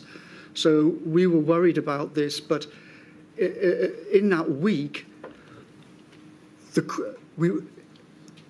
a critical meme that kept being repeated was, this has to be done at the right time, this has to be done at the right time. When you say the PM was told and I was told, so that we are clear, Mr. Cummings, who told you that there was a problem with maintaining commitment? This was referred to by Patrick and by Chris in their briefings in the PM's office, though they said that this had come from Sage. And of course they referred to it publicly in various documents. This was all intimately bound up, of course, with the understanding of herd immunity, the one-way strategy. You've got to allow parts of the population to become infected. That will reduce the risk of an uncoiled second wave and so on and so forth. And at the same time, this idea took hold that you couldn't go too soon because whatever measures were put in place were unsustainable. So, A, they might be unsustainable, but B, remember the fundamental distinction that if you're going for a single peak strategy, then they didn't want to go too soon because that would actually suppress things and then the thing would just pop back up straight away. Indeed. And that's why when you asked, was my question properly answered? In the all caps here, why not move now and flatten curve earlier? That logic is the logic of Gowers and Hassabis and the Warners. That logic is the logic of if you are actually not going to do a single peak, if you are actually going to try and control it and suppress it now, then the simple logic of exponential curves means that, of course, the sooner you do it, the better. But that was not what the planning assumption was on the 11th. Were you readily persuaded that the herd immunity approach, or rather the one-wave strategy, was the wrong way to go?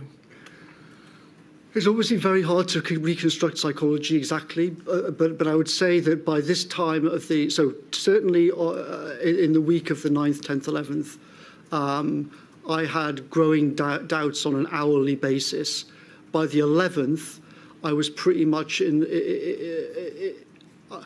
by the 11th, my view was, I've got an appalling feeling that I'm in one of those like historic catastrophes like July 1914. I'm not completely sure of it, but I've got some very smart people coming to me saying this is fundamentally the strategy is wrong, misconceived, but also at a practical level at this point, remember, I was sitting in an office and suddenly overhearing people having phone calls about whether local authorities could book out ice rinks and get trucks to carry massive numbers of bodies and store them in ice rinks. These conversations suddenly exploded in the week of the 9th in number 10. So we had on the one hand a fundamental argument, is the strategy misconceived or not?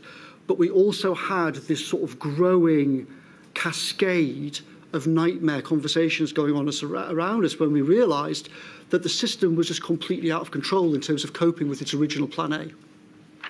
Could we have 173144, please, on the screen, page 1? Mr. Hancock, in a WhatsApp message with Damon Poole, dated the 23rd of May, says, herd immunity was never the government strategy, but it was what Dom was pushing until he was finally persuaded to drop it in early March. Is that a fair assessment? Well, it's obviously laughable.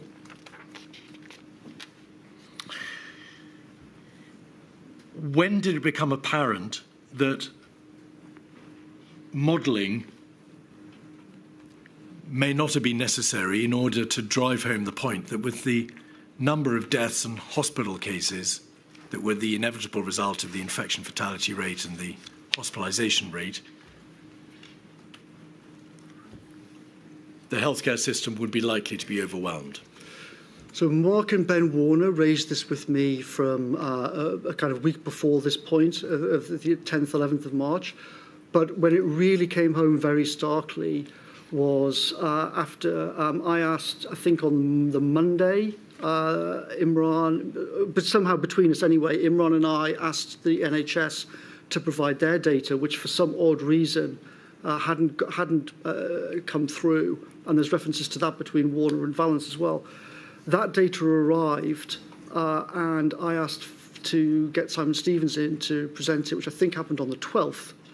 All the records are a bit iffy on that day for reasons that you're aware of. but when we saw these NHS documents, and Mark Warner explained the background of it, that's what really made things incredibly stark, because you suddenly had these two completely divergent sets of graphs, one from the NHS and one from the COBRA system. On the 12th, there was a cabinet meeting. On the 11th of March, there was a cabinet meeting, 56132. At page 4, the Secretary of State for Health and Social Care said this to Cabinet. You can see about 2/3 of the way down the page. Without these symptoms, the symptoms of a dry cough and a temperature, it was highly unlikely that someone was suffering from coronavirus. By the 11th of March, was it generally well understood in Downing Street that a large percentage, a large proportion of this disease, for the viral spread, in fact, was transmitted asymptomatically? It was, and Mr. Hancock had made this point in multiple ways, and sowed chaos by saying this. He was repeatedly told by Patrick Vallance that what he was saying was wrong, but he kept saying it. He said it here, and if you notice, it makes its way into statements that have been provided to this inquiry. So this false meme lodged itself in crucial people's minds. I don't understand, never understood why Hancock said this, but Patrick Vallance made extremely clear to me and to others in Number 10 that what Hancock was saying was factually wrong. On the 12th of March, you messaged the Prime Minister raising concerns. Part of the message was put to Mr. Cain earlier in the course of evidence, but I'd like it back, please, on the screen. 48313, page 22.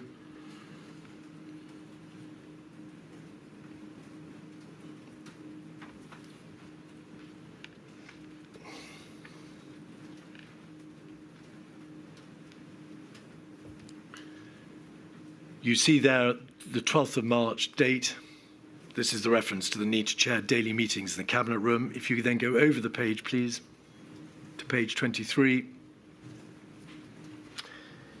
The overwhelming danger here is being late and the NHS implodes like zombie apocalypse film, not being a week early. What did you mean by that? So, you mean the last message? Yes. Well, at this point, we'd got the data that I'd asked for from the NHS, and we'd seen these graphs. And it was clear, it made starker not only the scale of the problem, but also two things. A, that the whole crisis was coming much, much, much faster than we had been told, and that the Cabinet Office understood, and that was on all of these official graphs. And secondly, to me, almost worse than this was, like, what on earth is going on? Like, how can we be in a situation where the NHS has these graphs showing that we are days away from having to make a decision on what to do to stop this nightmare, but the official system in the Cabinet Office for dealing with this crisis doesn't seem to understand this. So it wasn't just the kind of first order level of how bad it was also the second order level of what on earth is going on in the system that this could be possible. On page 69 of 48313, there is a WhatsApp message from you saying, said while babbling about chickenpox, God fucking help us. What was being said about chickenpox, Mr. Cummings? So there was a meeting in the PM study roughly noon on this day. And there was a conversation, and in the conversation, the Cabinet Secretary said to the PM, you should go on TV and you should explain that, this is like the old days with chickenpox, and people are going to have chickenpox parties, and the sooner a lot of people get this and get it over with, the better, sort of thing. And this has been mentioned before, this analogy, and I said, Mark, you should stop using this analogy of chickenpox parties, and the Cabinet Secretary said, why? And Ben Warner said, because chickenpox doesn't spread exponentially and kill thousands and thousands of people. And the look on people's faces when Ben said this, that was quite a crystallizing moment, because it made us, A, think, Who on earth is briefing the most important official in the country along these lines? This is terrifying.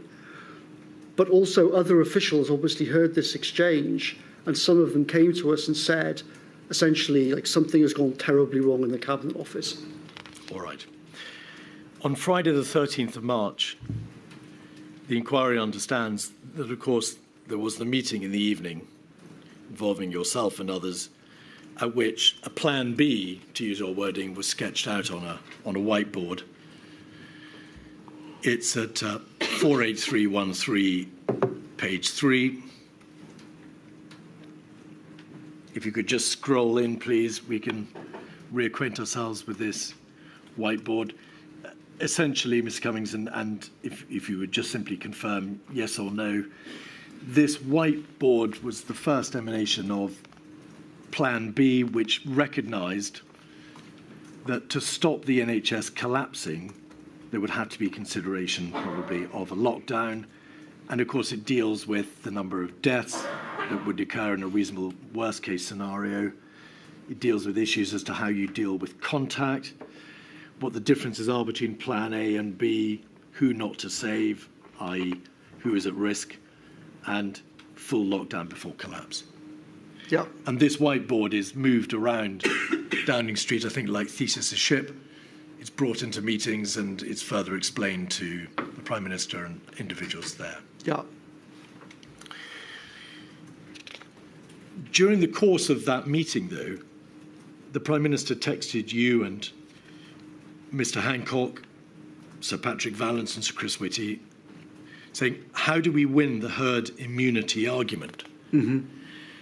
Was that because, notwithstanding the information which had been received from the scientists, from Professor Ferguson, from the NHS, your incipient understanding of the wave of death that was to ensue, it was still thought in number 10 Downing Street that herd immunity was the way forward? Yes, but at this point on Friday evening, 13th of March, Plan A remained Plan A. And also, of course, what the PM's specifically referring to is, at that point in that week, multiple scientists, including the CSA and John Edmonds, had been on TV explaining the herd immunity the herd immunity basic Plan A. But there'd been a lot of pushback from it. The PM was nervy and was saying, you know, how are we going to explain this better, and how are we going to get this argument out? All right. The next day, on the Saturday, there were a number of meetings. There was also a long debate on WhatsApp between the Chief Scientific Advisor, the Chief Medical Officer, Mr. Hancock, the Prime Minister, and yourself. Could we have 48399? And I don't want to spend too much time on this WhatsApp thread, but it shows on pages 3, 4, and 6 a fairly extensive debate about how herd immunity as an argument can still be advanced, if it is to be advanced at all, but also how concentration now needs to be focused on measures to be taken to avoid transmission and save lives. And I think on page 3, 1403, the 14th of March at 7:39, Mr. Johnson says, thank you, agreed totally with above. That's why I was concerned when some on the team were suggesting last week that we actively need a proportion of population to be infected. And if you could just scroll back out. Civil service need to grasp. So the Prime Minister understood that there was a problem here with whether or not the system, as you would describe it, or the civil service, as he would describe it, understood the danger, understood the need for a change in strategy, the need to understand that there was no time to be lost. I think that's oversimplifying things, if I may say so respectfully. If you look at the chronology, some of these messages start early in the morning, and some of these messages are in the evening. And an awful lot happened that day. You know, in the morning, the PM is still essentially in Plan A mode. Then there is a meeting that I organised. There's an official meeting, and then there's a second meeting. And the situation, I think, what the PM's mind and other people's minds, including Patrick, were very different, even in this between morning and evening on this day. It was a day of kind of psychological transition for a lot of people. The whole thread shows that evolution in thinking. If we could go to page 6, we can see at 10:49 a.m. Mr. Johnson says, no time. Although I now can't see it. Yes, thank you very much. 10:49, 15 seconds. Johnson Boris, seeing what happened in Italy, we simply have, in capital letters, no time. Mm-hmm. Over that weekend of the 14th and 15th, there are, as I said, a number of meetings. Sage is asked to model lockdown. You're in touch with Timothy Gowers to ask him for his help, and he says you've got to move urgently to extreme containment measures, correct? Yep. 253942, page 3. You asked him for his views, and he says you've got to move urgently to extreme containment measures.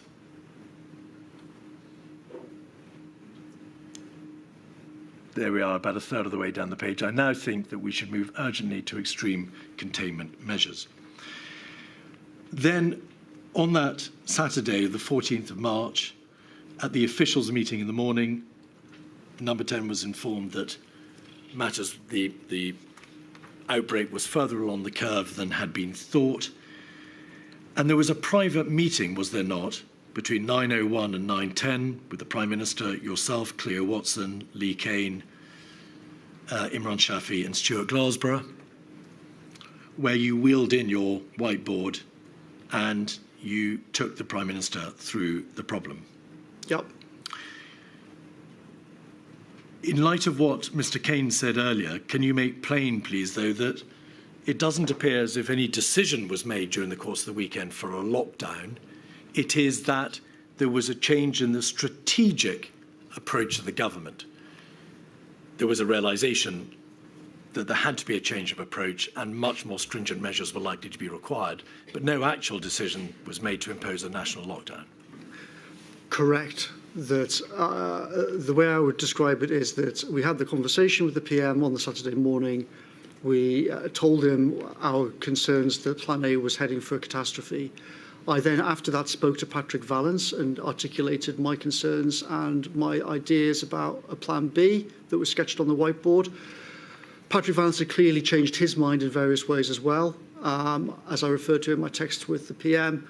And I agreed with Patrick that we would organise a meeting on this Sunday at which he and I jointly would try to articulate a different way forward. But I was very keen for him to do this rather than me, for obvious reasons. And to be clear, at the morning meeting on the 14th, on the Saturday, you said need to do in the next 72 hours to avoid NHS lockdown. And there was a debate, including Michael Gove MP, in which he said, go now. Mm-hmm. We know that from the notes of that meeting kept by Mr. Shafi. Yes, I remember him saying it. I remember Gove saying that, sorry. On the Sunday, and in fact throughout the weekend and then onwards on the Monday, there was a considerable debate also in a WhatsApp group titled CSA, CMO, MAT, PM, DOM, concerning the need to accelerate the social distancing plans. In essence, do you agree? Yes.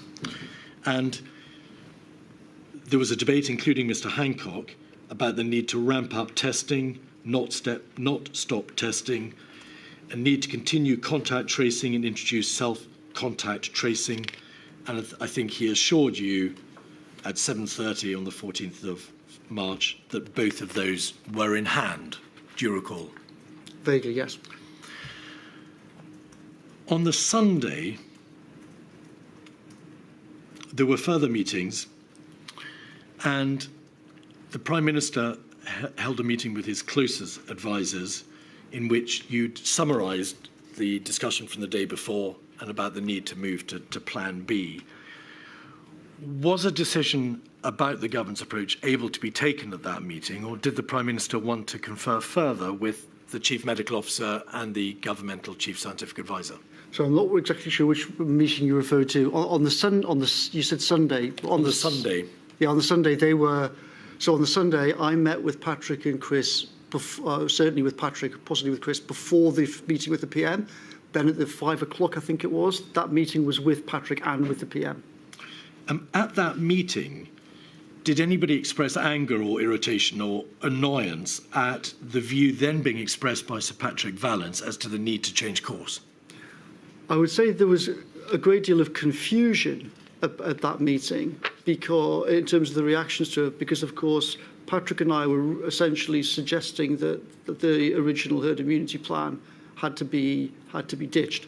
There was anger after that meeting expressed by people in the Cabinet Office and at DHSC, reflecting the fact that they were essentially blindsided. Of course, as far as they knew, as far as the people in the Cabinet Office and DHSC knew, Plan A was still in place. Plan A was still in place. As you can see from the record, Matt Hancock said on the Saturday morning on the 14th to the official meeting, we've got to, quote, stick with the plan, unquote. So when Patrick and I, wheeled in whiteboards and said, essentially, we've got to go down a different route on the Sunday evening, I was told after that Patrick Vallance was reprimanded by various people and that there was a very angry reaction in the Cabinet Office and DH. In particular, was he reprimanded by the Permanent Secretary at the DHSE for having, as the Permanent Secretary appeared to think, advocated a change of direction without the Permanent Secretary's knowledge? That is my understanding. And you can see from messages on the 18th that the Permanent Secretary at DH still was behind the curve on this whole discussion. Because he was still talking about one-wave strategy, talking about why the NHS would be overtopped, to use his word. Correct, on the afternoon of the 18th. So I think, just for complete clarity, it's a big mistake to think that there was a kind of clear moment. Right, this was all complete chaos. There was informal meetings on the Friday. There was formal and informal meetings on the Saturday. There was formal and informal meetings on the Sunday. There was Patrick and I basically articulating a plan B. There's the PM thinking about it. There's the Cabinet Secretary and other people in the system suddenly going, what the hell's going on? Are we ditching Plan A? What the hell? So it's important not to think that there was a sort of, that this was all very clear and then suddenly everyone left the meeting and everyone was aligned. It was a very chaotic process, that transition. So chaotic was it that data and whiteboards and information that you were using to make your point were themselves out of date. So if we could have 48313, your letter to the inquiry at page 39. This is a screenshot that you've provided of charts from the NHS showing how beds, that the bed capacity of the NHS would be overwhelmed. Yeah. That information, it'll be page 40 then, please. I think I must have got the wrong reference. There are NHS graphs which were shown to you and which you deployed in order to show the crisis facing the NHS that weekend, in which the peak on those graphs was still being shown as being in June of 2020. So no, that's slightly confused. There's two different sets of graphs. There is a set of graphs that came from COBRA and CCS, which was showing the peak in June at this time. The NHS graphs, which we've been provided by either NHS or essentially from Stephen's office, the ones I referred to earlier, which were shown to us on the Thursday the 12th. If you look at the photo of me in the room with the PM on Saturday the 14th, you can see those NHS graphs are the ones that are in front of him. So part of what that meeting was about was showing him, here's what the Cabinet Office and the CCS are all planning on the basis of, and DHSC.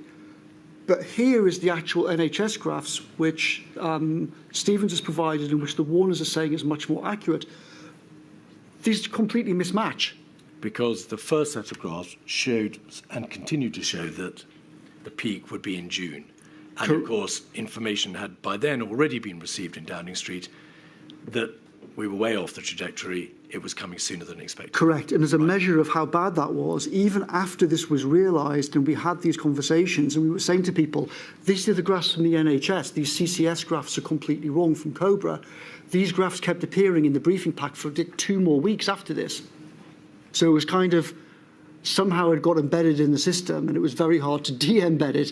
If they were still appearing after we'd even decided to make to do the first lockdown. All right. Now, during the course of that week, commencing on Monday, the 16th of March, there were urgent debates and there was rapid consideration of the need to shut schools, which you called for in a number of texts and messages. You called for London to be locked down to stop the NHS collapse in London in 15 days. There was obviously an extensive debate about whether or not practically a lockdown could be put into place, as well as whether it should be national or London first and then the rest of the country behind that.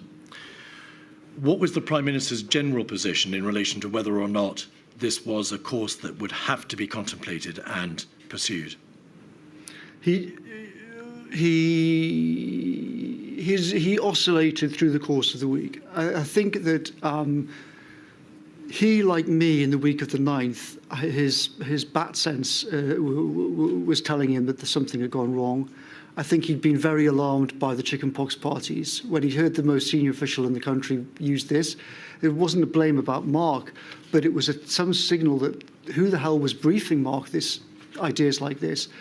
So he was concerned. When we talked him through on Saturday and said we've got to ditch plan A and shift to plan B and try and build our way out of it, he was certainly open, but like me and like the Warners and others, he was somewhat dumbstruck that we were in this situation. Of course, there was no plan for lockdown, so he was also perfectly reasonably saying, how the hell do we lock down when there isn't a plan for lockdown? And I've been told for the last 8 weeks that A, lockdown is impossible, B, lockdown is mad because it just means an even worse second wave. Now suddenly you and others are saying we're going to have to lock down. What the hell's going on? In your statement, you refer to a number of difficult discussions with the Prime Minister because of the way in which he backed and veered from taking the view that there had to be a lockdown to taking the view that there should not. Were those careful and measured considerations of the options, or were they, to use your language, wild oscillations and trolleying? Well, I think to be fair to the PM, it's hard to overstate. The last time anyone had been in that building in a situation like that was literally Churchill. It was an extraordinary situation, and the PM had repeatedly, extraordinary meetings. So he suddenly had the Cabinet Secretary coming in saying, are you absolutely sure about this? The Cabinet are going to revolt. This is all going to kick off. He had the Chancellor come in and say the bond markets might puke and we might have a massive 2008-style financial crisis with the Perm Sec from the Treasury. Slow down, Mr. Cummings, please. There were a lot of crazy things of people suddenly just coming into his study saying wildly different things. Right. So although I have been very critical of him, I think it's important to understand in this context that he was being buffeted very strongly by different forces. There was me and one set of people making one argument that we'd basically been kiboshed by disastrous groupthink and we had to change path. He had people in the Cabinet Office saying that, he had people in the Cabinet saying the other, and he had the Treasury people warning him that if we went down this path, then we might provoke another parallel disaster. And as the days unfolded, he backed and veered from supporting a lockdown to being incredibly concerned about the prospect of ordering a lockdown. On the 19th of March, a bilateral meeting with the Chancellor of the Exchequer took place, and the inquiries received evidence that somebody said at that meeting, we're killing the patient to tackle the tumour, large numbers of people who will die. Why are we destroying everything for people who will die anyway soon? Who said that, Mr. Cummings? I think it was the PM. And was that a reflection of the agonising debate which was going on in Downing Street? Yes, and a reflection of the fact that the Treasury were pushing back against, the Treasury were kind of baffled as to what's going on. We had a plan, why are we not sticking to it? But the Chancellor wasn't trying to stop serious action being taken, from your own statement. That's what you say. But you sent emails or WhatsApps to Mr. Cain. We saw those earlier this morning saying, get in here, he's melting down, he's back to Jaws mode. I've said the same thing to him 10 fucking times, and there's references to stopping the trolley. So it does appear, Mr. Cummings, that there was a very real problem in getting the Prime Minister to agree to a course of action and to stick to it. Is that the nub of it? It is the nub of it. Also, I think by the 19th, it's important to realise that there'd been a huge swing in the kind of institutional weight. So if you go back a week prior to the 19th, the whole weight of the machine was behind Plan A. By the time you get to the 19th, the whole weight of the machine had shifted, and this was sort of cascading through the system of, hang on, we cannot do Plan A. Obviously, when you look at what Plan A means and also how fast it's all going to unfold, we've got to shift. So there was a sort of huge institutional shift over the course of that week. And part of what I was referring to in that message was, by the 19th, it was totally obvious that there was going to be a lockdown. And my fear then was that if the PM suddenly trolleyed back, then all it would do was cause more needless confusion. If you imagine how hard it was to ditch Plan A and shift to Plan B, if the PM had then started saying to key people, oh, hang on, we might move back to Plan A again, we were all holding our heads. And it would cause more delay. Yes. There was a debate about whether or not London should be locked down. The Prime Minister met with the Mayor of London, and they agreed to jointly announce that entertainment, hospitality and retail must close in London from Friday. But the Prime Minister changed his mind again, and that announcement did not take place, and London was, of course, not shut down early. The position then by the following weekend, the weekend of the 21st and 22nd of March, was that time was allowed to see whether or not the measures which had been put in place that week would work, whether or not there would be sufficient compliance. And it became apparent, didn't it, over the weekend, that from continued social mixing up and down the land, those measures were simply not going to work. And that is why the lockdown decision was made on the Monday.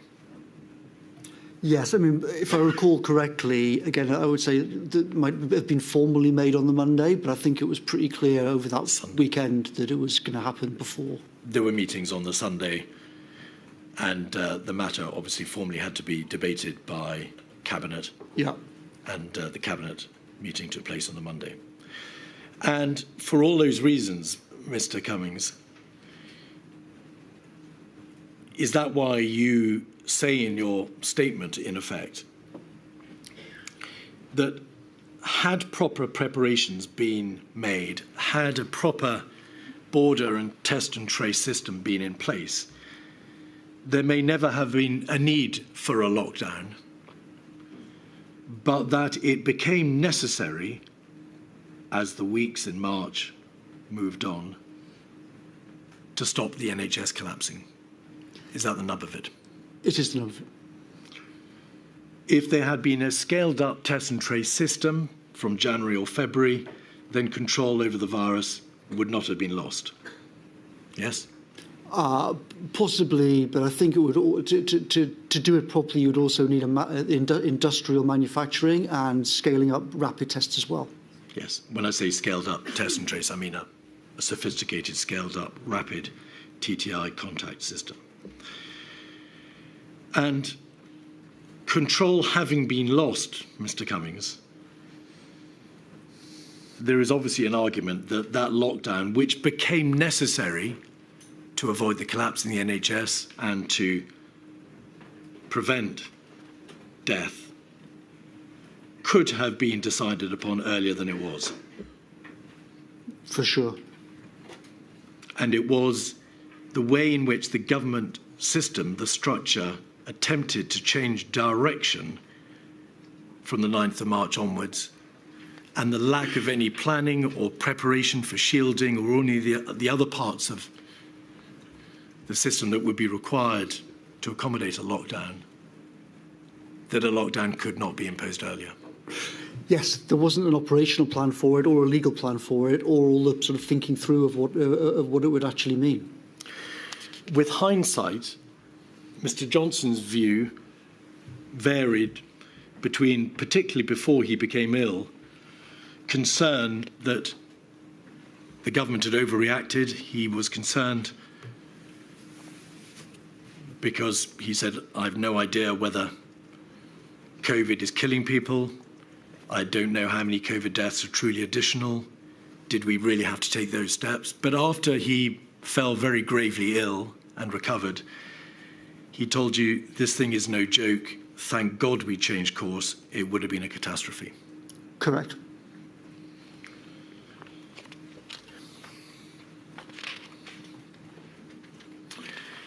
Over the course of the months after the lockdown, the government backed and veered, in no small part due to the Prime Minister himself, as to the extent to which the system should be allowed to open up and the extent to which it should be kept controlled. And that debate raged, did it not, throughout the summer months? Yep. And is that the time at which you and other members of Number 10 engage with Mr. Hancock, particularly on the issue of the way in which the testing system was then becoming designed and put into place, the way in which the care home sector was being protected, adequately or not, and the way in which steps have been taken to try to get in sufficient quantities of PPE? Yes, after I came back from having the disease myself, from roughly the 13th of April, we discussed extensively in the Cabinet room all of those things, how to build test and trace, how to build the infrastructure, PPE and everything else. Also, how to create a vaccine task force. I mean, many dozens of such things. The detail of test and trace and of the care home sector and of PPE are for later exploration in later modules. So I don't want to go in detail, but was it around that time that you sent multiple emails and WhatsApps and messages to Mr. Johnson and others stating that your belief was that you were being misled by Mr. Hancock, misled by the DHSC in relation to assertions as to what was being done to protect the care home sector, what was being done to ramp up testing, and what was being done to get in adequate supplies of PPE? Yes, multiple officials, including Mr. Shinner and an excellent private secretary, Alexandra Burns, raised issues with me that they thought that what was being said in the morning meetings about those issues was not accurate. And I tried to convey this to the PM, as to be fair to him, also, as Mark said, what the Cabinet Secretary did. Could we have 48313, page 16? This is an extract from your letter to the inquiry dated the 7th of May. You say that Mr. Hancock is unfit for this job, the incompetence, the constant lies, the obsession with media bullshit over doing his job. Still no fucking serious testing in care homes. His uselessness is still killing God knows how many. This morning are you addressing this to Mr. Johnson? Yes. Must ask him when we will get to 500,000. Is that tests per Correct. day? And where is your plan for testing all care home workers weekly? Yes. If you could go, please, scroll out and go to the bottom of that page, and then scroll in on the last entry. You need to think through timing of binning Hancock. There's no way the guy can stay. He's lied his way through this and killed people, and dozens of people have seen it. Was it around this time, in fact on the 15th of May, that Mr. Hancock said, we've tried to throw a protective ring around our care homes? I believe so. You have the date. I'm sure you're right. And was it around this time, therefore, that in Number 10 there was repeated consideration to the issue of sacking Mr. Hancock? Yes, and I also had complaints from officials to me entirely rightly. The Cabinet Secretary said to me himself, the British system does not work if ministers lie at the Cabinet table, and you have to convey this to the PM. I think the Cabinet Secretary was completely right. There was only so much that he could do. This was fundamentally a political matter, and I did what I could. Lord Sedwell said in a WhatsApp on the 18th of April, Hancock is quite slippery in all this. That was in the context of PPE. And on the 20th of April, Mark Sedwell referred to, I'm fast losing confidence in Hancock's candour as well as grip. We'll have that on the screen, please. 48313, page 26. Yes, that's the sort of conversations that I was referring to. But we had, I mean, it wasn't just on WhatsApp, we had face-to-face discussions along those lines.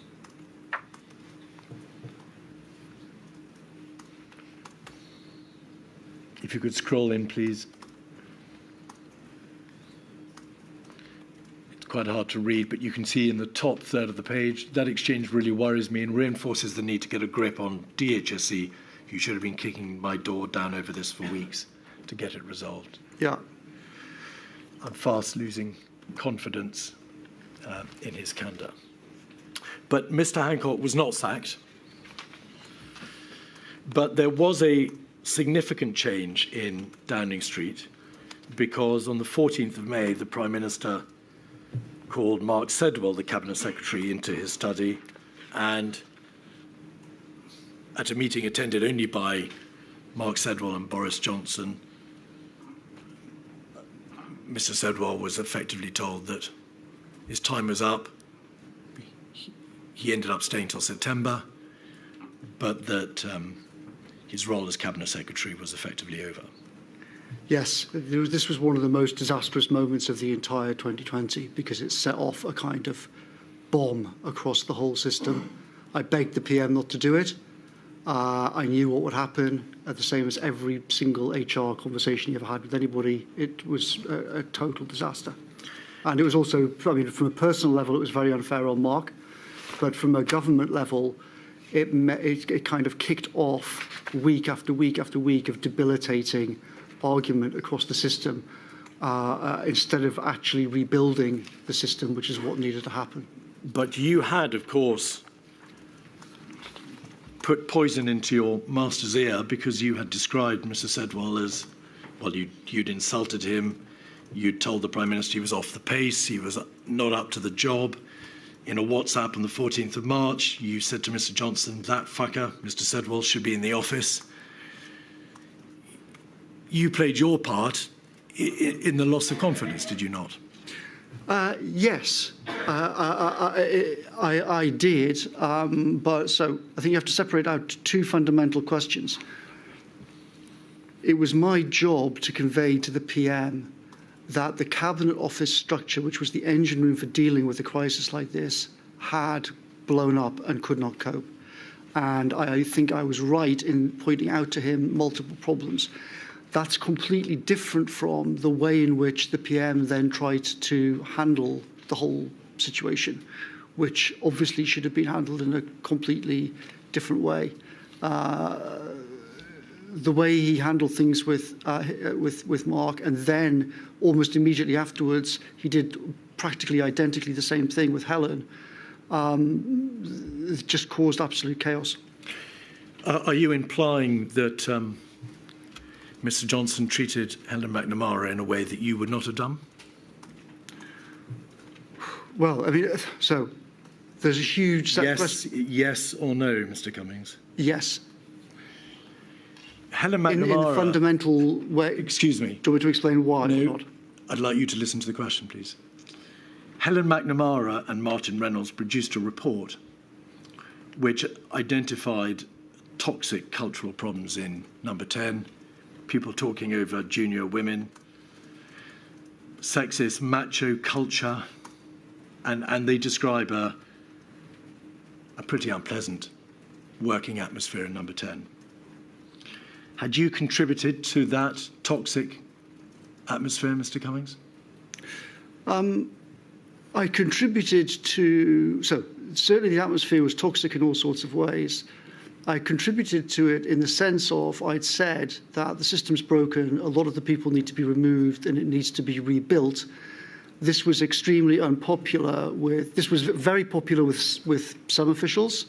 It was extremely unpopular with other officials, in particular Martin. There was, though, I would stress, a lot of support. A lot of very good officials had seen the collapse of the Cabinet Office up close. There was a lot of support for my view, which was that it needed fundamental root and branch change. My question was, had you contributed to that toxic atmosphere? Is your answer yes?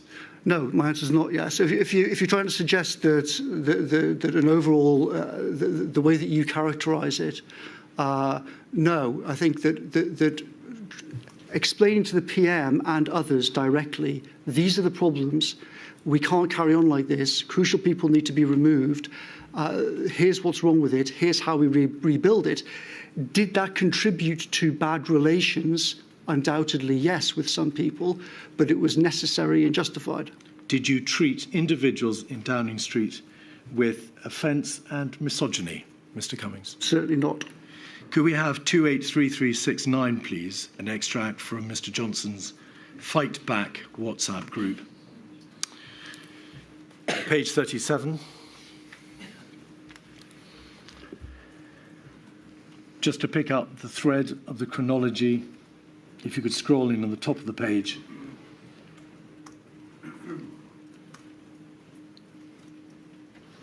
We could see that the first WhatsApp is the 21st of August, 2020.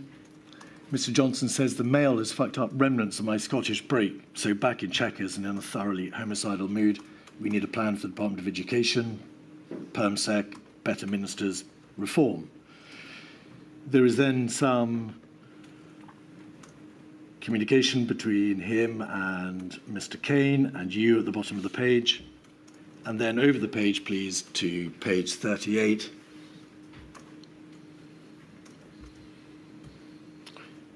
You say this at 12:20. If I have to come back to Helen's bullshit with PET, was that propriety and ethics? Yes. Part of the Cabinet Office, or number 10. Designed to waste huge amounts of my time so I can't spend it on other stuff, I'll personally handcuff her and escort her from the building.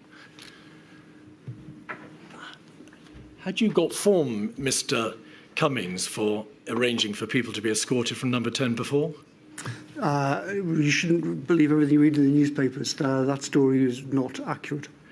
I don't care how it's done, but that woman must be out of our hair. We cannot keep dealing with this horrific meltdown of the British state while dodging stilettos from that cunt.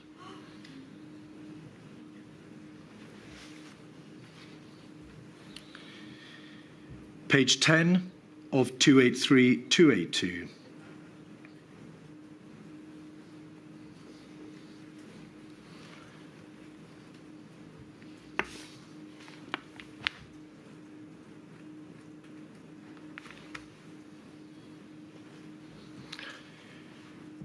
We got to get Helen out of cab off.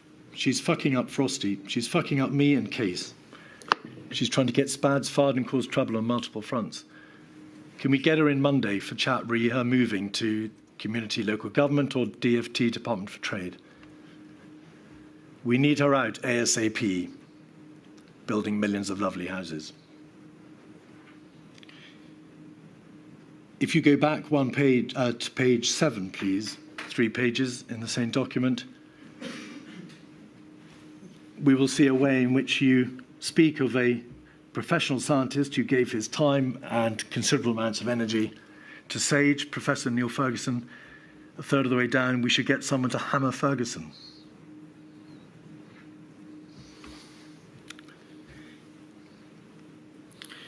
Mr. Cummings, was that aggressive and foul-mouthed and misogynistic approach the correct way to manage fellow professionals? I don't know what the Ferguson thing is referring to, but in terms of Helen and the situation in the Cabinet Office, you need to understand that the Prime Minister had, first of all, tried to sack the Cabinet Secretary and then botched it, and he was still there. Then he'd said to everyone that he wanted Helen to be removed as well, and that he'd lost confidence in Helen. The new Cabinet Secretary had said that he wanted to have the authority to change both the PPS and choose his deputy, i.e. Helen.